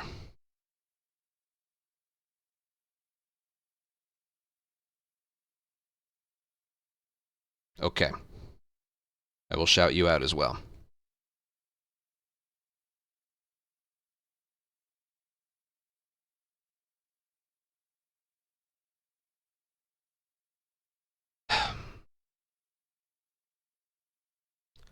Again, Hunted by Infected isn't like, you don't have to overthink it too much, but there's one video I can bring up, Valathra, or Val, or Valathra, I still don't know how to pronounce his name. He got a total score recently of 1014. That's doubled than the points that we were just getting in these other examples I was showing you. He got it on Hunted by Infected on the 5th round in Supermarket. There's the most time on the timer. Enemies spawn in really quickly, and it's the smallest map, so enemies are able to get to you much faster than other maps. I'm just going to play the whole thing. It's like 2.5 minutes, but yeah, it's so worth showing off compared to whatever I can show you here. It's a masterpiece. Look at, now he's not just going for kills, he's going for unique kills, multi-kills, stuns, melee kills, headshots. He ain't going for simple body shots and stuff. This currently is the highest total score in no return history right now. Because custom runs can't get you a higher total score. Because total score doesn't matter about the mods. Total score is, pre-multiplier. So we lay down trap mines so they ignite on spawn. Now, this doesn't work for every map. This is a smaller map. Multi-kill. Another multi-kill. Melee kill. I'm only pointing out, like, what gives you 5 extra points. Stun. Stun. Multi-kill. So that was 20 points for those two. Stun, headshot. Stun, melee kill. Stun, headshot. Another multi-kill from the trap mine.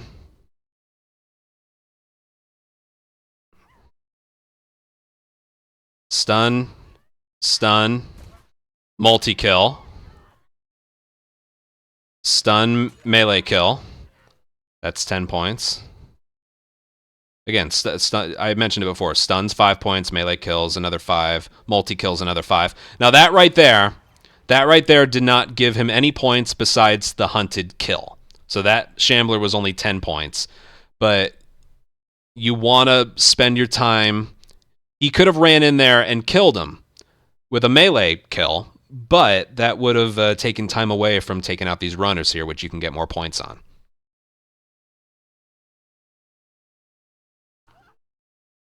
There's another one. And he's just choosing to chuck 2 bombs at it instead of meleeing him later. Stun. Headshot.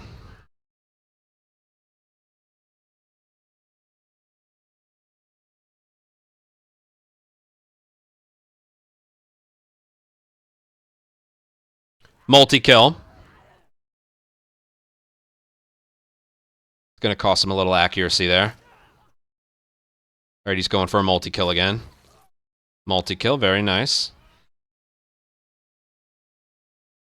Probably just wants to... All right, now he's thinking, let's just kill as many as we can. Lower the numbers a little.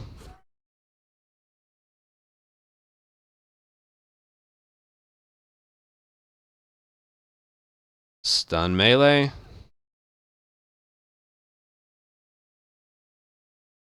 He's just committed to those stuns, which is what he should be doing. That runner wasn't close enough. Multi-kill. That one might count for a headshot. He could have gotten one more kill out of that if it didn't sever his leg. Yeah, when you get closer to the end, just try and kill as many as you can. But this resulted in 1,014. 41 kills, some missed shots. He got the gambit, 10 multiple kills, 21 stuns, followed by either 8 headshots, 7 melee kills. That right there, no matter what map you're on, no matter what map you're on, no matter what round it is, that is how you do Hunted by Infected. Now, some rounds or maps don't spawn enemies in that quickly. Remember, I mentioned Gondola is an infected-only map.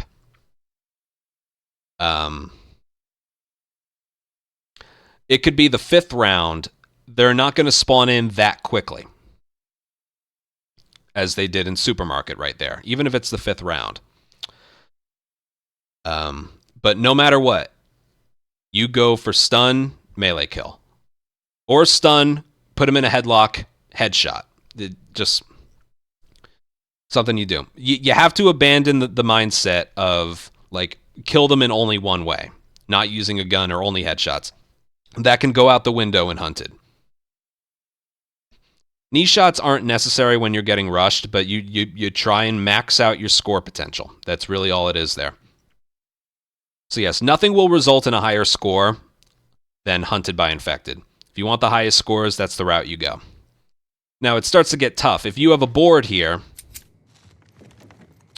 hold on one sec.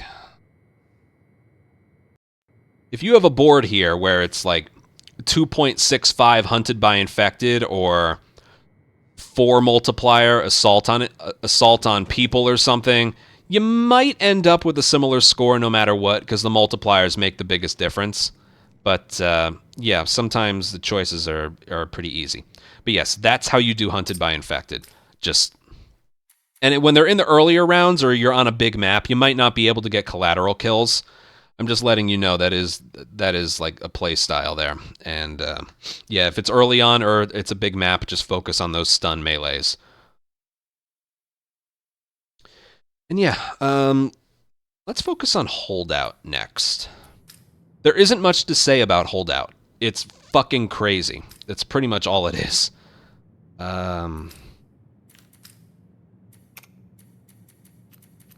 It's pretty much all there is. It's freaking crazy.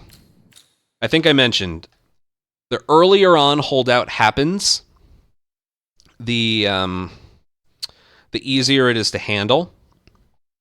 Can it even happen early on? Okay. Oh, it can. How about that? Like I mentioned before, when you're doing a standard run, the first one can only be assault or hunted on humans or infected. It can't be capture, it can't be holdout. Holdout can happen either here, here, here, or here. And there's only 4 maps for it, like I said. State Street, Gas Station, Overpass, and Hospital. Hospital, I would say, is the easiest. I'd say this one's the next easiest. These two are kind of close in terms of difficulty. State Street is the hardest, because there's a lot more entry points. And,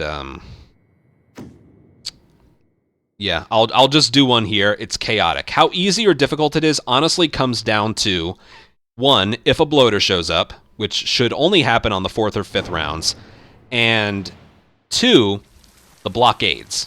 So the game does give you a lot of stuff here. I'll pick up the axe just because.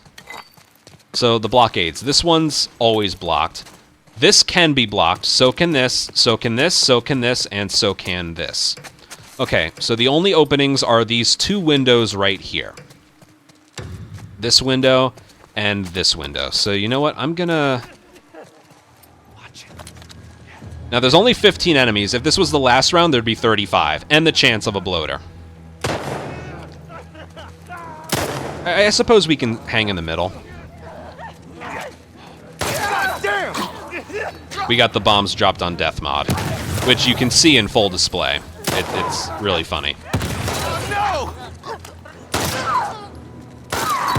Whoa. They can get laggy.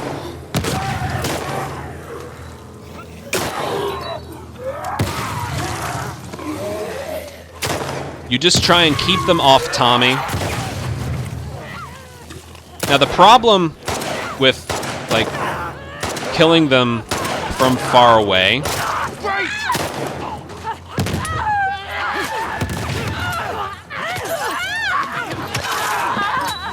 Oh shit. Watch out. Try not to kill too many in a row.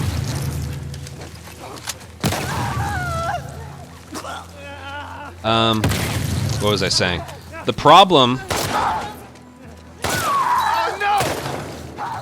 with killing them from far away is they'll drop ammo for you, but you won't be able to pick it up.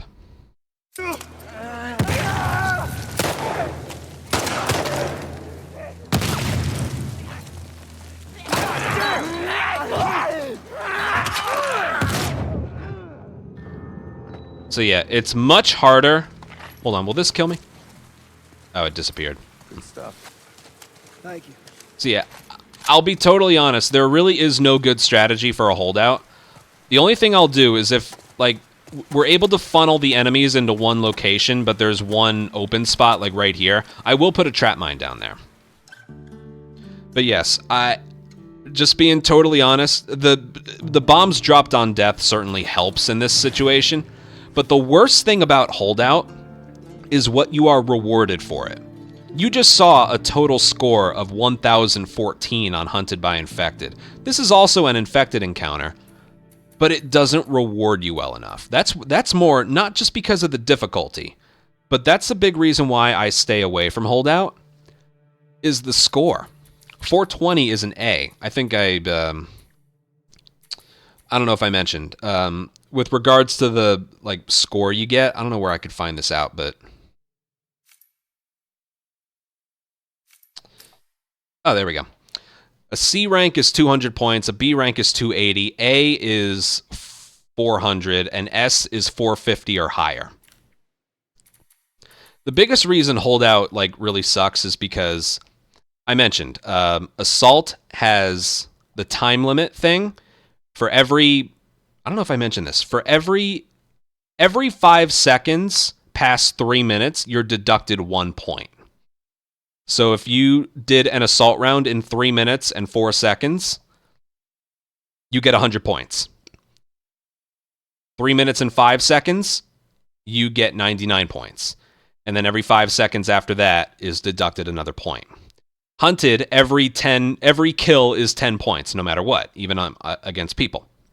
Holdout, the replacement here is ally damage. For every thing of damage they take, your 100 points are deducted by that much. Which is tough, because the infected don't go after you. They go after your buddy. Except the bloater. The bloater comes after you.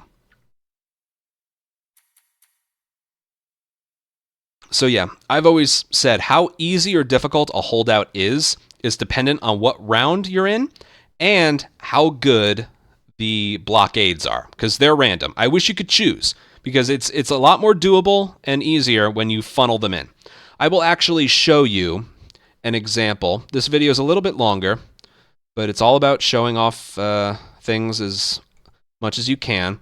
I have a video of a very, very well-performed holdout. It's like 3 minutes long. So this was before I knew how to find out what was on a board. This was a 35 enemy holdout, and it's still the best one I've ever done. So I'm just gonna let it play. It was on the overpass, and a bloater didn't show up, which made it a little bit easier.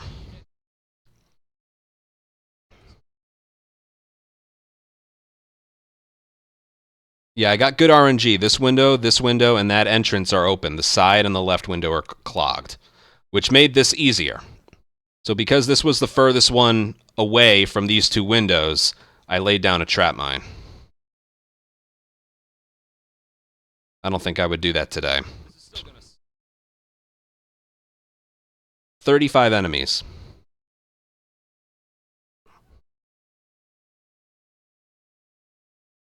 Now again, you're trying for unique kills, and because there's so many infected, I don't really have time to leg shot them and kill them. And I didn't have a shotgun either. Otherwise, right there, I would have tried for a multi-kill.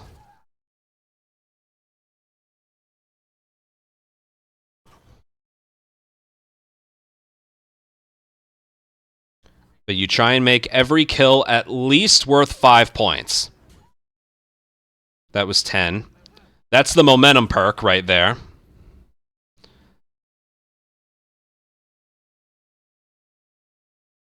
You saw the screen kind of showed that Jesse looked high for a second. And then he was able to immediately kill someone right after. Okay, right there. This one has the decreased health mod. So a swing with a melee weapon on a runner was enough to kill it. That isn't normally the case.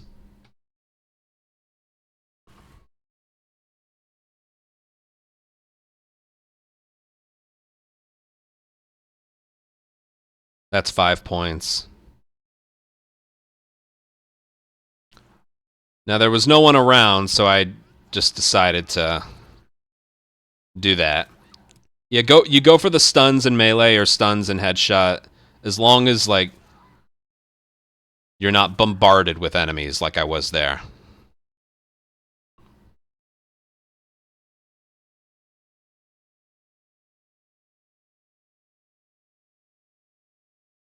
Now notice, I only have one gun, so I'm getting a lot of ammo dropped.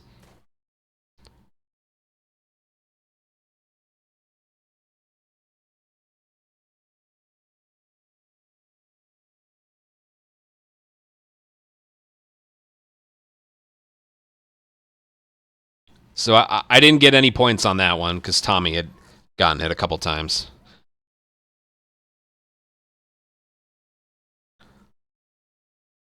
Shambler is one more hit, yeah. So Tommy's killed a couple. You don't get any points for your companion killing a couple. But you can see we're just trying for as many headshots or stuns as we can get. Try not to just body shot them for no reason.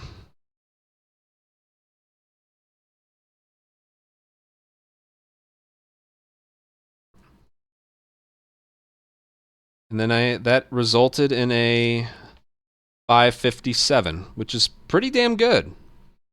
That is a very high score for a holdout. 20 headshots, 7 melee kills, 5 stuns. Out of 35 enemies, there were only 3 that were killed in a non-unique way. Which I can think of. The one trap mine where it severed the runner. I body shot one, and then I think Tommy killed another. So, yeah. That's an example of a good holdout. And if a bloater shows up... bombs. I would recommend saving all your ammo for the other infected, and just use up your trap mines and your pipe bombs or Molotovs, whatever. Just try not to use guns on them, unless you're out of bombs, in which case that's the only option. But yeah, that is my recommendation there. Okay, so that's holdout. It's a mess. I think State Street is the hardest. Hospital is the easiest. Just try and keep your allies safe. That's the most important thing. Okay, there's one more left. Capture.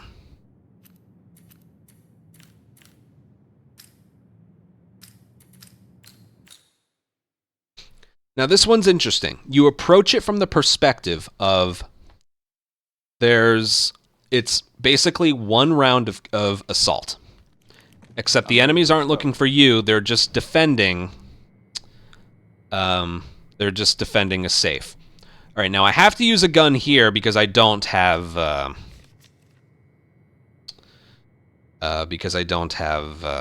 what is it? any bombs. What I recommend for capture basically is not using weapons, because if you go for headshots only, first of all, that's difficult. Again, this is just because I'm doing a custom run, so it's only capture the entire board. But capture only appears 3 times, and if it appears somewhere over here, there's like 8 enemies. That's really tough to headshot them all because, and this is the unique thing about capture, every single enemy has a gun. Unlike Assault, unlike Hunted, no matter which one it is, 2nd, 3rd, 4th, or 5th, every single enemy has a gun. So headshotting all of them can be difficult.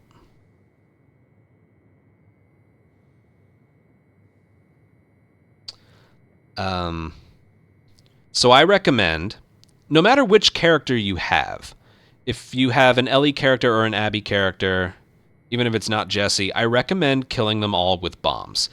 If you get one on the second one, maybe you're able to headshot all of them. Maybe. But I wouldn't recommend that for here, because you have less time and more enemies to kill, whereas over here you have less enemies and more time. So you can get away with using a gun here, but I really don't recommend it here. And again, it's 50 points for collecting the safe. And then there's more on top of that. And this is the weird thing with capture and like the non-balanced nature of it. You're given the 3-minute and 4-second time limit for 100 points for capture. Whereas Assault, there's 3 waves of enemies. Capture is just 1 wave of enemy, and they're focused on just hanging around the safe. You get 100 points if you can do this in under 3 minutes and 5 seconds. Just like Assault, but it's naturally just a lot quicker. So that's kind of weird, and a big reason why capture is probably it is the easiest human encounter. So I'll do one. Again, capture never shows up on the first one. Never, ever, ever. So we'll see how many humans there are. And I don't have any bombs, so I'm forced to use a gun. I'll use Jesse's silencer and see if I can do this without getting alerted. Now, another thing with capture, and I just remembered.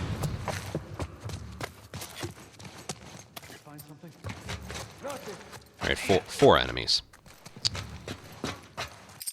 With Assault, I forgot to mention this. With Assault, enemies are sort of pre-planned where they are going to spawn. They will spawn 1 foot away from you if the game deems it worthy. And that's happened.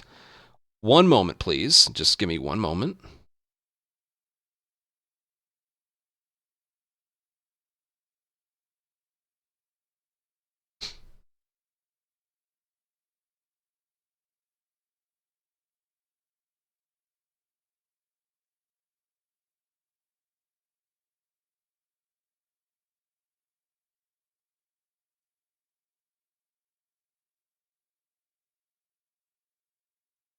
I have a clip here of 1 round of Assault in the forest.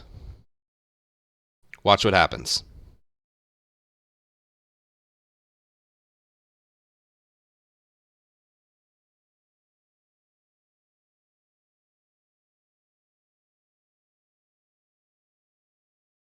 They spawned right next to me. Right next to me. So you know what I ended up doing on this map? I ended up placing a trap mine there. And it has worked so frequently, they blow up immediately and the first wave is done. It's a brilliant strategy. So yes, there are predetermined Assault spawns that are not dependent on where you are, which is stupid. The reason I'm mentioning that, capture is the opposite.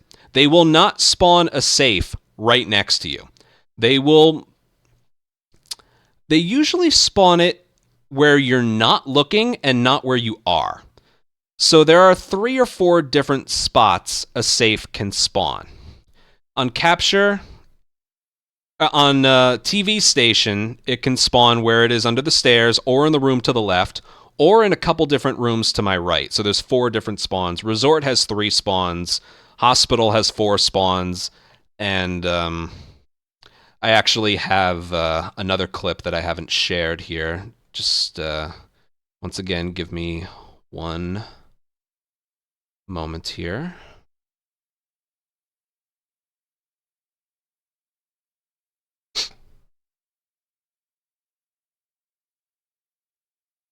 Don't worry, I paused the recording. I also have to pee really quick. I'll be right back.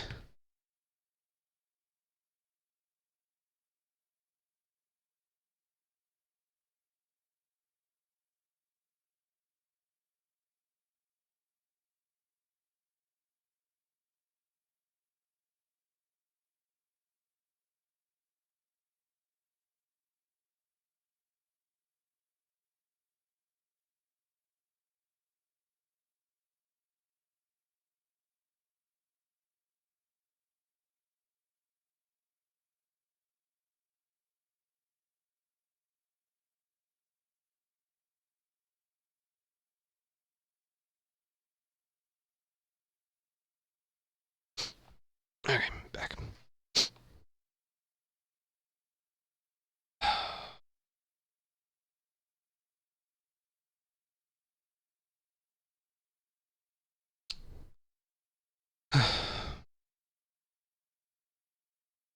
I want to show you an example of a capture that happened on Hospital. There is one spawn location that is significantly easier than the others. I have it right here. So what I'm doing here is I want it to spawn in an area to the right. So I stand in a certain spot and look a certain way so we can, yeah, right here. I manipulate that spawn location. So it spawns over there. And watch this. Just watch the people melt. Because this is such a small area.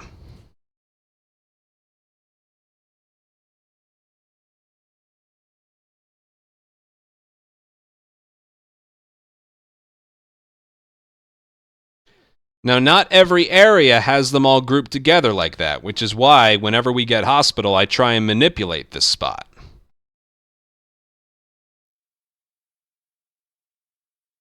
So yeah, that's the first thing you got to learn. First of all, you learn where the locations are, which ones you prefer, and then try your hardest. It's not totally consistent, but try your hardest to manipulate those spawns. Like, oh, I hate when the safe spawns here, I'm going to run to this area. That's basically what you do. Okay, because I have no bombs, I'm going to try and headshot them all for the 30 points. And I'm going to try and not get alerted because I have a silencer. And we have time to do this. So they're not going to wander around the map too much. They're pretty much all going to hang around here. Forget the gambit. Well, maybe not. I think she's going to turn around. I don't know what I don't think she knows what she wants to do. I'm just going to give them a moment to see what they feel like doing. She's going to hop down.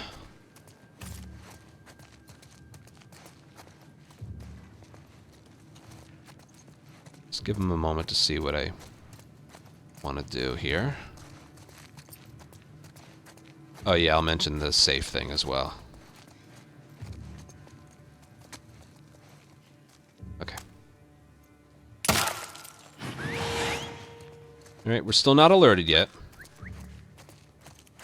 And we have a minute and a half left.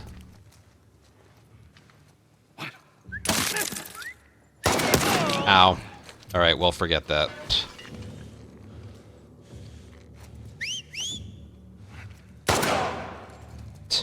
Oopsie.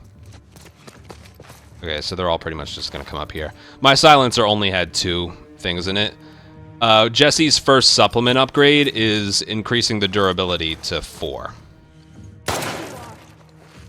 Okay, now even though she said there you are, there's a couple things to mention here. Now that we're down to 1 enemy, the last enemy is always going to hang around where the safe is. That's the most important thing. So this person is going to be somewhere around the safe.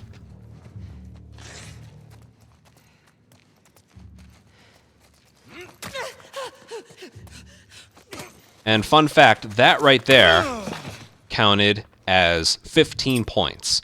1 for a stealth kill, 1 for a stun, and 1 for a melee kill. That right there was 15 points. So when you get down to the last person, wait for them to lose sight of you, which you can tell based on the music or based on their body language, and go for that brick takedown. Okay, now you see the timer on the top right? If you kill every enemy with 30 seconds or more, the safe is captured automatically. If you kill everyone with less than 30 seconds, you have to open it manually. I'll show you the opposite example in the next one. We'll do much better. God damn. Then you use this time to loot. There's usually a med kit there.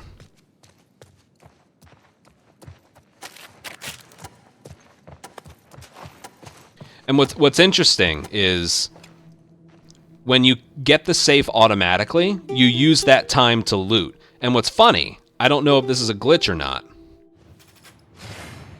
Yeah, that was bad. I know. Oh, I did it in... sorry, I went too quickly. I did it in 3 minutes and 4 seconds and got 100 points for it. If I had spent 1 more second, I would have lost 1 point. What was I saying? I forgot what I was saying. Yeah, well. Okay, so I like to do that first. Let's grab a med kit, and let's focus on bombs. Here we go. I also recommend getting a shiv upgrade for getting grabbed. I also want supplements, please. No supplements. Okay. Jesse's supplement upgrades makes it so, again, improved I forgot he only starts with 2. Improved durability on the silencer. Improved pipe bombs with a radius, and then you can hold 6 and craft 3 at a time. That's why Jesse's the best right there. Along with the ability to just keep re-rolling and re-rolling and re-rolling. See the little infinity sign? He's the only character that can do that. It's hilarious.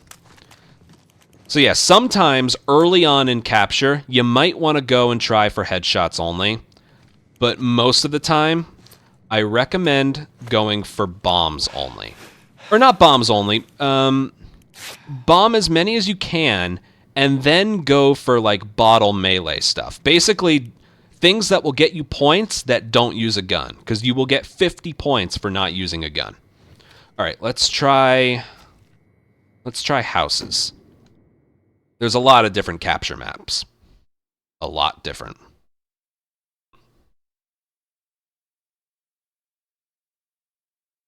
So this is one where I'm going to try and manipulate the spawn. I prefer the one at the bottom of the hill. So to my right, I want it to spawn just to my right, so I'm going to run away from it and look away from it. And I got it. Cool. That's my favorite spawn right here. Just ignore him. Now wait for them to come out.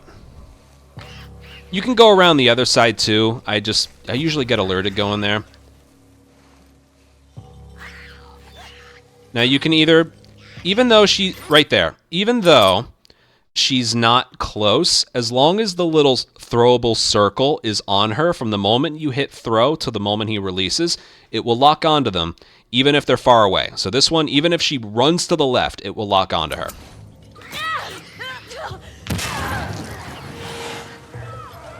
The Gambit was like on our way. Now the one thing you would like want to try here is multi-kills.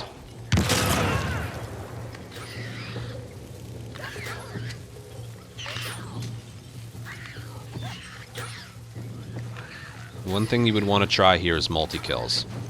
Oh, maybe. Yep, we got it. Multi-kill. So that's 10 points. Right there. Now for this one, there's only one enemy. Oh, shit. Oh, boy. I didn't mean for that to happen. She's not going to come over here. She's not going to come over here. You know why? It's the last enemy. She is programmed. They are programmed to stay next to the safe when it's the last enemy remaining. So if there was an enemy out there and I killed an enemy in here, that enemy outside would sprint back and be next to the safe. So right here, you can tell by her body language, we're in stealth mode now. So what I'm going to do, stun, stealth kill, melee kill. And because there are more than 30 seconds left on the clock, the safe is captured. See that? So now, I'm going to sprint. What's, again, the funny side effect, he doesn't lose sprint speed. So we're just going to loot like crazy. Pick up any ammo that they dropped. Maybe a bottle. Is there a bottle out here? No, but you can just go. Outside enemies don't always come back for the safe. Well, that's what they're supposed to do. When there's one enemy left, they will guard the safe. Or there always has to be an enemy near the safe. That's how it works. 555 is very good for a capture. No ally. Again, there's the 20 points for not having a buddy. Safe was captured, that's 50 points. We completed the gambit, which again was just sort of on our way. Sometimes the gambit would be headshot an enemy, and it's like, I'm trying to not use a gun. 10 points isn't worth the 50 points we're going to get for not using a gun. A multiple kill with one bomb killing 2 enemies. 5 points for the bottle throw stun. The last enemy, I said basically, was a stealth kill, stun, melee kill. And then for emergencies only, I didn't use a gun. So when you get capture, no matter what character you're using, just try and do it without using a gun. The only way that could have been higher is if I wasn't spotted. Every now and then, the whole system glitches out, and you get the 50 points for not being spotted. As of me recording this now, I don't know what is done to make that happen. It used to happen quite a few times before. They didn't patch it out. It just sometimes it happens, sometimes it doesn't. To this day, I still don't really know. But yeah, that's pretty much the only way. We have theories, but really no way to prove it. So yeah, the only thing that could have been better is if there were more enemies. Yeah, having more enemies certainly helps with the more unique kills. Sometimes if there's 8 enemies there, you chuck bombs into the building. Sometimes they come out of there, and I will brick and melee kill one of them, and then I find another bottle, and then I kill the last one. So you can get a more unique kill at the end and stuff. But yeah, that was a good example of a capture right there. Highly recommend using bombs. When it comes to rattlers and Molotovs, that's when it can get a little tricky. That's basically the one combination you don't want. You don't want to capture against rattlers with an Ellie character, because then the Molotov doesn't really do anything. And that's when you start to question everything. I'll be totally honest with you. Even I don't really know what to do there. Can't headshot them because they have helmets, and yeah, maybe work on Molotoving the non-armored enemies, and then work on stun bombing, melee killing the armored enemies, something like that. But yeah. Oh, and somebody asked, how do you pick things up so quickly from the case there? You basically just hold down triangle. You basically just hold down triangle here. The whole time. Not you tap triangle and then hold down triangle to open it. You just hold down triangle the entire time. So yeah, that's pretty much all I have to say about the four modes. For the highest scores, you want Hunted by Infected, especially towards the end. I once was able to get 4,541 points in one encounter because it was Hunted by Infected in Supermarket, Mystery, Bombs Dropped on Death on the 5th encounter. I got 841 total score, which resulted with a 5.4 multiplier, got me over 4,500 points in a standard run. So for the highest points, get good at Hunted by Infected. When it comes to Assault or Hunted on humans, later on in the board, if you're forced to do that, you got to cheese the encounter. Sit behind a spot where they can't flank you, and then just pick them off one by one. again, maybe like disturb a hornet's nest and then just sit back and wait. If they start in combat, that makes it a little bit easier.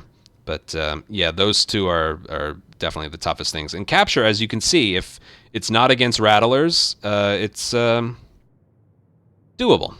It's doable. And again, with the spawn stuff, with the safe, everyone has a preference for each map what their preferred safe spawn is, but just know you can manipulate it to a certain degree if you run to the spot where you hate it spawning in the most. Okay, that's everything I can think of with the factions, the modes, and the points. And we're done with this video. Last video is going to be the bosses. 6 different bosses. I'll make my own video on that. So yeah, that's about it. Thanks for watching, and I'll see you. Bye.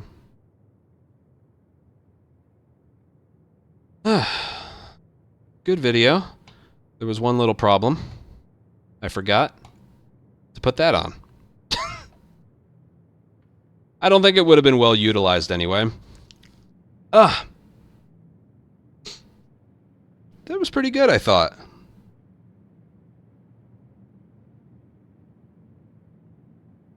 It wouldn't have been well utilized anyway.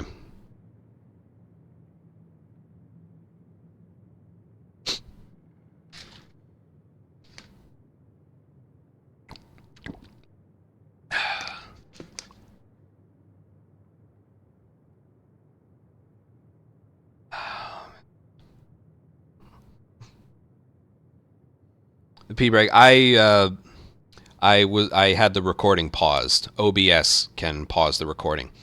Curtis, if you're still here, thank you so much for the tier 1 sub. Sorry I had alerts turned off for the tutorial. Welcome to the Ant Colony. Enjoy your emotes. Thank you so much for your support. Alright. I don't know how I'm going to do the bosses. It's going to take a while to get to each one.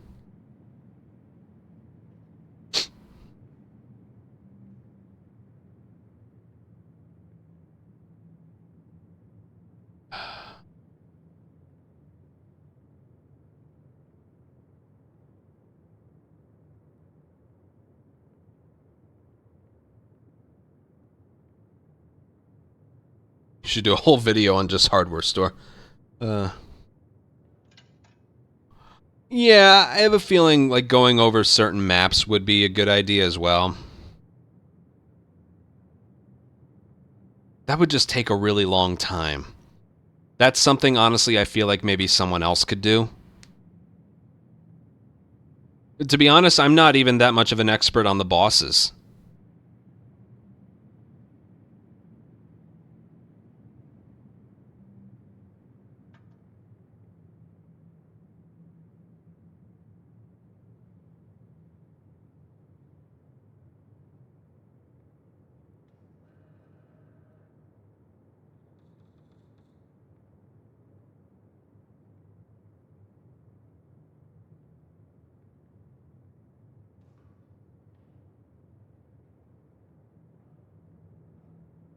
I don't know. I think I might be done for tonight. It's getting kind of late. Yeah, it'll be uploaded in a few days. The Rattler boss. Yeah, people are going to want to know about the Rattler boss. I agree with you there.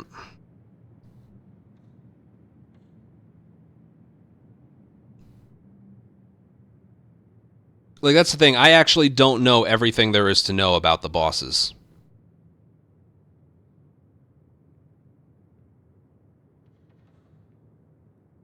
I mean, I didn't think there was anything wrong with that tutorial. It was good enough, right? I felt like I explained things well. Was it good enough? Because I'm a little paranoid about tutorials now, because the last one I made, people like really didn't like it.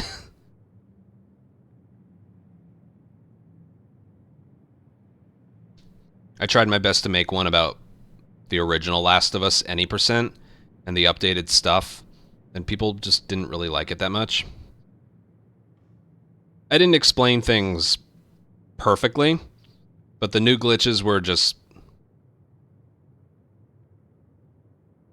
They were tough to explain. They were difficult to explain.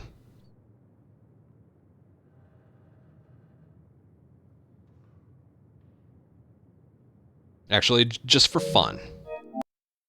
Literally just for fun.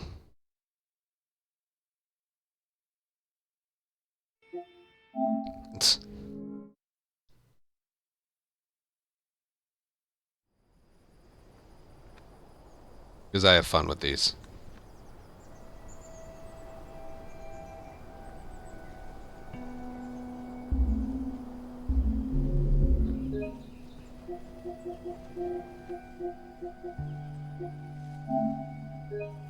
Yeah. Oh, yeah. I'm nostalgic, alright. Oh, here we go.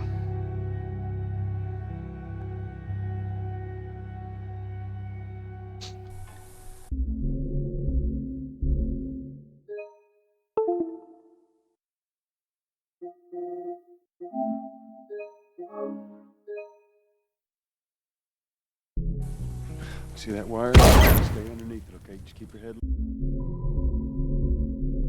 low and you'll be fine.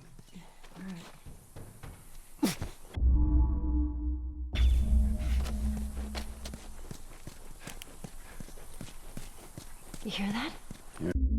Yeah.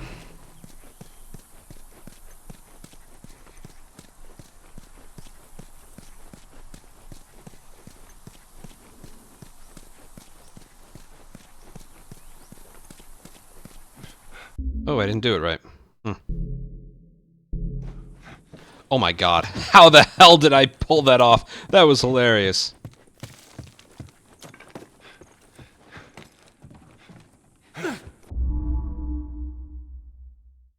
I didn't mean to do that. Still worked.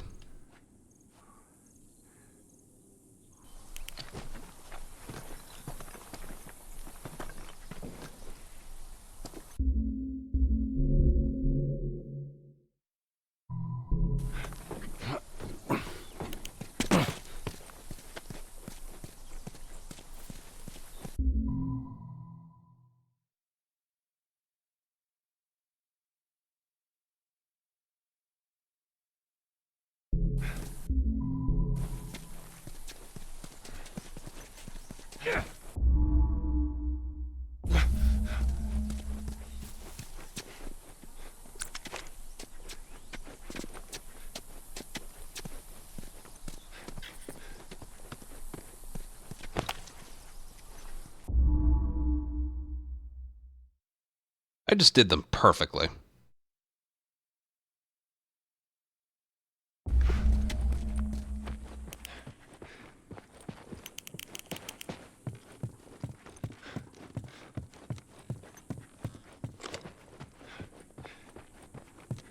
Minus that other one.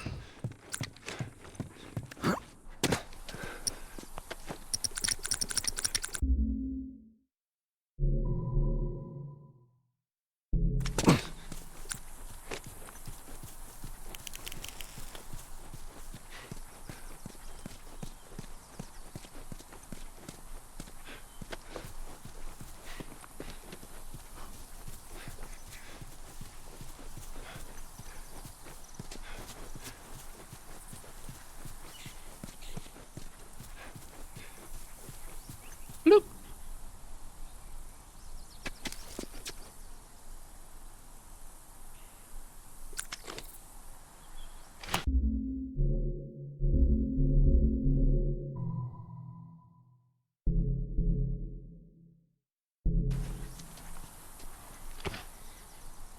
Am I doing this right? I think so. I may have forgotten to step there.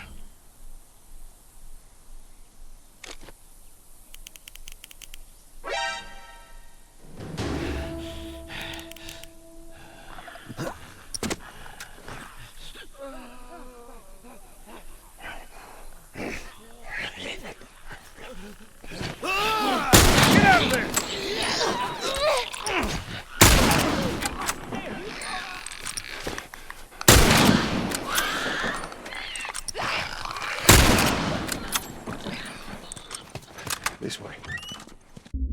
And that's basically how you do it. I actually did that first try.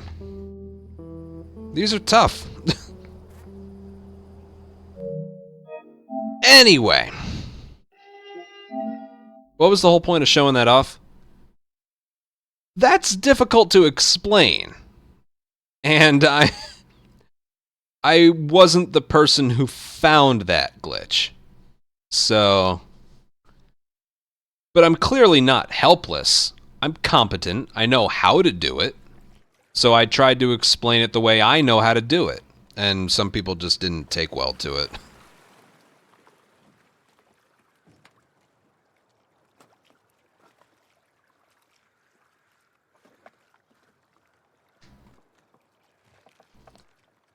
So now whenever I make a tutorial, I'm like, people are gonna get upset if I don't, like, if I accidentally leave something out, or I don't explain it perfectly, or something. Now I'm just paranoid.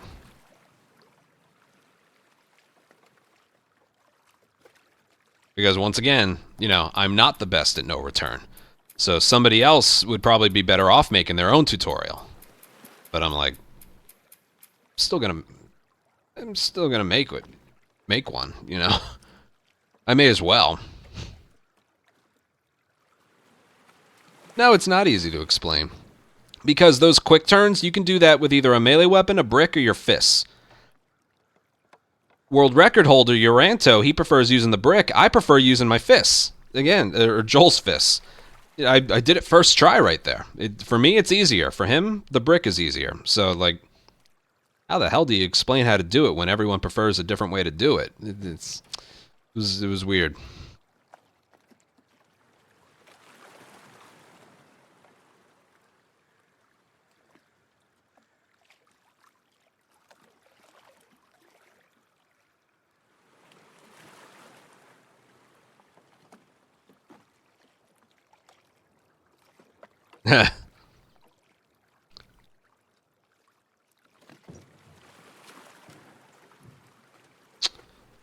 Yeah.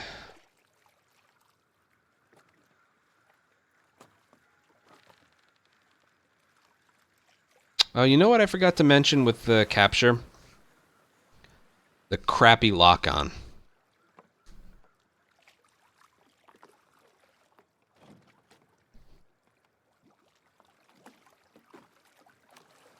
Maybe there's a way I can throw that in there.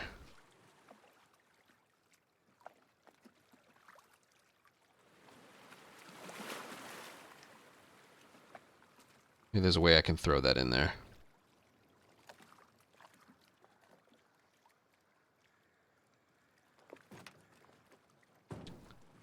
I can do that offline if I have to.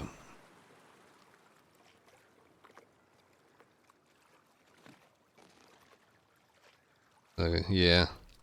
I had my worst daily run of my life today.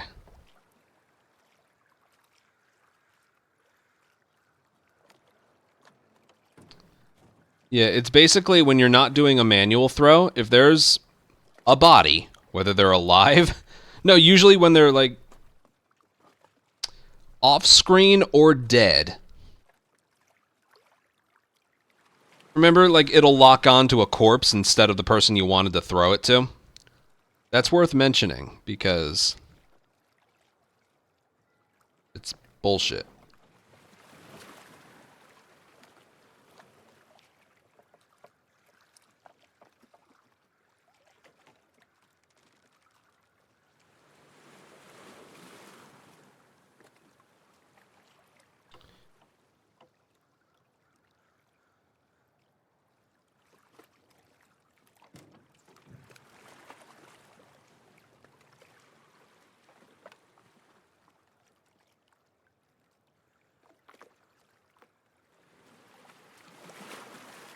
Maybe, yeah, exactly. All right, yeah, I'm definitely done for tonight. I'm kind of tired. We'll film the rest of it. We'll record the rest of it tomorrow. It'll be all as much as I can say about the bosses. And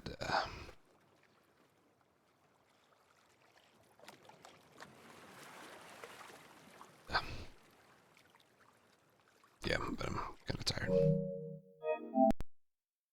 I've always said that tutorial making isn't fun, but there's always like an obligation to it because it's for others, not for myself. Or for whoever makes a tutorial. Hello.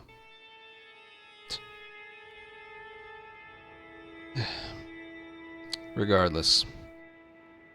Green screen. Thank you guys for 11 follows and 9 subs. Today was pretty chill. We're gonna get back to speedruns soon. Soon. Yeah, I am beat. Oh god. I am beat. I don't know what I'm gonna say about the bosses, because there's some things about the bosses I don't know yet. Like, we changed up the resort rattlers to where we don't use a trap mine at the very beginning anymore. We, the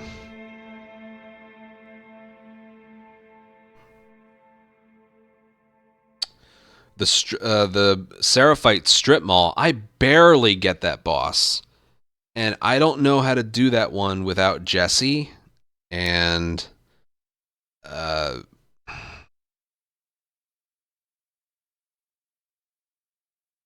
the garage bloater I haven't been great at. I can recommend just an idea. But, the arcade... I only know how to do these as Jesse. That's the thing. If I do the arcade bloater with an Ellie character, I don't really know. Because I try and do them without using ammo. But also, you know what's really annoying about gathering footage for the boss? You have to go through an entire board. You can't just load up a boss.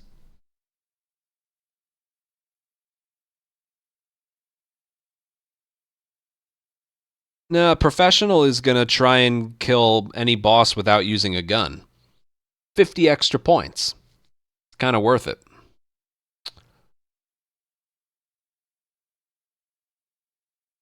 But again, that's where my problems arise. I don't know how to do that without Jesse.